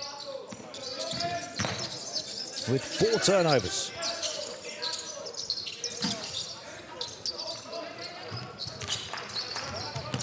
He's gone back to the bench, Jaku Jonas. Final 3 minutes, 108-44. And Kone coming up with the ball. 16 points for him on 6 of 6 field goal shooting, 4 of 4 free throw shooting, 7 rebounds, and that was his 3rd steal, so he overtakes Jaku Jonas with the highest PIR in the game. Barca with 4 standout players. Dame Sarr a little way behind as their 5th best. Turnaround 3, rims out for Goyecic. There's been 1 player for Barca who's underperformed. Goyecic, only 2 of 9 from the field.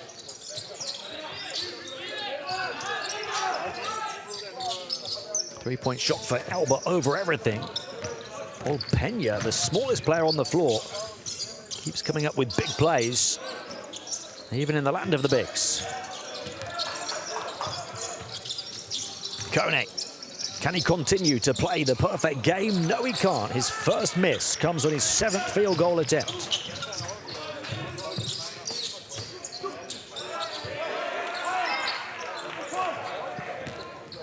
Barcelona have 19 steals through the course of the game. Batted away by Herman. The entry pass for Kone. 16.7 rebounds for Kone, 19 points, 8 rebounds for Keita, 21 points, 6 rebounds for Debone. And Jaku Jonas, a ANGT record, 17 assists. He's also got 5 steals.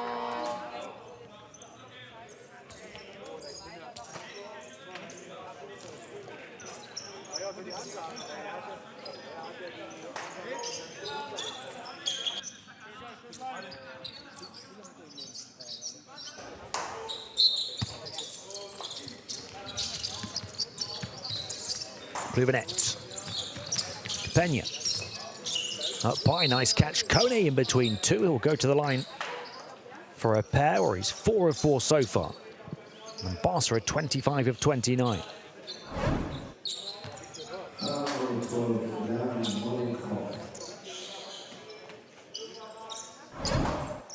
going to be great to see Barcelona against, no offence to ALBA, a higher calibre of opponent tomorrow when they take on the Overtime Elite Select team. A group of the best under-18 players from the USA.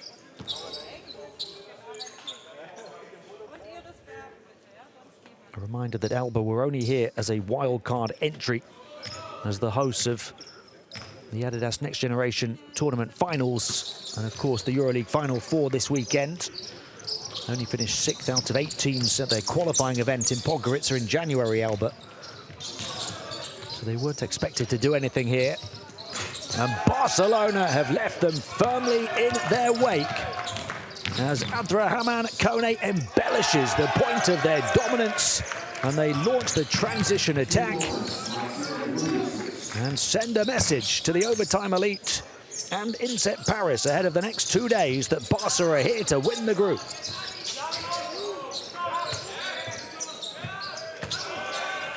Kone, another rebound. Final minute of the game as the lead is stretched to 70. Out to the corner, touch pass, Paul Pena.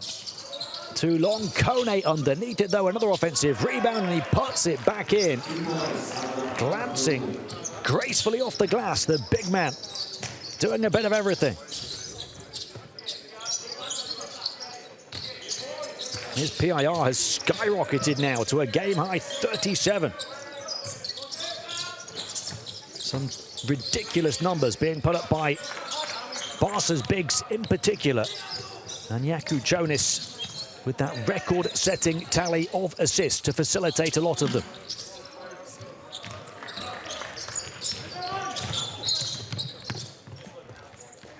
Abdurrahman Kone now 20 points with just 1 miss, 9 rebounds, 3 offensive rebounds, 3 steals, 1 block in less than 14 minutes on court.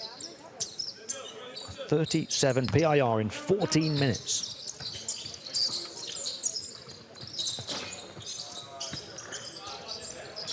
ALBA not able to replicate their third quarter offensive performance here in the fourth.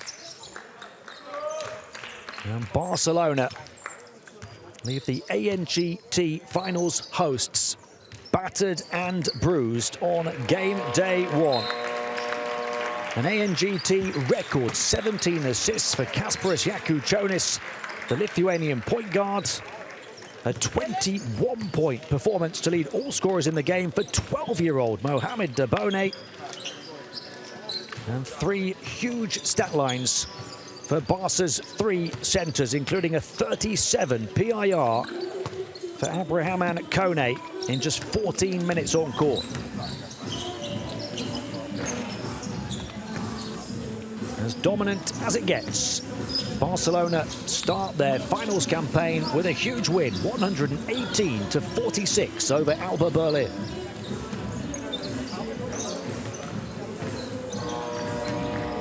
Mohamed Dabone, take a bow. You have arrived at this level already.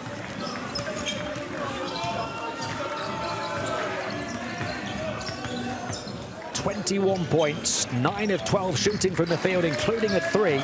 6 rebounds, 2 offensive rebounds, 2 blocks and a steal in 12.5 minutes for the boy who does not turn 13 until October, and he looks completely at home at under 18 level, playing against several 18-year-olds today and dominating against players 5 or 6 years older.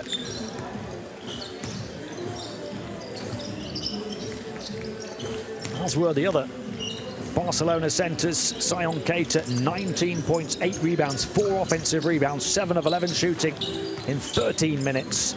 Abdurrahman Kone, 20 points, 9 rebounds, 3 offensive rebounds, 3 steals, 1 block in 14 minutes.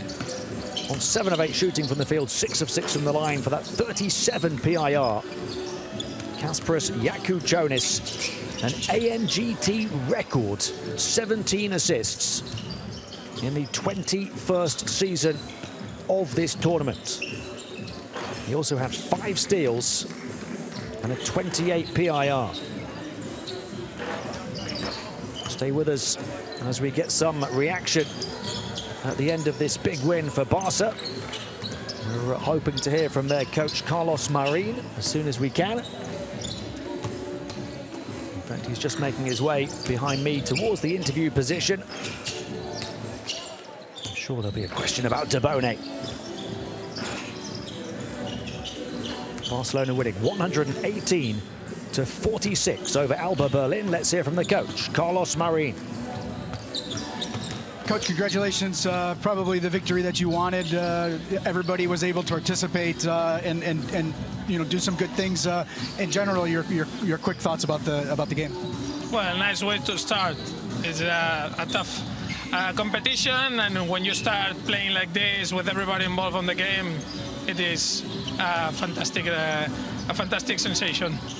It'd be a crime as a journalist not to ask you about the two guys today. Obviously, Mohamed Debone, just 12 years old, and what he did, and then also Kasparas breaking the all-time ANJT record. Your thoughts about what they were able to do today? Well, we have an incredible youth, so we have good guys that are good persons, and of course they work really hard in order to improve their game. Outstanding performance from Kasparas and from Mohamed. All right, I'll let you go with that. Good luck tomorrow.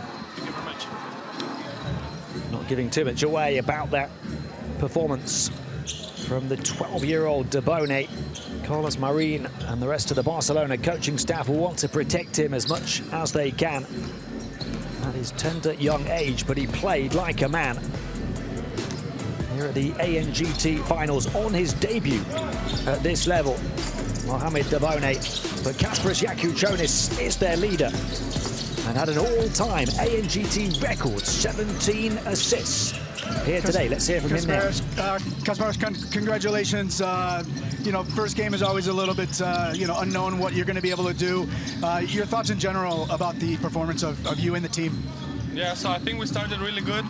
We were running them, defending strong, and our big men did a great work like under the basket. So I'm really happy for team performance, but today is today and tomorrow is a new day, so we have to keep working and keep pushing and keep playing better. Everybody knows that you can do a lot of things, and you showed today that you can really facilitate the ball. 17 assists, which is an ANJT all-time record, which you broke. Two guys that you probably know, Arnas Felička and Marius Grigonis. What's it mean for you to have to pass two fellow Lithuanians? I'm happy, but it doesn't matter that much. I'm just happy with the team performance and that we won, and that I was be able to make a lot better. And also want to thank the coaches to let me go inside for that one more assist at the end. All right, let's go with that. Good luck. Thank you. Yeah, we wondered if he would make it back onto the floor with the game in the bag already. But Carlos Marin allowing Yakuchonis to go back out and take his tally to 17 assists. Grigonis had 16 12 years ago. Felička had 16 8 years ago. Now a new ANGT record at 17 assists for Kasparas Yakuchonis. That is not just a finals record, but an ANGT record altogether. 17 assists, 5 steals, 4 turnovers, and those turnovers I think all came in the first half. His playmaking became even more efficient, and there were some beautiful dimes amongst that huge tally, and some huge dunks for those Barca bigs. As for ALBA, 17 points. Amon Doriez led the way. He was their only scorer beyond 10 points. Barcelona put on a show. Dame Saar, 14 points, 19 for Keita, 20 for Kone, 21 to lead the way for the 12-year-old Mohamed Debone.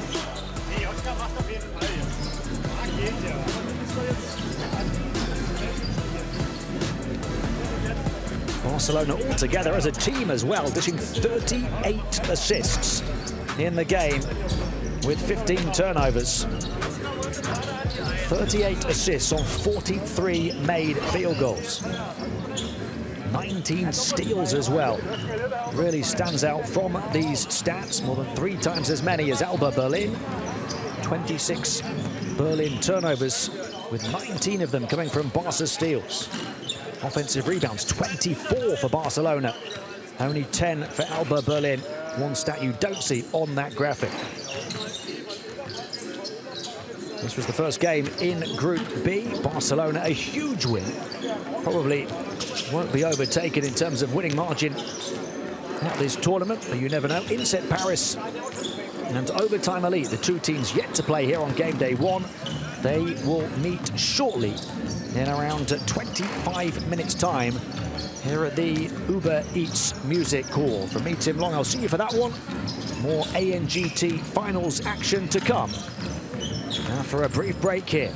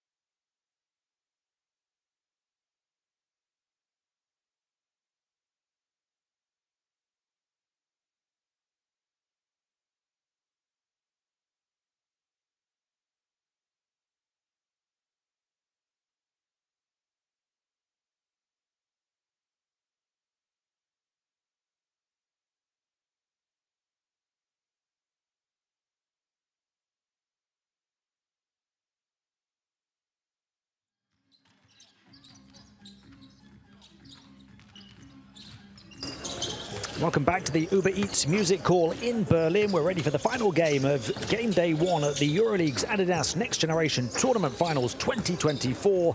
And it's one that will command all kinds of attention as a US team competes for the first time in competition history. A selection of overtime elite rising stars taking on two-time ANGT champions PFBB INSEP Paris. These two teams, the last two to get their finals underway. Earlier today in Group A, record champions Real Madrid started the defense of their crown with a comprehensive win over Emporio Armani Milan. Ratiopharm Ulm got demolished on their finals debut by 2022 champions Mega Belgrade. And in this group, Group B, another former champion Barcelona with a 72-point win over hosts ALBA Berlin. So two groups of 4 teams at these ANGT finals. The winners of each group face off in the championship game here on Sunday. INSEP and overtime, both looking to start with a win to join Barcelona at the top. 3 group games against the other 3 teams in your group coming over the course of 3 straight days.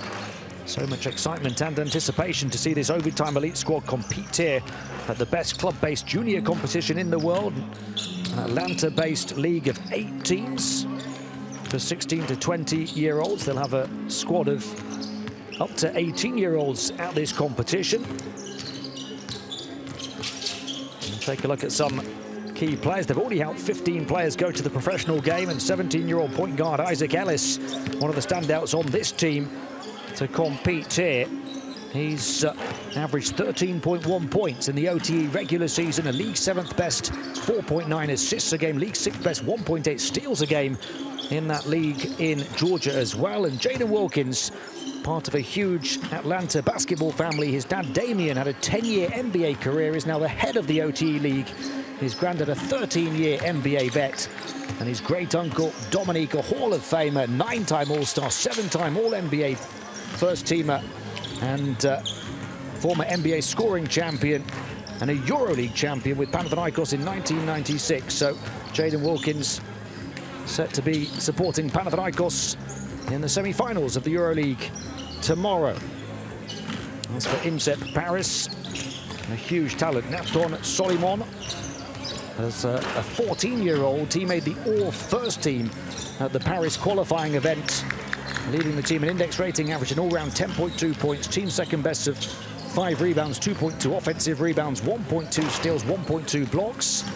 And Nolan Traore, well, he's not played at this level this season. That's because he's been playing at senior level for Saint-Quentin in the French top tier. Just last week, he had 2 eyebrow-raising playoff games against Euroleague opposition Asvel. 14 points and 7 assists, and then 25 points, 7 assists, 4 rebounds in a game against Asvel Villeurbanne. He has the tools to dominate at this ANGT level. The OT League was founded in 2021. They've just completed their 3rd season. And now they'll play here at the ANGT for the first time. Straight in at the deep end, playing against the world-renowned French Academy of INSEP. INSEP, one of just 6 clubs to ever win multiple titles in the 2-decade history of this event. They lifted the trophy in 2010 and 2017. They've got the talent to challenge again this year, especially adding Nolan Traore to the roster for these finals after the 17-year-old combo guard didn't play in qualifying.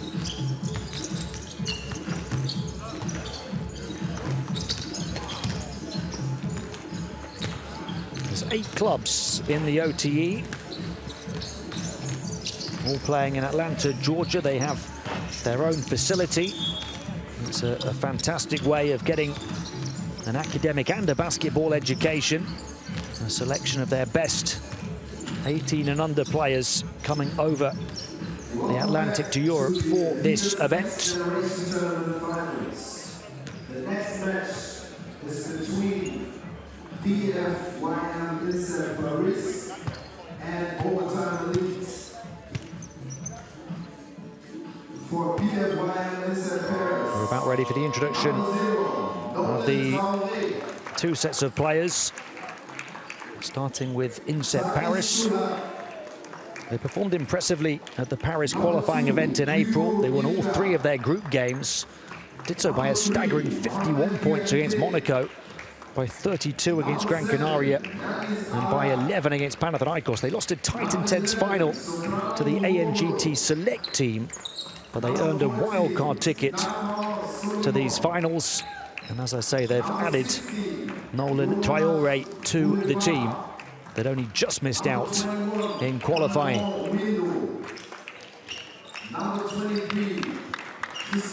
We'll take a look at some other key players when we see the rosters and the starting fives. They're led by Lamine Kebe, winner of the Best Coach Award at last year's Under-19 World Cup, as he guided France to the final, where they lost to Spain.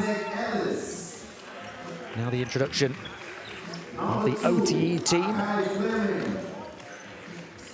It's a league in Atlanta that allows the players to earn a bit of money, enhance their skills, gain an education.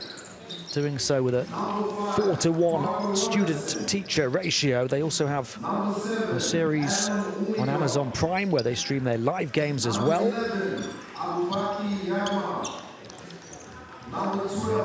They've got their own 103,000 square foot facility in Atlanta, which includes 3 NBA-sized courts. Now that's a key fact here because they'll be playing FIBA rules basketball, Euroleague rules basketball for the first time, these players.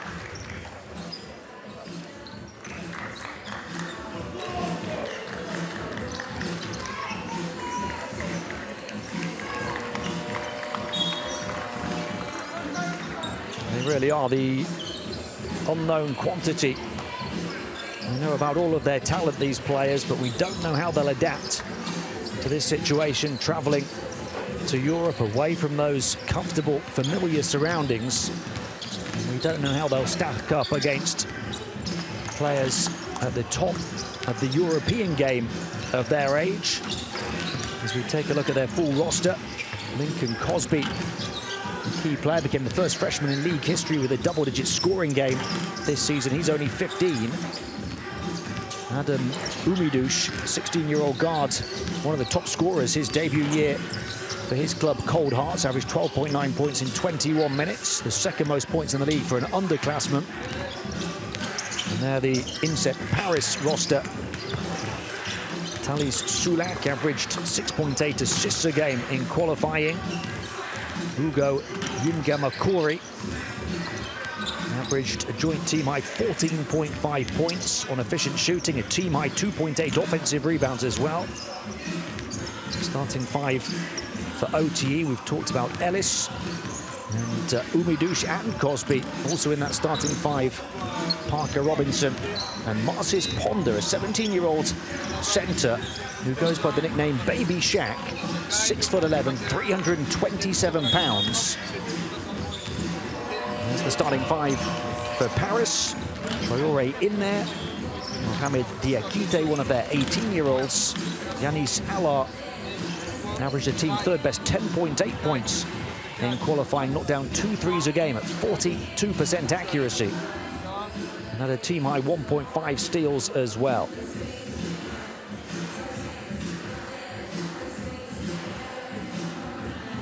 Anton Solimon is the standout young talent on Lamine Kebe's team. Doug Martin is the head coach of the Overtime Elite team. Moved to the OTE this season. Before that, a developmental coach with the LA Clippers G League team, and before that, head coach at Team Takeover, where 115 students earned college scholarships worth close to $5 million altogether.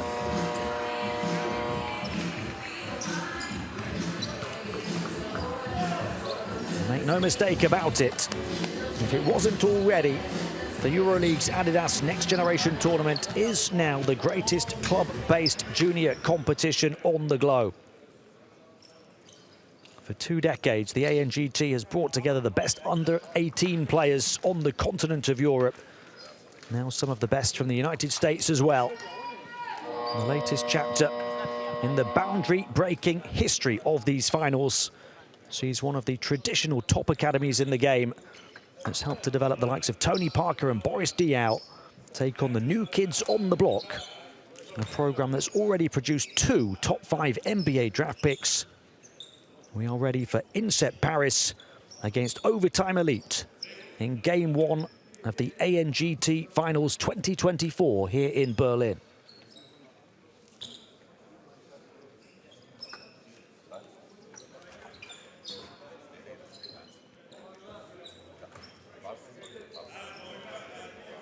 Marcis Ponder ready to contest the opening tip with Noah Kwakuegu.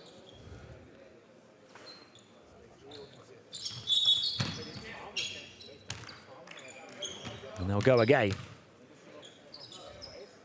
And the wait to get started continues on the OTE's debut at the ANGT. Ponder's had an injury-hit season, the big OTE centre, but produced a ridiculous league 4th best 1.7 blocks a game in just 6 minutes a game. Over 6 appearances in the OTE regular season. Diakite, and move it through multiple hands. Traore, back off him at your peril, but he misses. Traore knocked down 4 of 7 threes against Euroleague team Asvel in a senior game earlier on this month.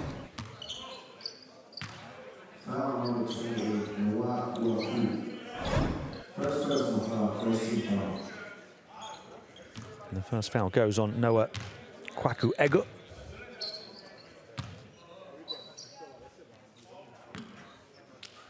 A little hop in the free throw attempt of Marcis Ponder.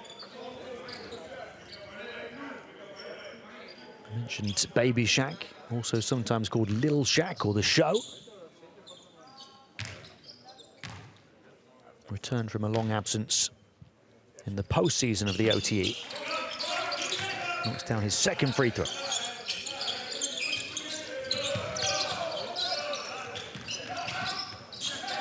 Traore.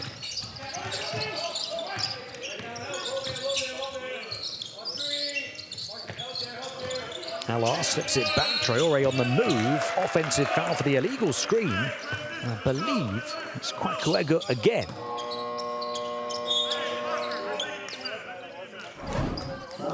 So 2 fouls on the same player inside the first minute of the game. Played his first ANGT event in April, Kwakuegu, and was really efficient in under 14 minutes a game, including 75% field goal shooting. Outside shot good for the first field goal ever for an American team playing at the ANGT. The Overtime Elite knocked down the 3 through Parker Robinson.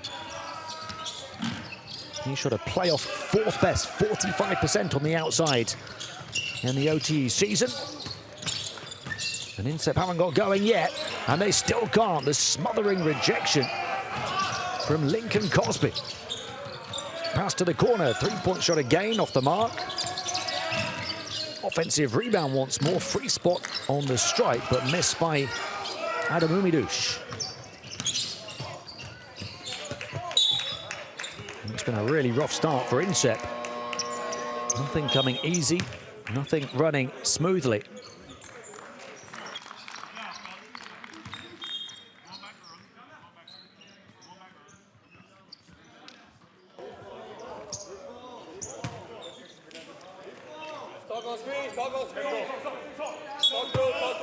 OT have taken 6 shots already, albeit only hitting 1 of them.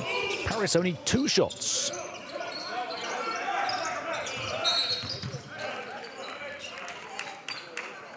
First foul on OTE. INSEP Paris with those 2 fouls already as well. And one of their starters, who's been forced to the bench. Can they end the 2-minute drought to start? Traore. Sulak. Two playmakers on court at the same time. Sulak spinning, getting the shot away, not accurately. Wide right and off. And 0 of 3 from the field. Vitaly Sulak averaged 6.8 assists a game in qualifying, as well as 10.5 points, 3.5 rebounds, 1.2 steals. He's the backcourt alongside Traore, who didn't play in qualifying. Umidouche. Can OT stretch their lead? No, they can't. Great defense from Sulak.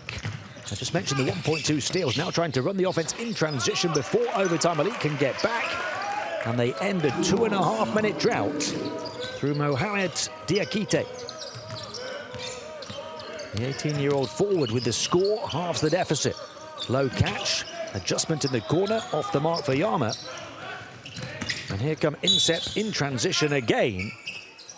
Wouldn't quite bounce for Windu, but he'll go to the line to try and tie us up at 4.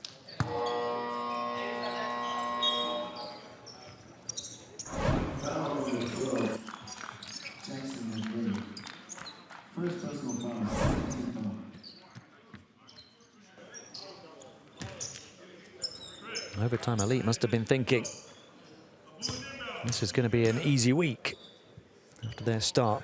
The first 4 points. 2.5 minutes without a single point for INSEP Paris.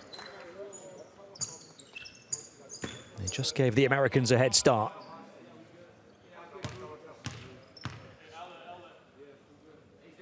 With a couple of defensive stops and then a couple of blinks of the eye, INSEP Paris back level.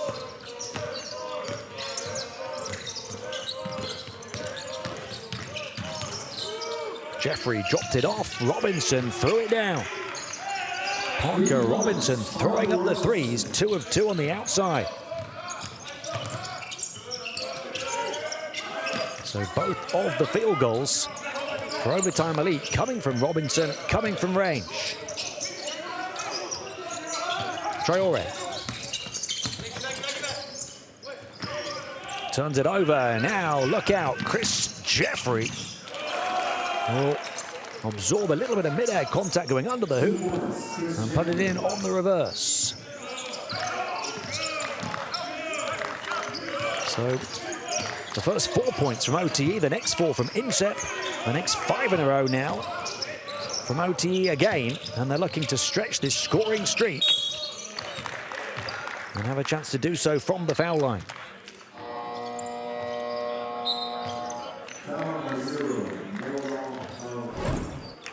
I thought that INSEP Paris had corrected their problems, and their problems have got deeper instead. It's been a really rough opening 4 minutes for the French team.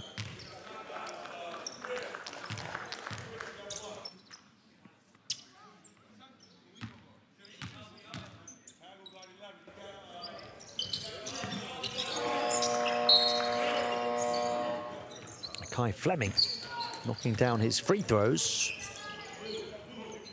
He's one player who has played in Europe before. He played at the ADIDAS Euro Camp in Treviso last year.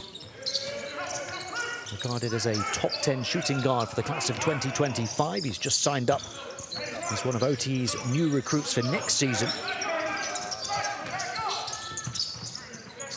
Entry pass lobbed in by Sulak, but a turnover as Boulefard failed to grab it. Jonas Boulefard, who had a remarkable final of qualifying. Lots of his teammates were struggling to hit their shots against the stubborn defense of the select team. He poured in 29 points. It's 6 threes. And so Paris could do with some of that shooting right now.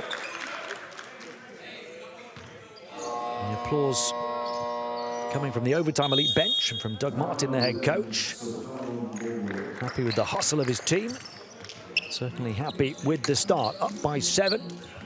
As we go to the benches for our first timeout, just over 4 minutes in. 3 of 10 from the field, otherwise it would have been a greater margin than just 7. They've grabbed 3 offensive rebounds and only committed 1 turnover. So they've taken 10 shots, twice as many as INSEP Paris so far. They've also taken, after this one, 3 times as many free throws. INSEP 2 of 2. Overtime Elite 4 of 6. Offensive rebound, their 4th already, backed up by another in a score from Chris Jeffrey. So the lead grows to 8 points. In fact, late to update, make it a double-digit advantage. And a turnover again, unless they can save it at centre court, and somehow they do, balancing the sideline and the centre court line and throwing it down. How about a way to salvage a play? Cameron Windu goes up to where the wind does blow.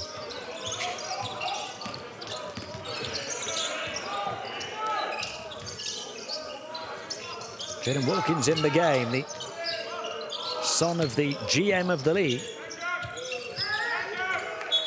And a turnover for Overtime Elite.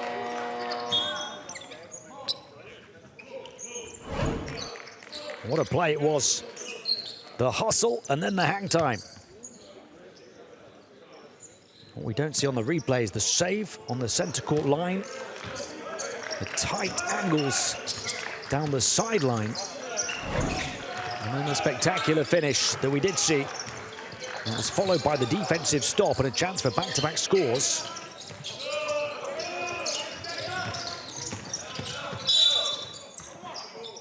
And a chance to get them from the foul line, Ugo Yimgamakori. Only shot 50% from the stripe in qualifying, the 15-year-old.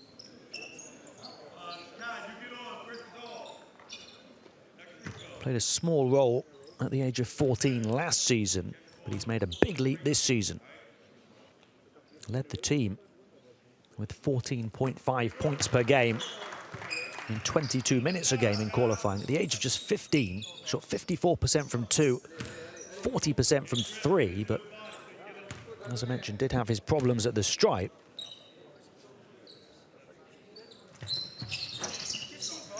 And he's 50% again here. Also added 4.8 rebounds with that team-high 2.8 offensive rebounds, 1.2 steals on defense.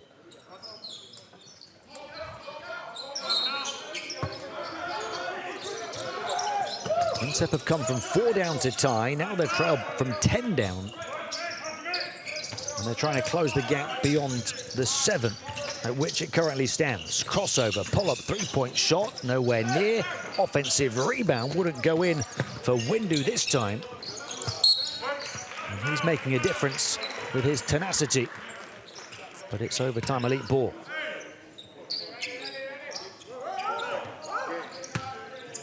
Windu with 4 points, an offensive rebound, a steal and a block in his 5 minutes on court. The pressure that time applied by Umbungolo Munonga. 18-year-olds who can have that tenacity as well.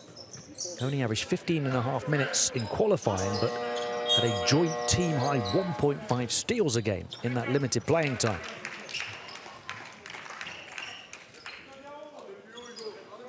Instead of getting the steal that time, he's committed INSEP's 4th foul already. 5 fouls the limit here in European basketball, per individual, per game, and per team, per quarter. 3-point shot knocked down by Boulefard, the man who shot the lights out in that qualifying final when he went 6 of 8 from downtown. Knocks down 1 at the ANGT tournament finals. So from 10 down, INSEP within 4. Jeffrey on the turn, mid-ranger on the mark. Chris Jeffrey. Another man who's declared for the OTE draft to play for the first time in the Overtime Elite League next season. 7 points, 2 assists already for Chris Jeffrey in 3 and a bit minutes since coming in. 2 offensive rebounds as well. What an incredible introduction. High the needle pass from Sulak. And INSEP at the line again.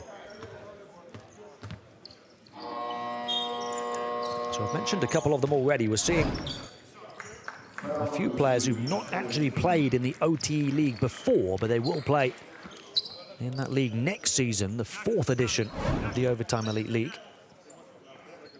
Some significant recruits for the competition who are effectively making their Overtime Elite debuts here at this, for them, international tournament.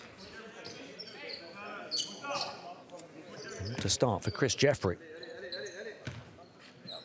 Ugo Yimgamakuri out the line again, split his previous pair. And that time makes them both, so he's 3 of 4 from the line. 5 again.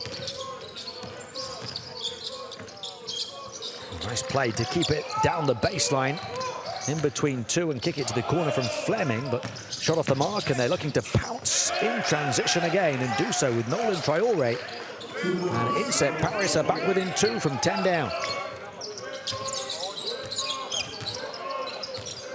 Isaac Ellis, we highlighted for you at the top of the program.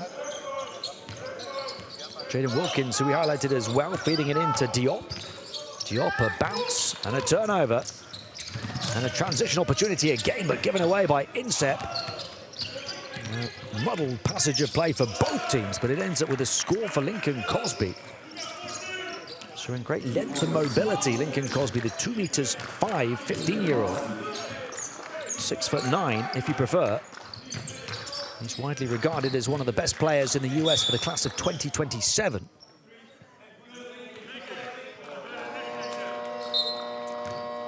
He's got Overtime Elite back up by 4, both teams on 4 fouls, and that was the 5th, in fact, for Overtime Elite. So INSEP to the line. That's one of the differences for anybody watching on from the States who watches the NBA. 5 fouls the limit rather than 6.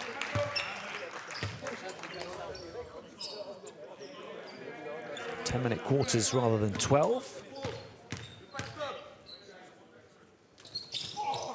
No defensive 3-second violation here in Europe as well.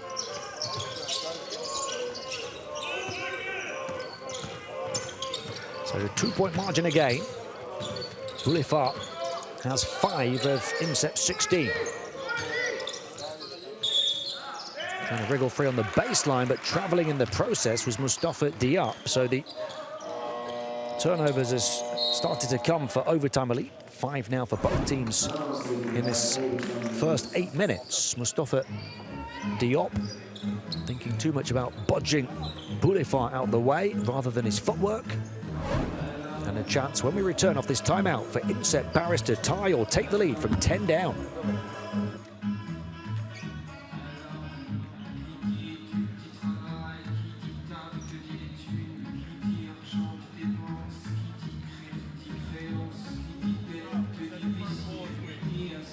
Jaden, you're gonna come out of the corner. Adam, you're gonna be here.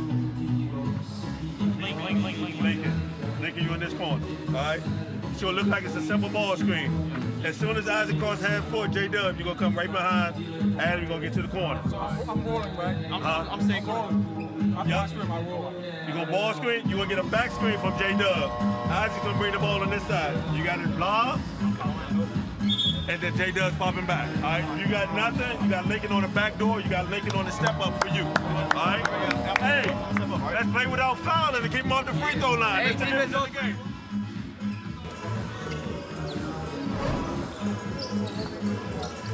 Well, INSEP Paris have done it with their defense, creating opportunities to run the floor in transition on offense.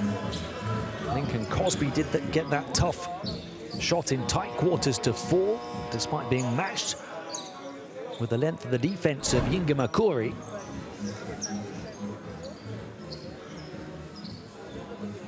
But fast breaks and foul shots, the recipe for INSEP Paris to get back within 2 points.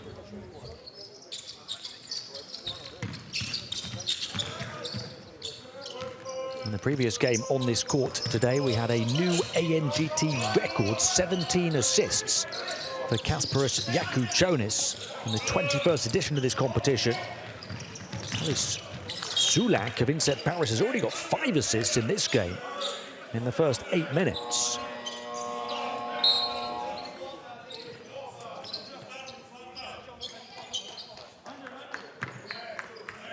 Turnovers a problem for both teams. 6 for Paris, 5 for OTE. It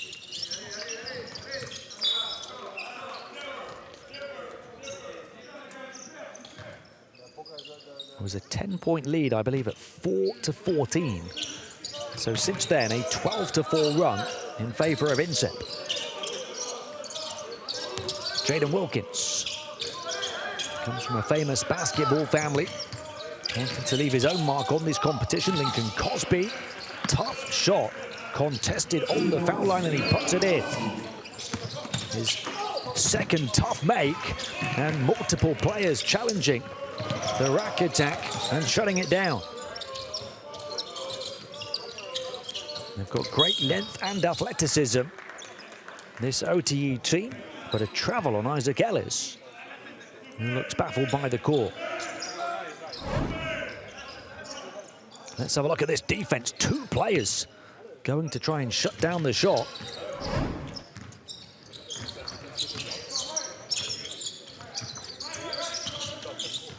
Traore. Oh, lovely quick pass from Yanis Alar. Great recognition and execution from Alar for his first assist. INSEP back within 2 again. Final minute of the first. We expected this one to be tough and tight, and it has been. Can they complete the comeback from 10 down? Flooding forward again, Traore. And he'll go to the line for 2 for the tie.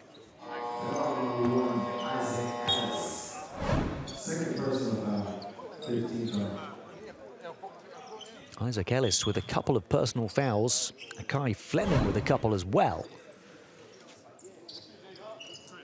Remember, for INSEP, Noah Kwaku Egut, who started the game, picked up 2 in the first minute and hasn't returned since. So individual and team foul trouble already. Nolan Traore turns 18 on Tuesday. Playing his 3rd year at this level. Averaged 7 minutes a game at the finals in Belgrade 2 seasons ago. Got a bigger role in qualifying last season. 26 minutes a game, but INSEP failed to make the finals. And he's become a superstar at this level.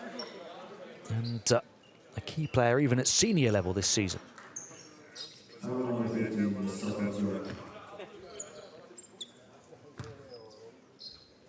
Imga Makori gets to the line.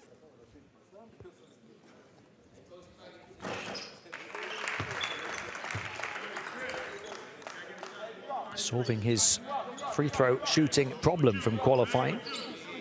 I mentioned he was only 50% in qualifying. He's now 4 of 5 here.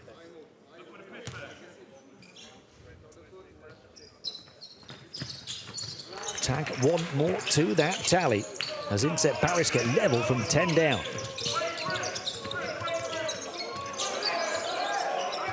They're on a 16-6 run. Robinson. He's got 2 threes already. Onto the corner it goes to Diop. Tight defense from INSEP, forcing the miss from Umidush. Again, looking to attack really quickly INSEP. And that's been the key part of the equation. A turn up in toughness on defense, a turn up in speed on offense. Oh, fancy footwork, but didn't take the ball with him, Traore. Jeffrey can't convert, and they are neck and neck at the end of 10 minutes. And that's after a 4-14 lead earlier on for the OTE. Must have at that stage been fancying their chances as a contender for the crown at their first ANGT event. But INSEP rising to the challenge, overturning that 10-point deficit to make it an even 20-20 at the end of 1.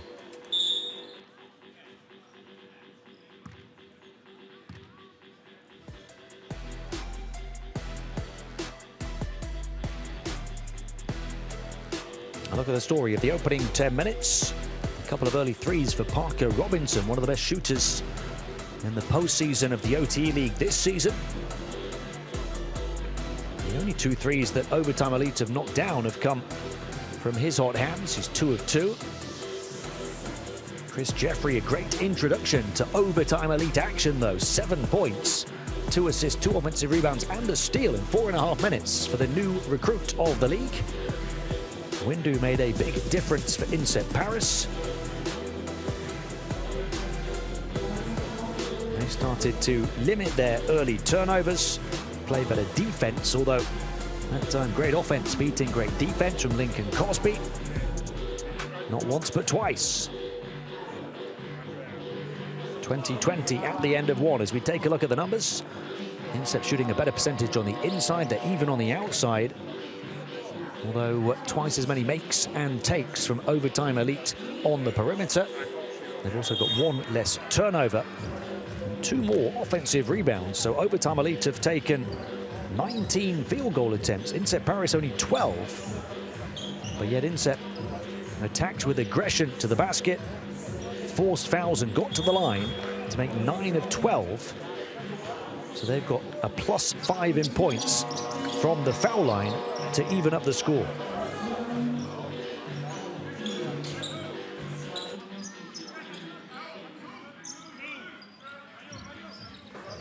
These are 2 deep teams, lots of different combinations that the coaches can use over the course of the 3 straight days of group action. Pretty much know in this competition you need to go 3-0 in the group stage to win the group and make the championship game on Sunday. So there's so much on the line already, even on game day 1 here. Hard not to win all 3 and still go to the championship game, albeit possible. Overtime Elite back ahead again. So still, INSEP are yet to lead in this game. 8 points for Robinson, the man who knocked down 2 of 2 threes, now hits his first 2, so 8 perfect points. But INSEP Paris come right back with their sharpshooter, Jonas Boulevard. He's got 9 perfect points.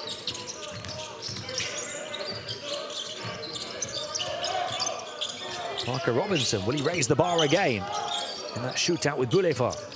Nice pass far side, Umidush misses. And Pondo was sealed off the rebound. Diakite. Traore. 1 of 2 so far for Traore. 0 assists, 3 turnovers. A tough return to ANGT action for him. Working hard on defense though.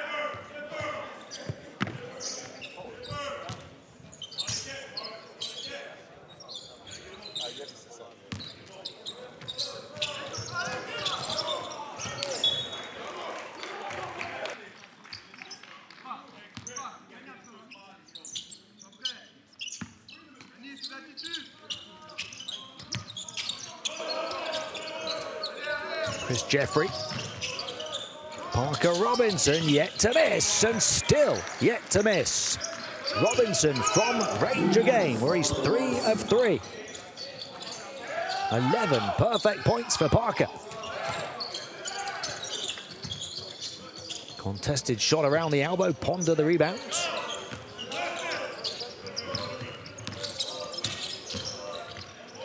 Attacking in transition, Cosby determined to go for the goal, missed.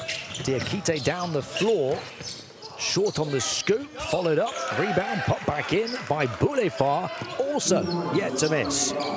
So Boulevard with 11, and Robinson with 11, leading their respective teams so efficiently.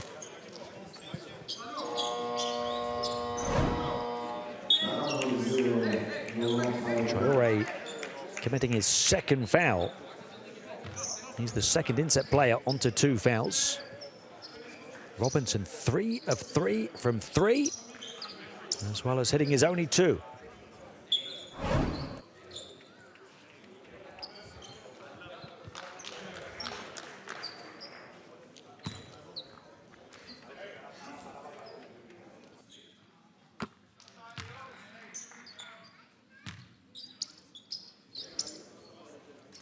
Adam Umidush at the line. 16 years of age, one of the top scorers for his teams in the OTE League, which is for 16 to 20-year-olds.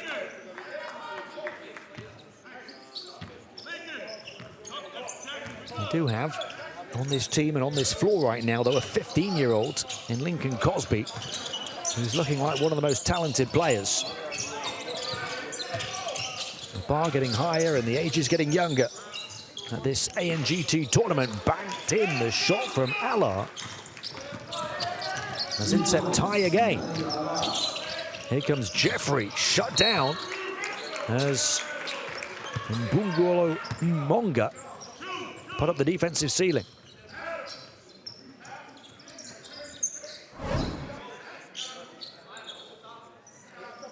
Jeffrey, a really physical point guard, 187, but fully filled out at the age of 17.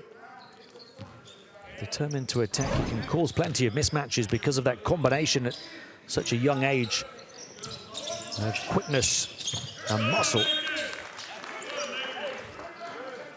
But not making the most of it that time, and INSEP a chance to take the lead.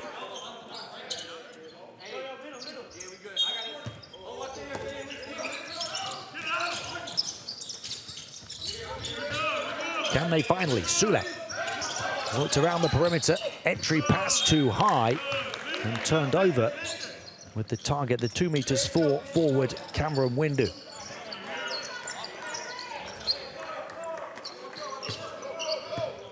INSEP committing their 8th turnover, OTE 7. They were tied at the start of this period, they're still tied 3 minutes in. This is the level of competition these sets of players want to be playing in to try and raise their games. That's why the overtime elite are over here for the first time, testing themselves against Europe's best. And that's why the ANGT have welcomed them with open arms. So these young European teams can test themselves against the best from the States.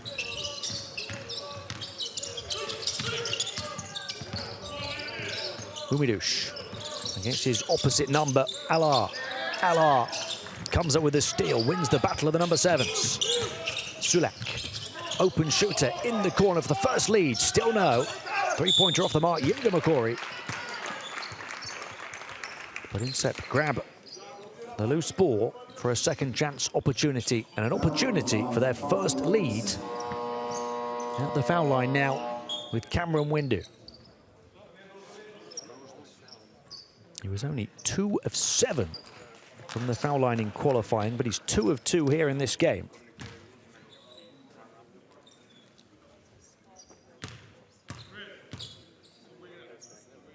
Played his debut ANGT event in Paris in April, averaged 4 points, 2.2 rebounds, 1 steal in 12 minutes.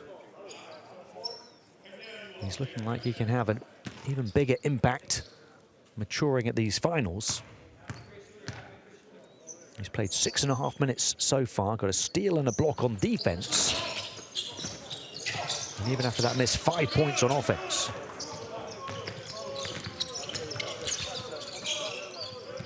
A couple of rebounds you can see there as well, both of them offensive rebounds. Parker Robinson. Jeffrey. Trying to match his physicality is Sulek. Well-timed attempt to the block from Windu, but a foul.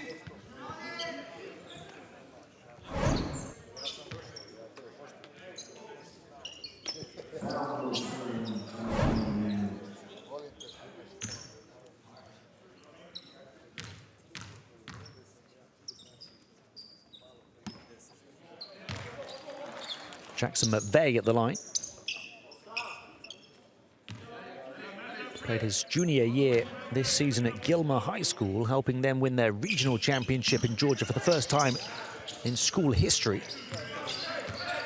So 2 meters 15, 7'1", if you prefer center. Misses both of his free throws though, so INSEP still have their first lead intact. Can they stretch it here? Sulek. He's got 6 assists so far, gets it back, pulls the trigger on a triple, misses it. Rebound grabbed by Yinga Makori. The offensive rebounding count tied at 5-5 now. In fact, INSEP overtaking. Stats late to update, and off the back of the latest one, a high arcing 3 as INSEP, who've come from 10 down, go up by 4.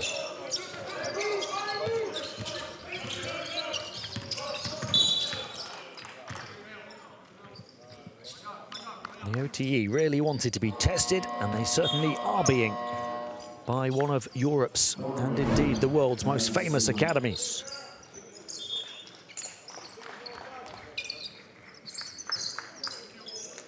Alar, 2 of 3 from 3 for his 6 points.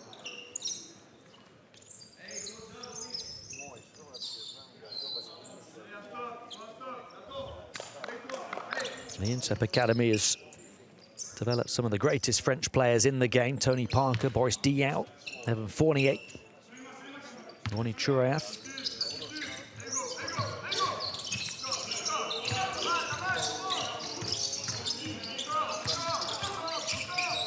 Midway point of the second period, turnover again. And here comes Sulak.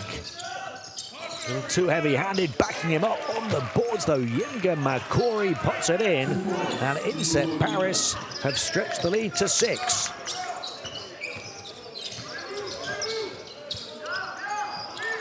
Now dominating in terms of forcing turnovers, pouncing in transition, grabbing offensive rebounds, running the floor, playing aggressively at both ends.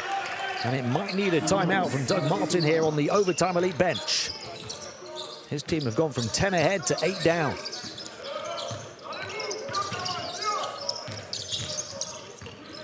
Here goes Jeffrey, guarded by Sulak again, and earns himself a trip to the line. From Brooklyn, in New York, he's physically a level ahead of lots of the guards he's been playing against at his age. So Sulak trying to match that. They wanted a travel. Sulak scoring at the other end. His first points of the game. Jeffrey, a tough two-way player, loves to play defense, fight for rebounds, run on the offensive end. Says the next step in his development is improving his shooting. He's not done too badly so far here. 3 of 5 from the field, 1 of 2 at the line, 7 points, 3 assists. A steal on defense, just 1 turnover. Jeffrey goes to the bench.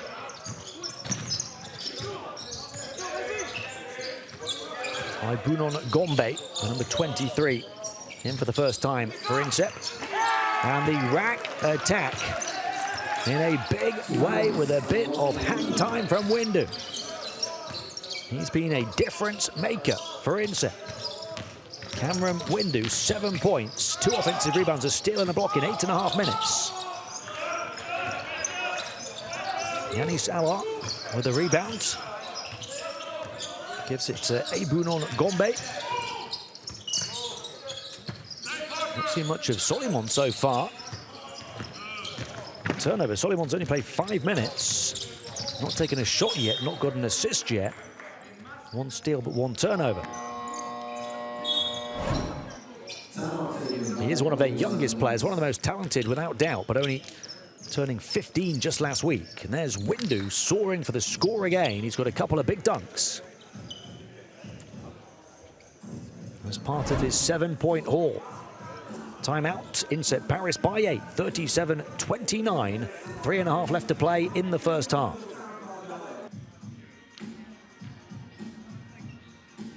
Difference in the game right now, it's 8 points. Hey, if you do get switched, I'm coming down to help. Yeah, we good. Right. They're just digging, bro. I see them. Isaac, bring the ball down. Abu. Hit Abu, top of the key. All right.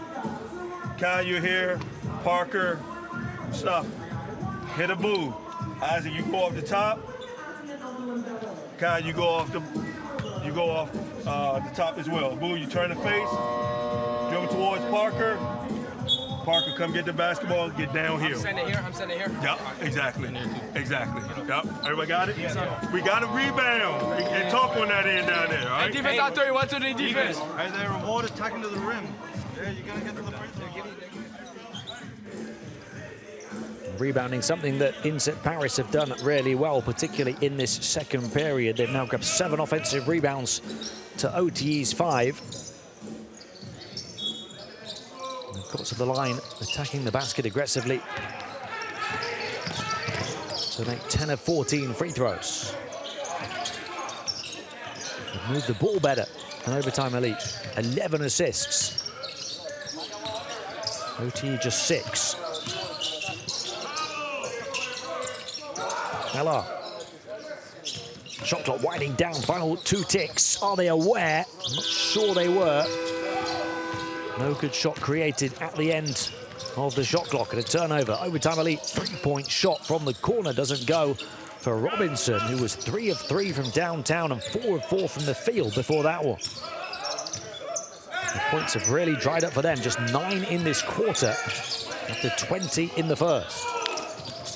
14 of those points came really early when they had the 10-point leads at 14-4, so INSEP have really locked down the overtime elite arsenal, and they lead by 10, completely flipping the script in this first half from 10 down to 10 ahead.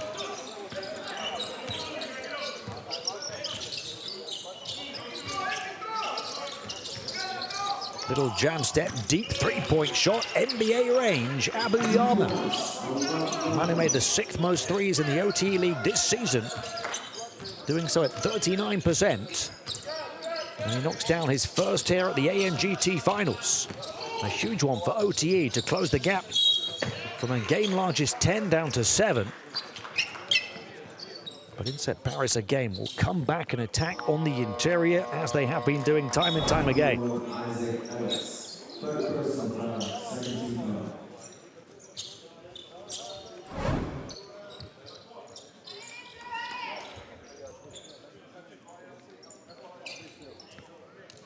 Cameron Windu at the line.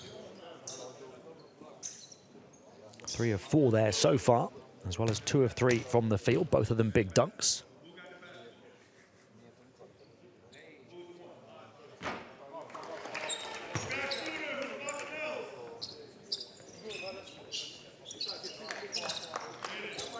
Talk about INSEP turning this game around.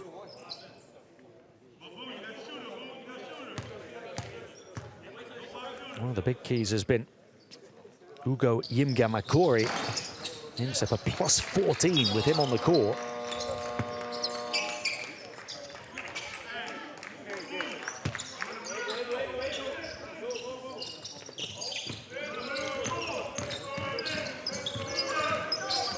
Plus 8 in the game altogether, 40-32, 2 minutes of the first half to play. Parker Robinson, one of the best shooters in all of OTE this season. Guarded by Yimgamakori. Back out, 2-point shot, a 3-point shot for Fleming rather, the number 2, off the mark. Rebound Yimgamakori. He's got 9 points, 4 rebounds, 3 offensive rebounds. With that game-high plus-minus as well. 90 seconds to play in the first. Ibu Nongombe moving it on. Solimon takes and misses his first shot by a distance. Jaden Wilkins, handoff on the perimeter. Fleming from the elbow, contested, misses.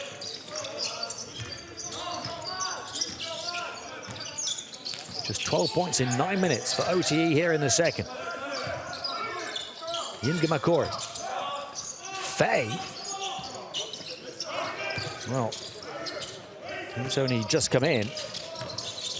Confidently tuck his first shot, but missed it, and Robinson can't show him how it's done. He's missed back-to-back threes now after making his first 3 in a row. Quite hard to salvage possession, though. They work it around the perimeter. Cosby called for the travel.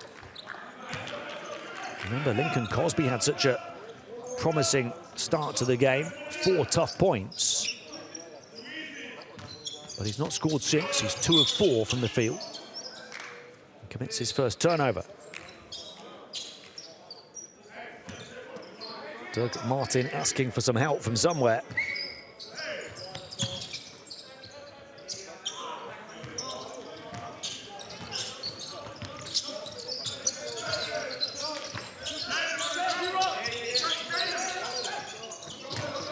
Second differential, end of the first half between shot clock and game clock. 3-point shot for INSEP, way off.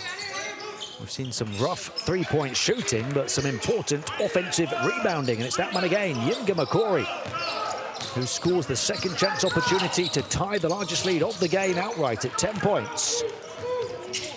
And the run and gun, and INSEP are having some fun. but they don't, according to the official on the far side, beat the buzzer. So they have to settle for the 10-point lead at the end of 2 periods of play. That was close, but they're saying a little too late.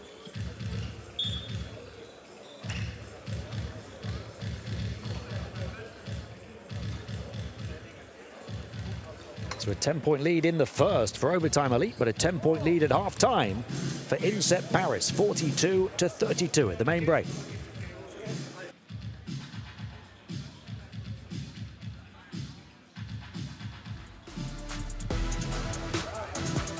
So look at the story of the first half here in the first game of the ADIDAS Next Generation Tournament Finals for these two teams. It's a story that's already had a twist. Overtime Elite leading by 10 points at 14-4. But then INSEP Paris locking down the OTE big weapons, bursting away off the back of that defensive improvement in transition. Lots of fast break scores, lots of trips to the free throw line, making every point hard earned for the Americans.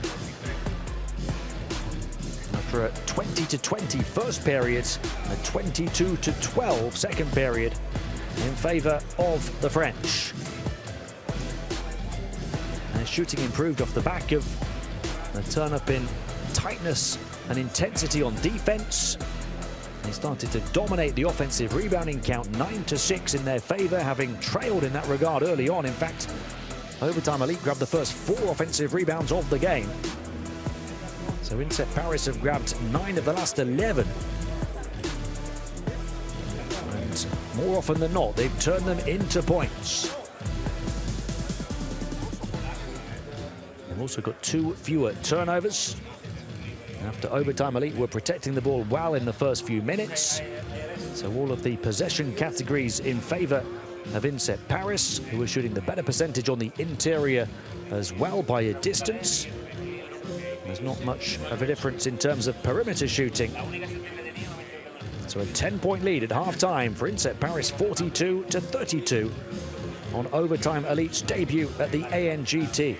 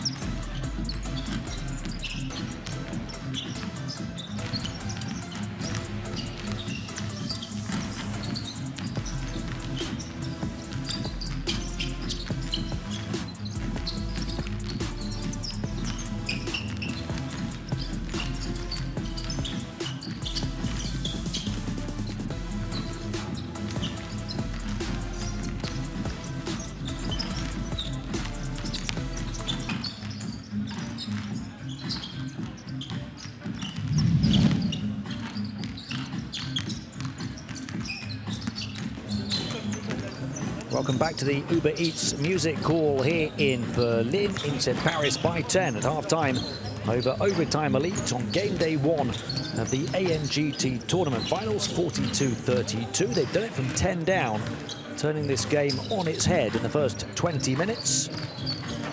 Led by 2 players on 11 points. Jonas Boulefa and Ugo Yimga Makori, each on 11 to lead the way. Also Cameron Windu with 8. Those 3 players combining for 30 of INSEP's 42.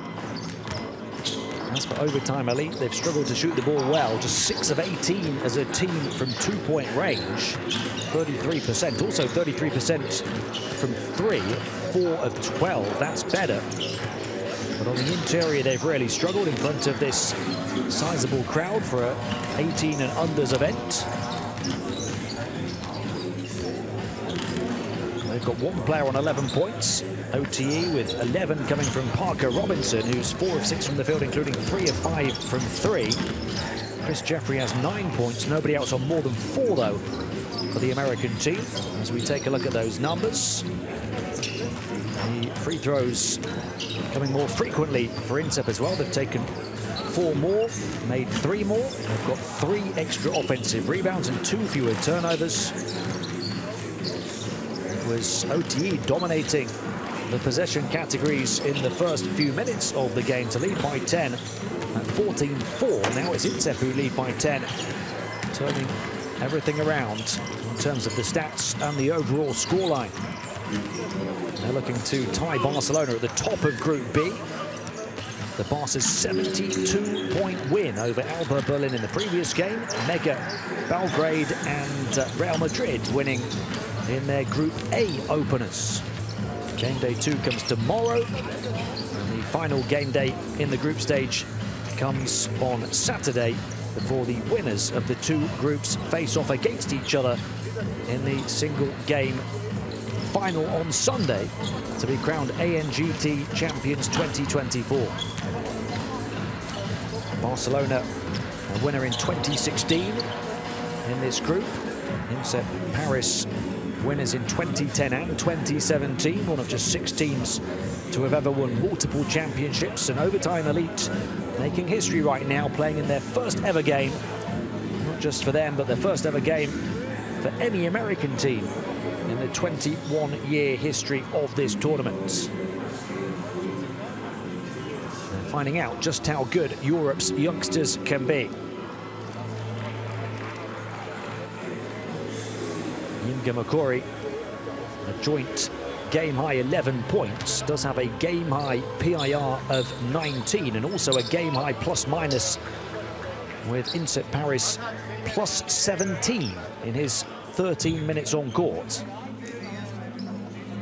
We talked about Naton Solimon as a key player for INSEP Paris as well. He's not scored in his 9 minutes, but he's got the second best plus-minus of all players in the game at plus 11.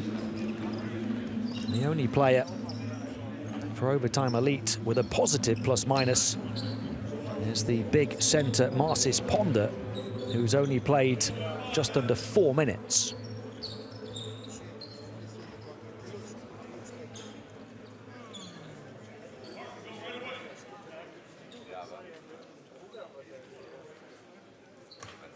INSEP Paris 42, Overtime Elite 32.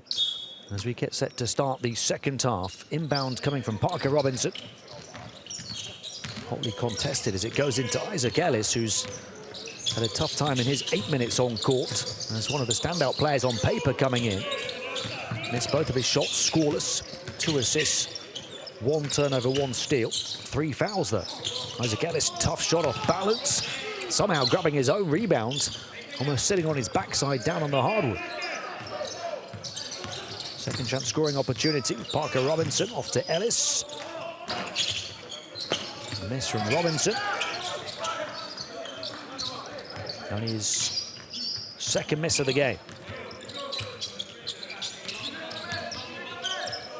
So a chance for the out-and-out largest lead of the game if INSEP get any score here.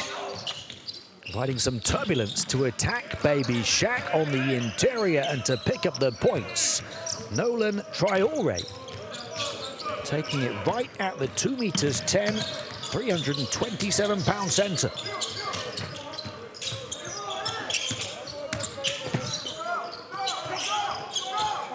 ALBA guarding Umidush. Umidush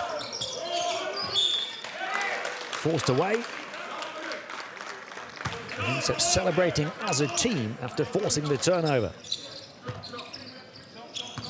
They've now committed 3 more turnovers than INSEP.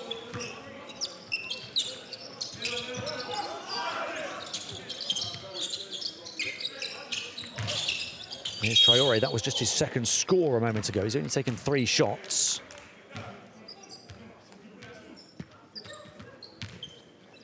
It's not yet been the explosive offensive performance that many anticipated from him due to his incredible display at senior level against Euroleague team Asvel in the French top tier just last week.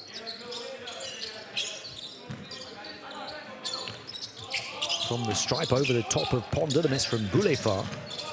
Boulefard, who's the other INSEP player on 11 points, just his second miss of the game. Ponder the big defensive rebounds. Umidush takes the 3 and makes the 3. His first field goal coming on his 7th attempt. He's 0 of 5 from 2 and now 1 of 2 from 3.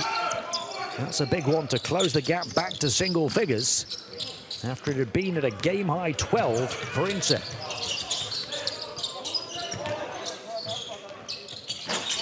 They can't make it back-to-back. Outside makes. Ponder, that only player with the positive plus-minus for overtime elite in the first half. Wasn't out of the game due to foul trouble at all. Hasn't committed any fouls, the centre, who's now played 6 minutes. It was a tough attack for Traore against Ponder, showing no fear. Ponder looking to bump his opponent out of the way, but missing the shot. He's missed both of his shots so far. He's grabbed 5 rebounds in his 6 minutes on court. This time passed around him by Traore to leave his teammate free to rise to the rank. Kwaku Ego. You might remember him. He picked up 2 fouls in the first minute of the game. Now he's fresh and firing again.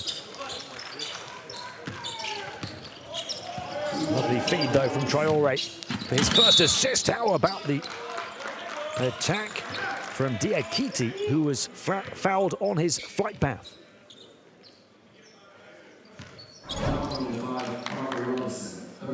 Robinson challenging the shot, making sure it wasn't going to go.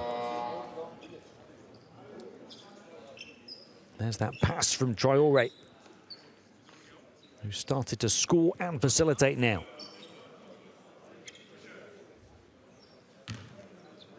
And Robinson with a surely not shot.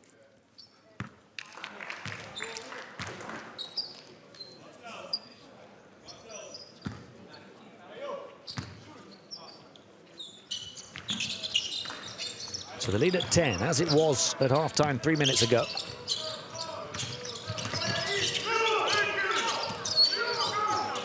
Umidush spins, doesn't take the ball with him. Look at the hustle on defense from his opposite number, ALBA.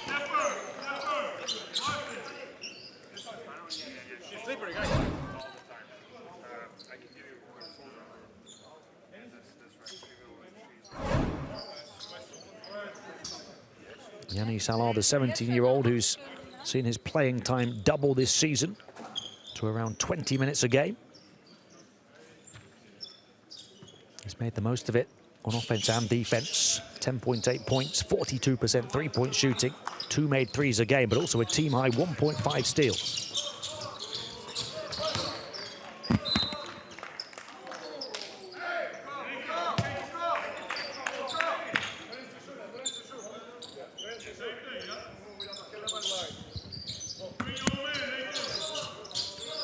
Umidush to inbound.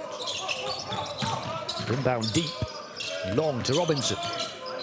Ponder. He's got the biggest body on the court, but he's not making the most of it. Longer, more athletic players for INSEP are shutting down the big centre. And that length and athleticism and mobility, able to run the floor as well. Mohamed Diakite again, dropped off by Allah this time. And the lead grows to 12.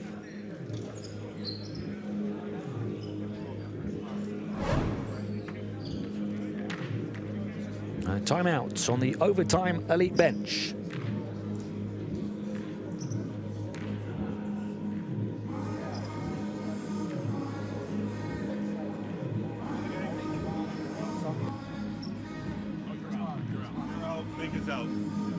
Abu and Jackson right now. Abu and Jackson. Right now. Come on inside. Abu and Jackson right now. Let's go.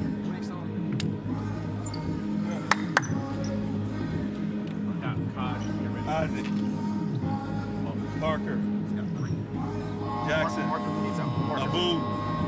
Ayo.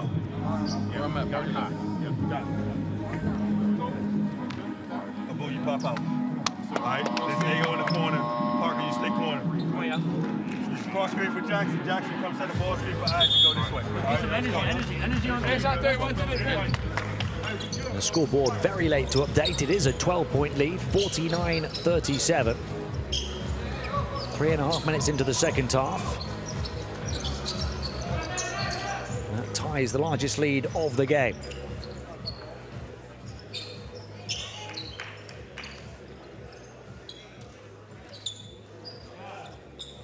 INSEP Paris keep on improving.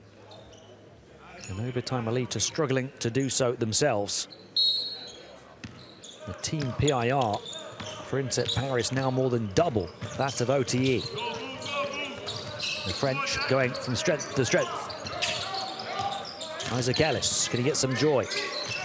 Yama slipped through his fingertips, able to grab it at the second attempt, the three-point shooter. Fleming, off. Umidouche, off. Yama trying to create for Ellis to no avail. They have at least tied the offensive rebounding count at 10-10. Can they get something from this second chance scoring opportunity? Umidouche to inbound. McVeigh's in the game again, the 2 meters 15 center. Fleming, back to Umidouche, shot clock down to 3. Umidouche, can he wriggle free? No. Lockdown defense, transition offense. That is the recipe for Red Hot INSEP. 12 the lead again. In fact, make it 14. Largest of the game.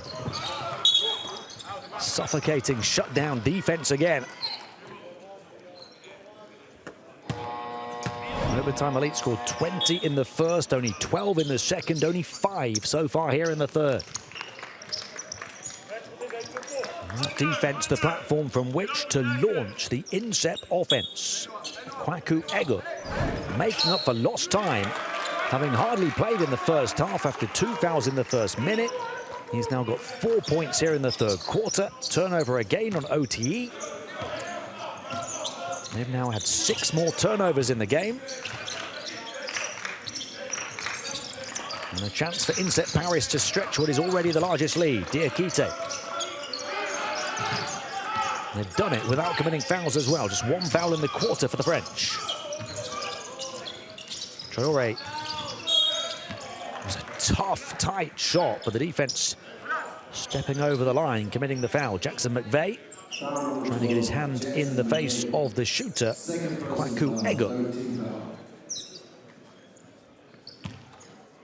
Started the game, picked up those 2 fouls in the first minute.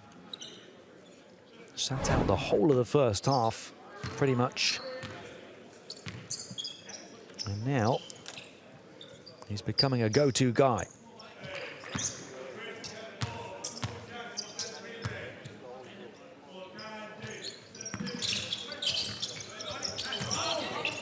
Misses his foul shots, though, so the lead remains at 14. Fleming. Look at the defense here. One-on-one. No room to breathe for Fleming. Turns it over. Incredible defense from Diakite.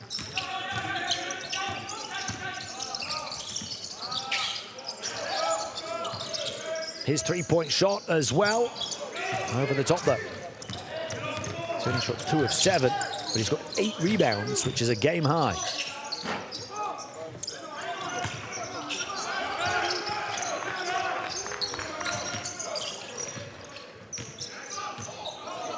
A drought at the moment for both teams as INSEP have another opportunity to stretch the largest lead.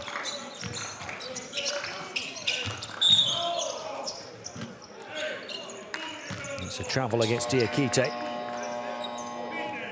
Seeing great things from him on defense, not so great things from him on offense. Playing his 3rd year at this level, his 5th ANGT event altogether. He's not a scorer. 20 minutes a game in qualifying, though, he averaged a team 2nd best 0.8 blocks, 3.8 rebounds. Last year also averaged 1.8 steals and 1 block in qualifying. They've used his defense to great effect here. Shot clock about to expire again, and it runs all the way into the backcourt for the violation. And OTE can't buy a bucket. They're not even getting shots away now.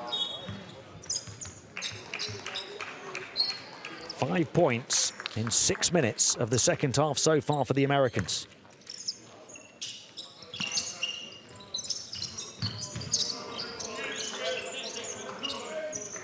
Traore. He'll take it to the basket again. Nolan Traore has arrived here in the 2nd half.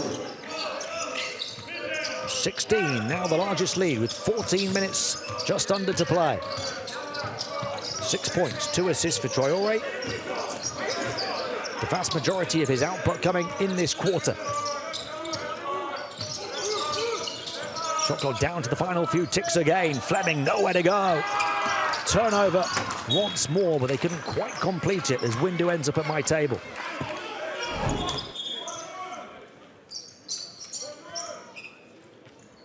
And Traore adding some spark on offense. Some no fear attacking to the dogged and diligent defense. And just making sure the shot clock is right here. It's going to be all the way down. All the way down. Where are they taking it? Half a second left. It looked like they'd already forced another turnover. McVeigh, no time even to fully reel it in, let alone put it in. Doug Martin, the coach of the overtime elite, seeing his players learn a big lesson here against Europe's best.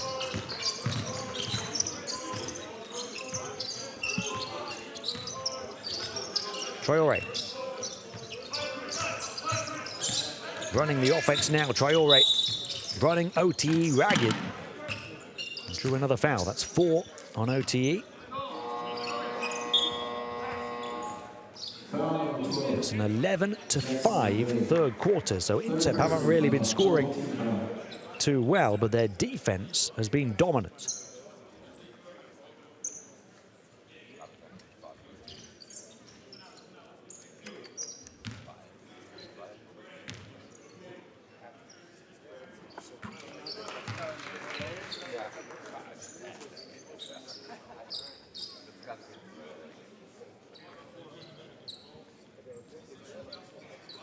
Made a big jump at this level last season, Traore. Over 11 points, 4 assists, 2 steals and 1 block a game. This is his first ANGT appearance this season. He's up to 8 points, 2 assists. Both of those assists have come in this quarter. I think 6 of the 8 points have come in this quarter as well.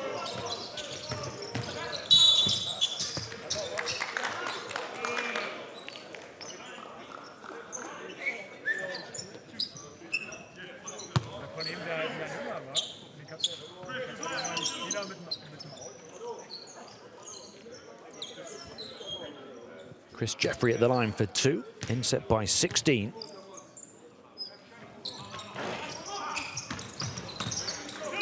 Rebound Sulak. He's the game's creative leader with 7 assists. 5 of them came in the first 5 minutes. Going up with Solimon, who's fouled on his route to the rim. Okay, and he's yet to score. Anton Solimon, one of the best young talents in the INSEP Academy. He's missed both of his shots. But in his 10.5 minutes on court, the team are plus 13, the second best plus-minus of all players in the game.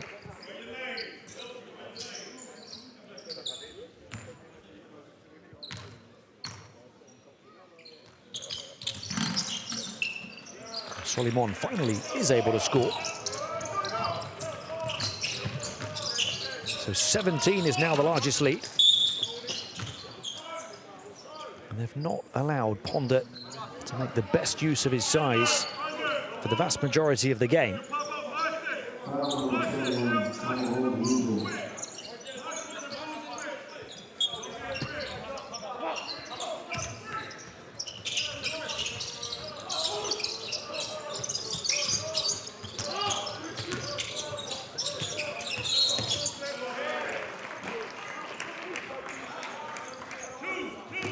18 is the largest lead now.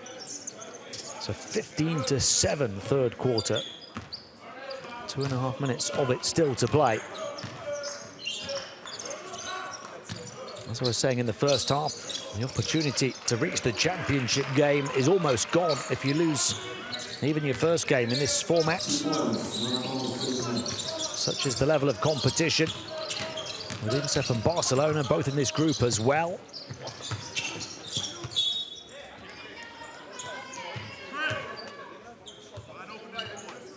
There's a chance at a tie, in which case the losing margin for a team suffering a defeat might be important. So still a long way to go before we talk about this definitely being an OTE defeat. But if they are going to lose it, they want to lose it by as fewer points as possible. Down 10, 12 to play. They're down 20, I beg your pardon, 12 to play. They were down 10 at half-time. That deficit has doubled through the course of the 8 and a bit minutes in this third quarter, largely down to the INSEP defense that has held OTE to just 7 points in the period. Fleming able to get 1 to go. That's his first score from the field in the game on his 5th shot attempt.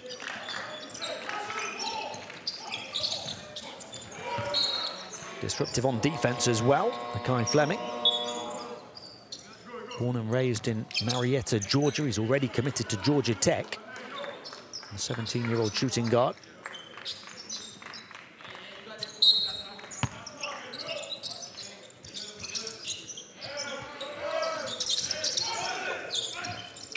The gap approaching the final minute of this third quarter. Jeffrey a chance in transition before that INSEP defense can set, but they're so quickly back behind the ball. The trailer for the 3, the deep 3 from Makai Fleming might just launch the comeback as he launches the ball into the bucket. For so long they couldn't score in this quarter, but these young players on a significant step in their journey towards the professional game.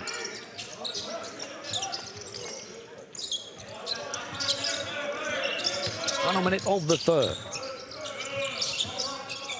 Sulak for 3, misses.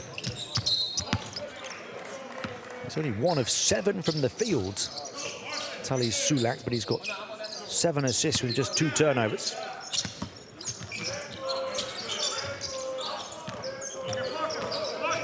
So a chance to make it 3 straight scores for the OTE.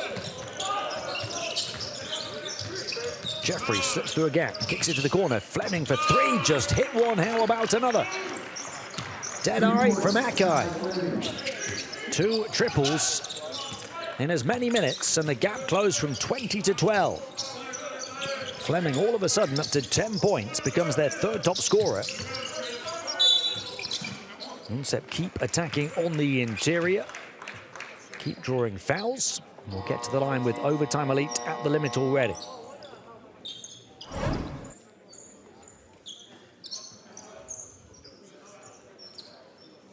And the basket good for Nathan Solimon. So a chance at a three-point play to take it back to 15 and cancel out that three of Akai Fleming at the other end.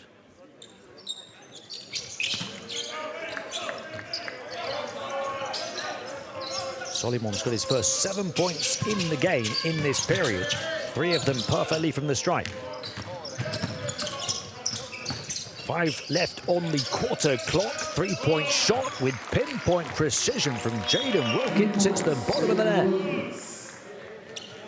In the nick of time as well, Jaden Wilkins with his first ANGT score. The son of the head of the league, knocking down a big shot.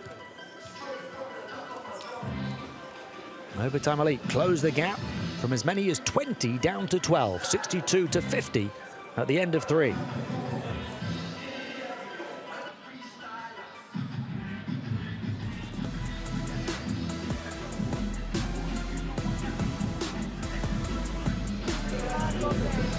Well, for so long, it looked like it was going to be a big game-killing quarter for INSEP. But then that late surge from Overtime Elite to keep the game alive for them. It was locked down for 8 minutes of the period. The lead grew to as many as 20, having been 10 at the half. But OTE have taken it back down to 12 with 10 minutes still to play. A huge comeback is at least plausible for them. First 7 points of the game for Solimon. Traore stepped up as well, but Akai Fleming stepped up on the perimeter. 62-50 the score. That 3-point shooting so pivotal for Overtime Elite. 8 of 20 now. They've knocked down 5 more threes than INSEP through the course of the game, with 15 extra points on the perimeter. Shooting 32% on the interior, only 62% of the foul line, committing 9 extra turnovers. But they improved their rebounding in that third period. And after having a couple less offensive rebounds in the first half, they now have a +3 in offensive rebounding. So it was the second chance scoring and the 3-point shooting that helped to get them back into a position from which they can, through the next 10 minutes, think about trying to complete their comeback. INSEP begin with the ball, though, in quarter 4.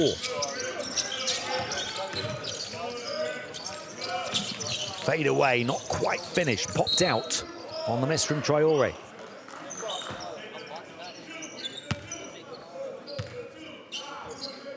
He's 3 of 5 from the field altogether, 8 points, 2 assists. Traore, nice pass. How about another dime? Going up to throw it down, Nathan Solimon, who only turned 15 last week. And he's come to play late on here.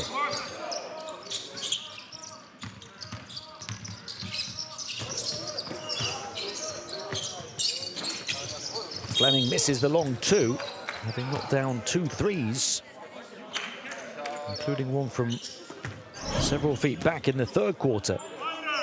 Solimon now has 9 points, and all of them have come in the second half.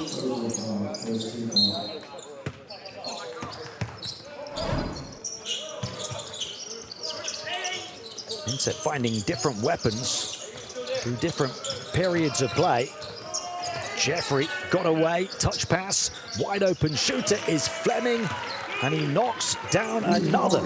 Akai Fleming with 3 threes in the second half. They've got from 20 down to within 11. Can they cancel it out with Traore? He's short. Big rebound, Ponder, and a chance to make it a single-digit margin with 9 minutes thereabouts still to play. Jeffrey forces it in with his muscle in the guard position, happy to attack from close proximity.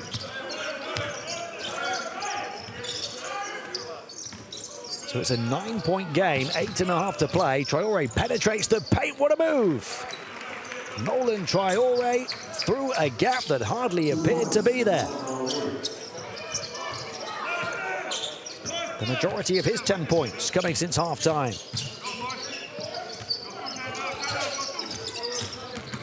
Jeffrey. Again, the same open spot, different shooter though, and a different outcome as Wilkins misses. He knocked one down on this near side, couldn't hit that one though. A player who knocked down nearly 2 threes a game in the OTE this season at close to 40%. Solimon, he misses open from mid-range. So overtime Elite will try and make it a single-digit game again. Fleming attacks onto the interior this time and pots it in. Akai Fleming is taking over.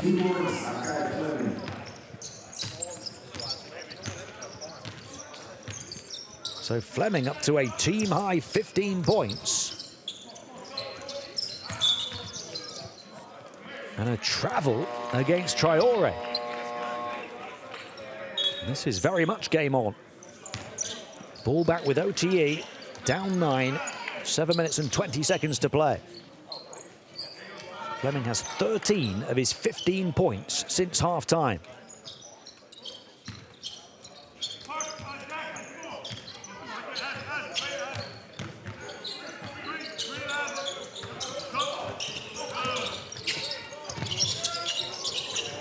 Pace and then poise from Ellis. The kick back out, missed from Fleming though. That would have made it a 6-point game.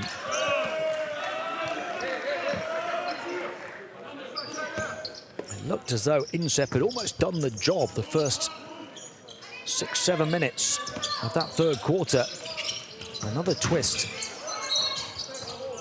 in this tantalizing tale on this historic occasion of an American team competing at the ANGT event for the first ever time.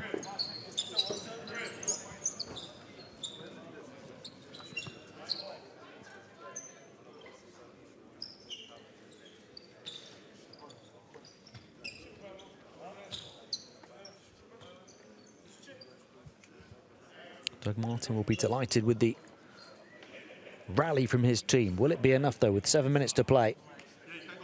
He was the coach that this year led City Reapers to the first back-to-back championships in the OTE League's young history. They edged a decisive Game 5 of the finals by only 3 points back in March.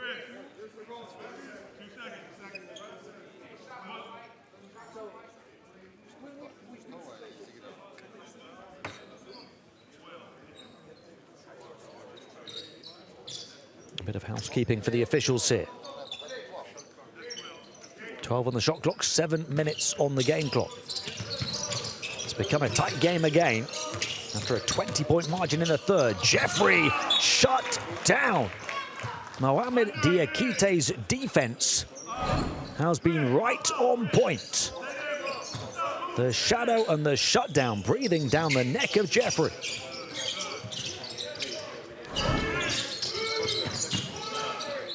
They get the shot away in time, but it's short and a violation. And that's the kind of suffocating defense that INSEP showed for the majority of the third quarter. And it looked like it would be enough to win the game.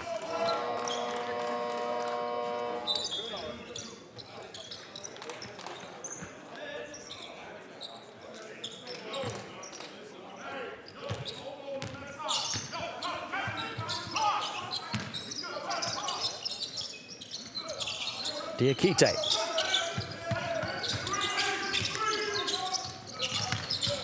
Traoré. Hand in the face by Diop, forcing the miss. Umidouche. Again guarded tightly by Allah. Jeffrey. Running the offense for OTE. Trying to shake off that tight Diakite defense. Allah. Backing in against his opposite number was Umidouche. Taking it past Allah for the score, but look at how quickly INSEP answer back. down the floor in a flash, and Boulefard the score. His first since the second period, had 9 points back in the first quarter. I'm saying we've had different players step up at different moments. There's a foul on LR in that matchup with Umidouche. Umidouche has been limited to 2 of 9 field goal shooting and 5 turnovers. One of the guys that's had the ball in his hands the most for OTE. Ellis stumbling. Extra height from McVeigh to get the shot away. And once again, INSEP turning it up on defense and making Overtime Elite really work overtime to get shots away at the basket.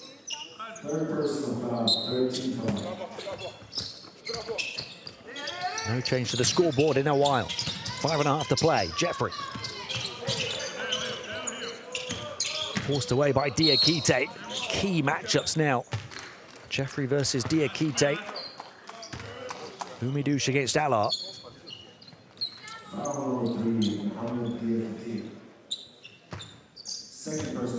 Such a tight game. You look at the plus minuses, and it's that man who's back on the floor now, the number 2, Ugo Yimgat Makori, the 15-year-old forward who has, by a distance, the best plus minus in the game. He's played 16.5 minutes. INSEP a plus 20 with him on the court. Nobody else in the game has a plus minus better than plus 8.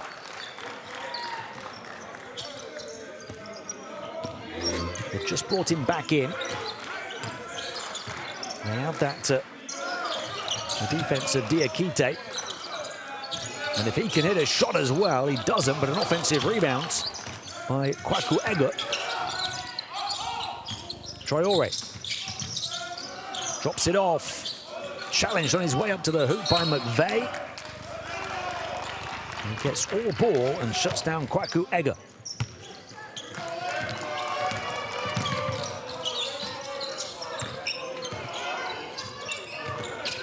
Ellis slips it in. McVeigh on the offensive end. Over the hoop, grabs it on the reverse. Defense not budging. INSEP not backing down. They've seen their 20-point lead reduced to 7. Still plenty of time for overtime elite. INSEP in foul trouble here in the 4th as well. But they get the stop that time.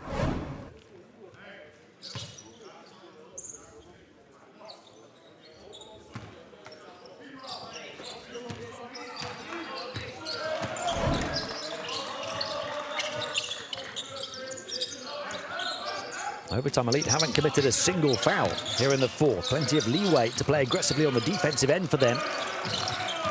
When they do, force a turnover. Jeffrey, can they close it to a 2-possession game?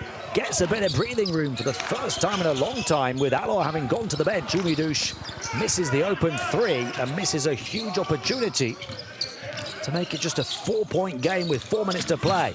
Diakite penetrates the paint, shows no fear against Ponder, but he forces the miss.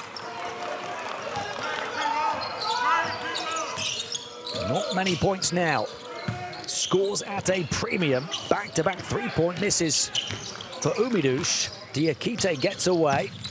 Final 4 minutes, it needs a bit of poise, and Diakite puts the brakes on. Hard foul as Umidouche gets out to greet Traore.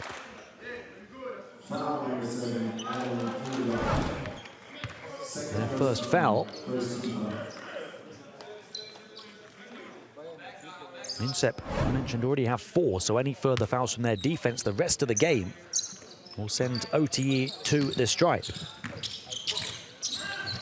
Lovely drive and dish. No score the first attempt, nor the second attempt either.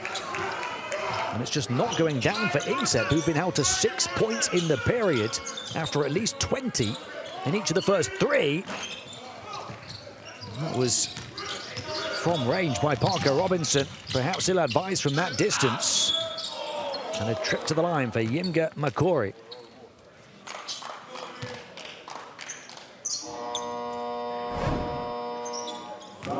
Parker Robinson is a super shooter.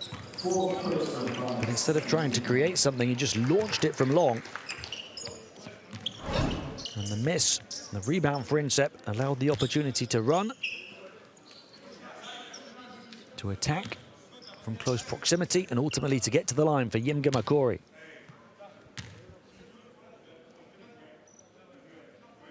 He's also got the highest PIR in the game, as well as the best plus-minus, but he misses a free throw. He was 5 of 6 there before that miss. He's got 11 points, 4 of 5 shooting from the field, 7 rebounds, 5 offensive rebounds. Those 5 offensive rebounds are crucial to why he's got the best plus-minus by a distance in the game. Extra possessions worth their weight in gold in this tight, tough, and tense game day 1 situation. Tries to jump the passing lane, misses it though, challenges the shooter, and forces the miss just about on Umidush. Here goes Traore again through a gap. Attacking a pack of players in the paint and picking up the points. And INSEP back up by double figures. Traore has 12 points, 5 assists after a quiet first half. One of their 3 scorers in double figures, level with the 12 of Yimga Makori, just behind the 13 of Boulefard.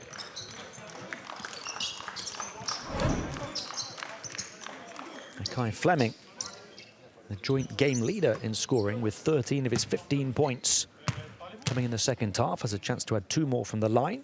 His teammate Chris Jeffrey also has 15. Parker Robinson has 13. So 3 scorers in double figures for both teams.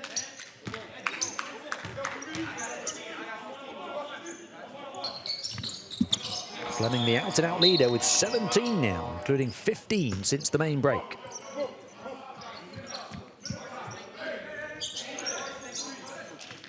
He'll be feeling good about this second half performance. He's dealt with a significant knee injury through the course of this season. Akai Fleming was desperate to get back to full fitness, and certainly looks back towards his best so far, the 17-year-old. He's closed it to 8. Only just over 2.5 to play, though. Traore. 8 of his 12 points and all 5 of his assists coming since half-time. Traore again. Shot clock down to 2. Traore for 3. Can't deliver the dagger from deep. Offensive rebound, though, from that man on the boards again. Yimga Makori, after grabbing his 6th offensive rebound, takes his scoring tally to a team-high 14 points and takes the lead back to 10. He has been the X Factor on game day 1 of the ANGT final. Parker, stay in, Parker. I got you. Parker, stay in. Go all the way through, Ayo. Go all the way through. Chris, hit, pitch back, get downhill. Strong side shooter. J-Dub, weak side shooter. Ayo, you can pop back out. All right? Everybody got it? No, you're going to stay strong. He's going to go and pop back out. I'm going to go down here. Chris is going to be right here. Everybody got it? Yeah. All right, so.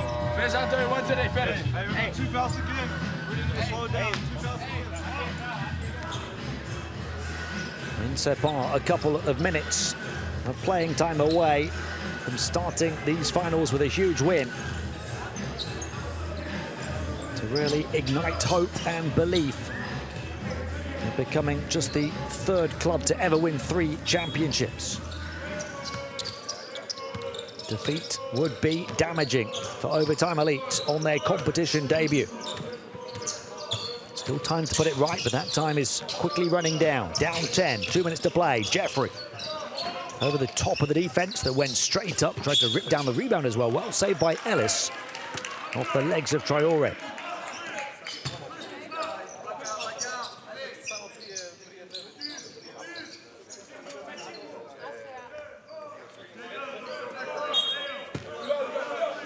Overtime Elite will want to attack quickly and aggressively to get as many possessions as they can out to the final 2 minutes of this game, especially with INSEP at the foul limit.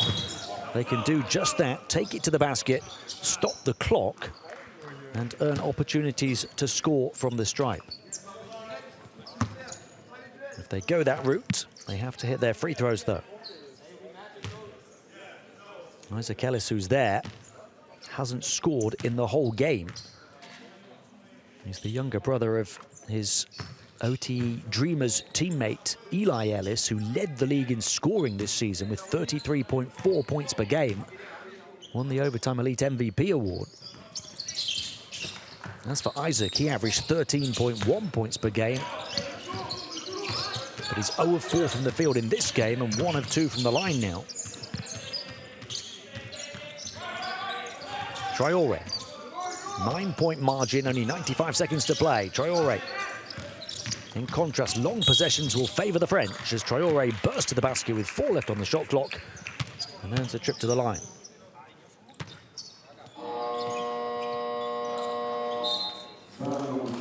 He's shown glimpses of his huge potential in this one, Nolan Traore. A tough first half, a quiet first half. Didn't take many shots. A chance to hit double figures since half-time, and 14 altogether in the game. 5 assists coming since half-time as well, but he's also committed 6 turnovers through the course of the contest. 11 the lead, final minute and a half. Quick attack, but a shutdown and a turnover. The idea from OTE was right to attack quickly. Kai Fleming doing just that, but the defense was fully focused. Ulm-U18 doing his diligence, looking to seal the win now. A score here would feel like a backbreaker for OTE. Deflection out of bounds, still INSEP possession.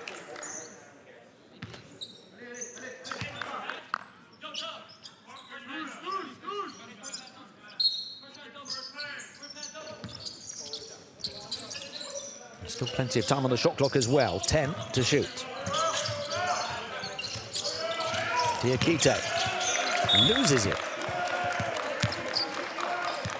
It's not over yet, but it needs to be impeccable from OTE for the next 67 seconds. Quick scores, quick stops. Jeffrey, head down, looking to get to the basket, kicks it out. Corner 3 goes. That's the first part of the equation. Parker Robinson with 3. 4 of 7 from downtown in the game, closes the gap to 8 points. He's got 16 points. 2 of 3 shooting from 2 as well.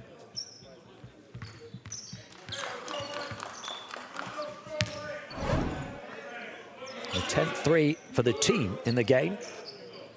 He's got 4 of them. INSEP have only knocked down 3 threes, but they've knocked down 11 more 2-pointers and 7 more free throws. And play away from the inbound press and beat the man who jumps the passing lane. Traore slips it in. And composure from the shot taker, Yimga Makori. 4 fouls on Overtime Elite now. That one was on the shot anyway. So Yimga Makori to the line to try and make it a 10-point lead again. And that would just about do it.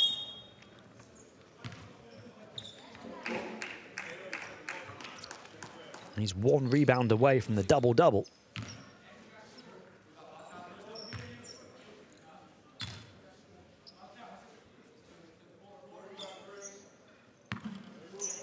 Nine boards, a game-high 6 offensive rebounds, 1 steal, 0 turnovers, 0 fouls. Only 1 miss from the field. 8 of 10 for 80% from the line. Now team high, 16 points. An all-round excellent performance from Yimga Makori, and one that will help INSEP Paris win as Diakite flips it in. And they lead by 12 with 36 seconds to play.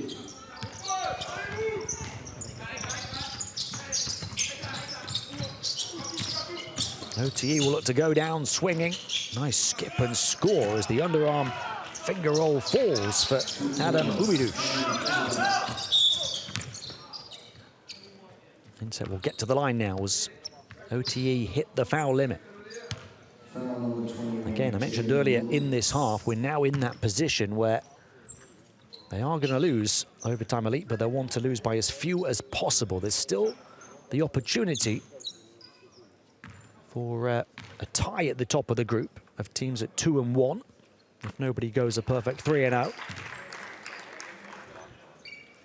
In which case, the points differential would be key. Game day 2 comes tomorrow. INSEP take on ALBA Berlin. That's a game you feel they can't not win. ALBA lost by 72 earlier today to Barcelona. Barcelona are the opponents of overtime elite in the final game tomorrow.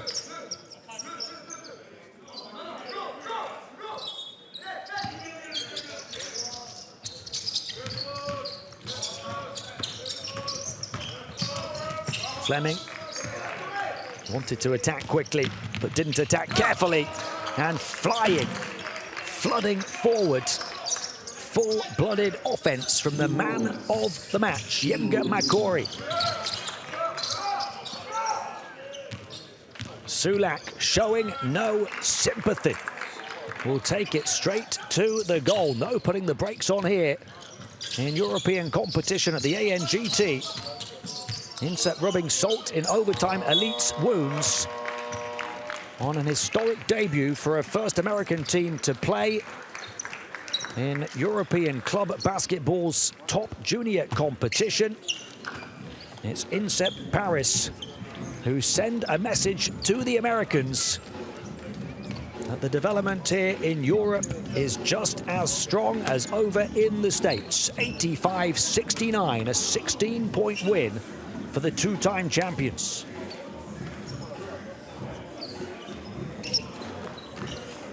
That flying finish from Yemga Makori took him to game highs of 18 points and a 30 PIR. Surely the player of the game.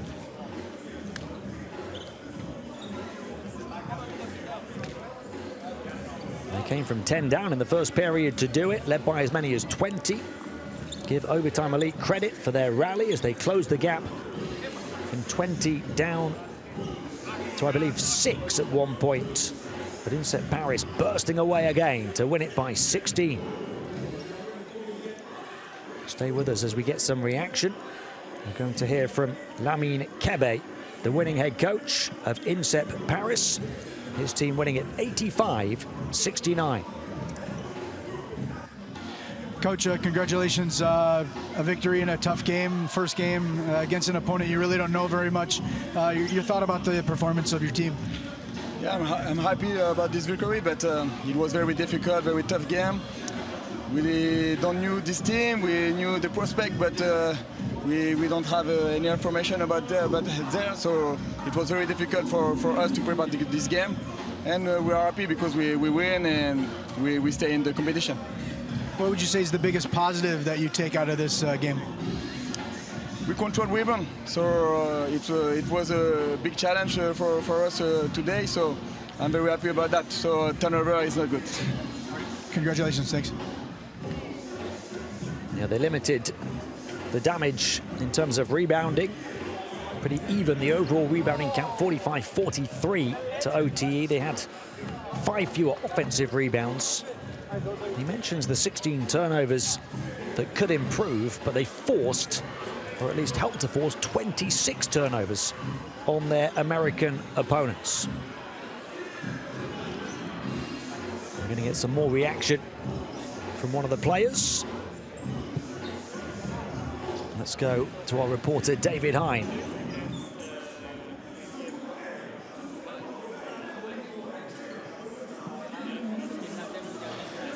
Nolan, congratulations. Tough game against a team that you guys really didn't know very well at all. What do you think about the team's performance?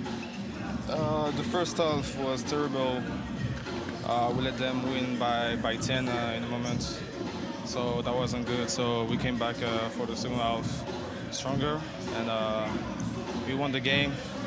But it wasn't like a really good game. We could have done way better. That's it.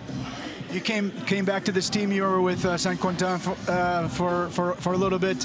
What's it like being with this team again after missing the tournament in Paris? And maybe what's you and your team's goal here? it's kind of weird because I didn't play with them for a long time, but it's getting better, and it's just cool to play with my friends, because my team is like that. They're family to me, so that's great. I'll let you go with that. Good luck tomorrow. A key part of the INSEP family is back. A quiet first half for a man whose stock is rising on the senior stage. Only had 4 points, 0 assists at half-time, but finished with 16 points, 6 assists. Shot 5 of 6 from 2, 0 of 3 from 3, 6 of 8 from the line. 3 rebounds, 2 steals and a block, but also 6 turnovers. Milan Traore feels like him and his team can still get better, but they've just beaten the overtime elite, some of America's best 18 and unders, by 16 points. It was a huge second quarter when they improved their defense, won it 22-12. That flipped it from being down 10 in the first period. They dominated most of the third, then let overtime elite back in with a late run after INSEP Paris had led by as many as 20. It was then a fight to the finish as overtime elite tried to close the gap and complete that comeback, but INSEP Paris burst away again in the end to win it by what looks a fairly comfortable scoreline. 18 points, 9 rebounds, 6 offensive rebounds for Yinga Mukore. But at 30 PIR, he was, in terms of the stats, the player of the game. 85-69, the final score, as we see those numbers again. 10 fewer turnovers, crucial for INSEP Paris. In terms of individual stats, they have the 16.6 assists from Traore, also have 13 points from their third scorer in double figures, Jonas Boulefard, all of them coming earlier on. Had a couple of steals as well. 12 steals for the team altogether. 4 players had multiple steals in the game. Defense important as they move to 1-0 to tie Barcelona at the top of Group B. Although Barca top after winning by a humongous 72 points against ALBA. The winners of the 2 groups will face off in Sunday's championship game. Big wins today for Real Madrid and Mega Belgrade in Group A. That huge win for Barcelona to start Group B. And the first really competitive game we've just seen INSEP Paris win by 16. Tomorrow they face ALBA. Overtime elite face Barcelona. From me, Tim Long, it's been a pleasure having your company for game day 1. We'll see you tomorrow here at the ANGT Tournament Finals for game day 2.